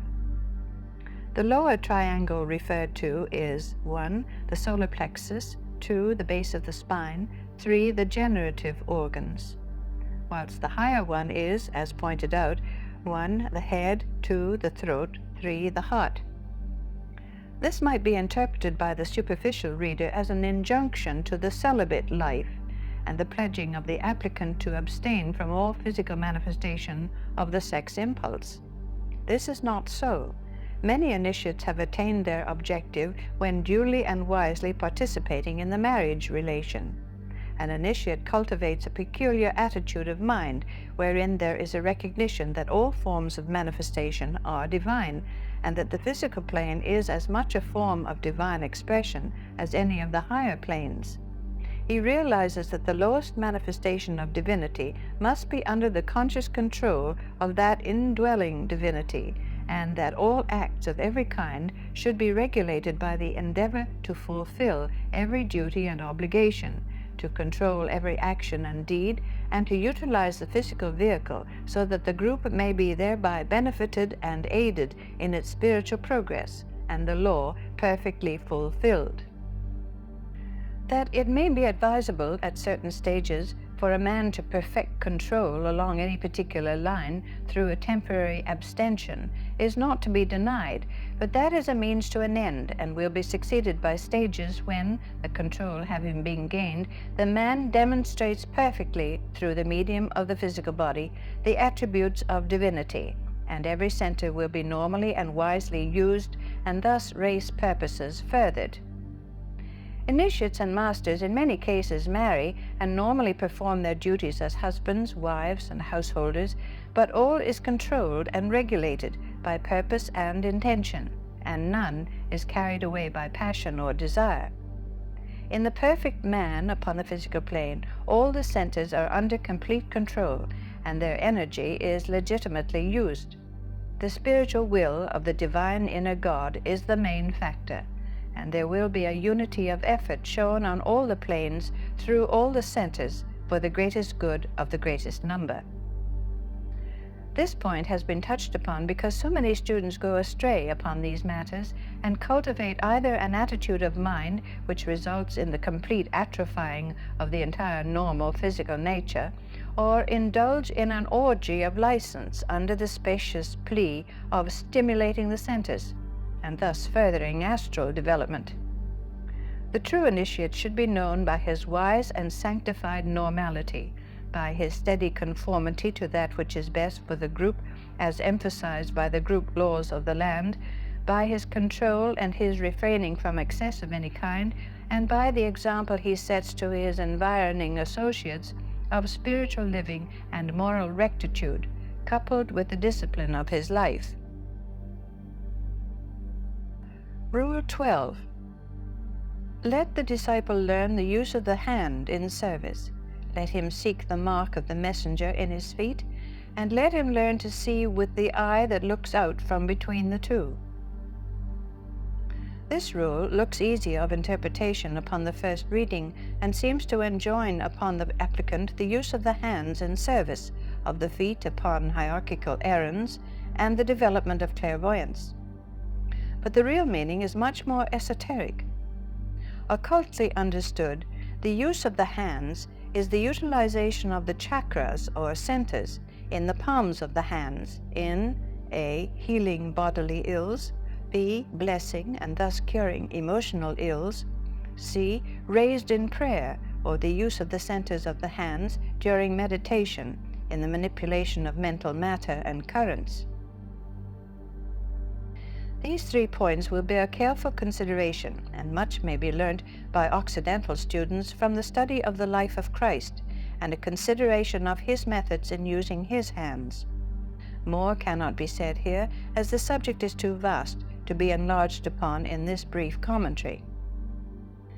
The mark of the messenger in the feet is a reference to that well-known symbol of the wings on the heels of Mercury. Much upon this subject will be revealed to students in occult schools, who will gather together all that can be found concerning the messenger of the gods, and who also will study with care information which astrological students have gleaned anent the planet Mercury, and which occult students have gathered concerning the inner round.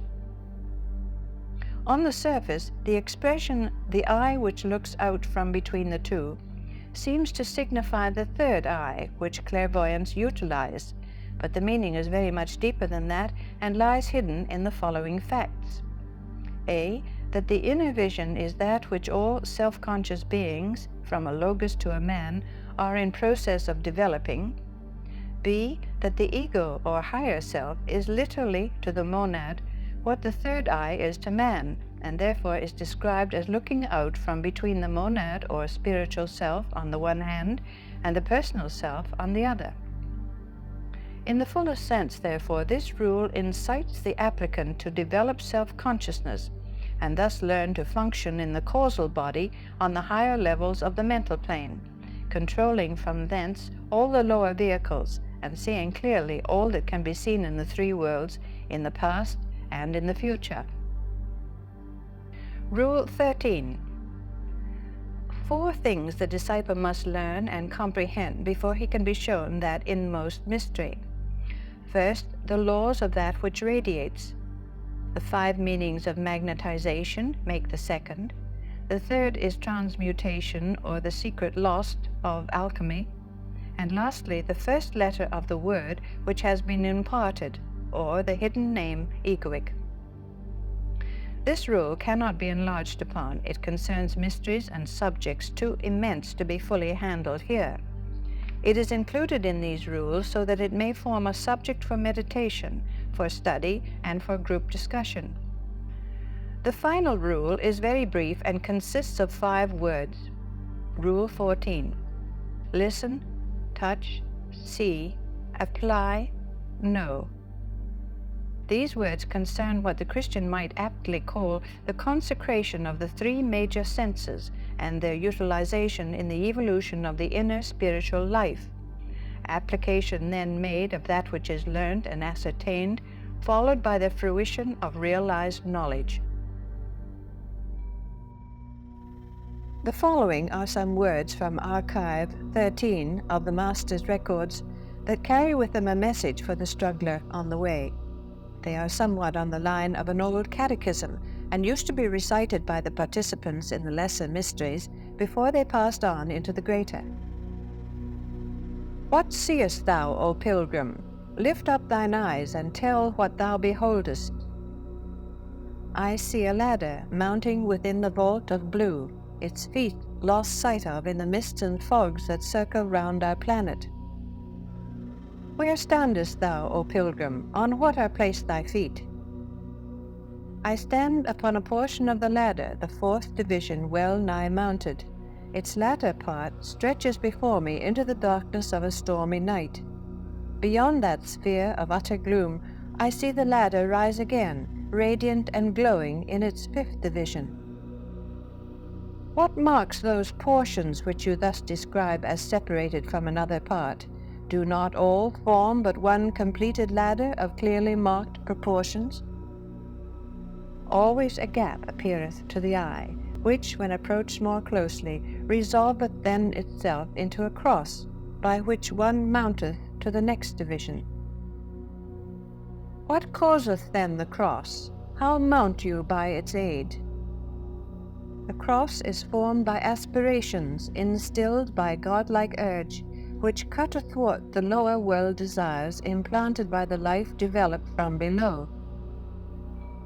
Explain more clearly what you mean and how that cross becomes the way. The arms that form the cross become the great dividing line, placed twixt the lower and the higher. Upon those arms the hands are nailed, the hands that grasp and hold, ministering to the lower needs, trained thus through many eons. Lo, when the hands are helpless held, and cannot grasp and hold, the inner life slips from its sheath, mounting the limb upright. It passeth from the lower forth, and the cross doth bridge the gap. Pass they with ease that mount that limb, and leave the fourth behind? They pass through tears, through clouds and mists, they suffer and they die. They bid adieu to all earth's friends, they mount the way alone. They bridge the gap with loving deeds done in the pain of living. They lift one hand aloft to him who standeth just above. They lean one downward to the man who standeth next below. The hands, freed from the transverse arms, are freed but to be held. Only the empty, nail-marked hands can keep the chain complete. Where ends the ladder's length? What point of gloom is pierced by it? And where projects its end? It cuts the crystallizing sphere with all its myriad forms. It pierces through the watery plain, washed by the swirling tides. It passes through the nethermost hell, down into densest mire, and ends within the latent fire, the molten lake of fiercest burning, touching the denizens of fire, the Shaitans of the scarlet heat. Where mounts the ladder's length? Where is its consummation? It mounteth through the radiant spheres, through all their 6 divisions. It riseth to the mighty seat within the final 5th, and passeth from that mighty seat to yet another greater. Who sits upon that mighty seat within the final 5th? He with the name we mention not, save in utter adoration. The youth of endless summers, the light of life itself, the wondrous one, the ancient one, Lord of Venusian love, the great Kumara with the flaming sword, the peace of all the earth. Sits he alone, this wondrous one, upon his sapphire throne? He sits alone, yet close upon the rainbow steps there stand 3 other lords, garnering the product of their work and sacrificing all their gain to aid the Lord of love. Are they assisted in their work? Do other ones of greater powers than ours stand too upon the ladder? These mighty 4, action and love, in wise cooperation work with their brothers of a lesser grade, the 3 great lords we know. Who aid these mighty lords? Who carry on their work, linking the lower with the higher? The brothers of logoic love in all their many grades. They stay within the final 5th, till it absorbeth all the 4th. Where mounts the ladder then? To the greatest Lord of all, before whom e'en that ancient one bends in obeisance low, before whose throne of effulgent light angels of highest rank, masters and lords of uttermost compassion, prostrate themselves, and humbly bend, waiting the word to rise. When sounds that word, and what transpires when it echoes through the spheres? That word sounds not till all is done, until the Lord of endless love deemeth the work correct. He uttereth then a lesser word that vibrateth through the scheme. The greater Lord of cosmic love, hearing the circling sound, addeth completion to the chord, and breatheth forth the whole. What will be seen, O pilgrim, on the way, when sounds that final chord? The music of the endless spheres, the merging of the 7, the end of tears, of sin, of strife, the shattering of forms, the finish of the ladder, the blending in the all, completion of the circling spheres, and their entry into peace. What part, O pilgrim on the way, play you within this scheme? How will you enter into peace? How stand before your Lord? I play my part with stern resolve, with earnest aspiration. I look above, I help below. I dream not, nor I rest. I toil, I serve, I reap, I pray. I am the cross, I am the way. I tread upon the work I do. I mount upon my slain self. I kill desire, and I strive, forgetting all reward. I forego peace, I forfeit rest, and in the stress of pain I lose myself, and find myself, and enter into peace.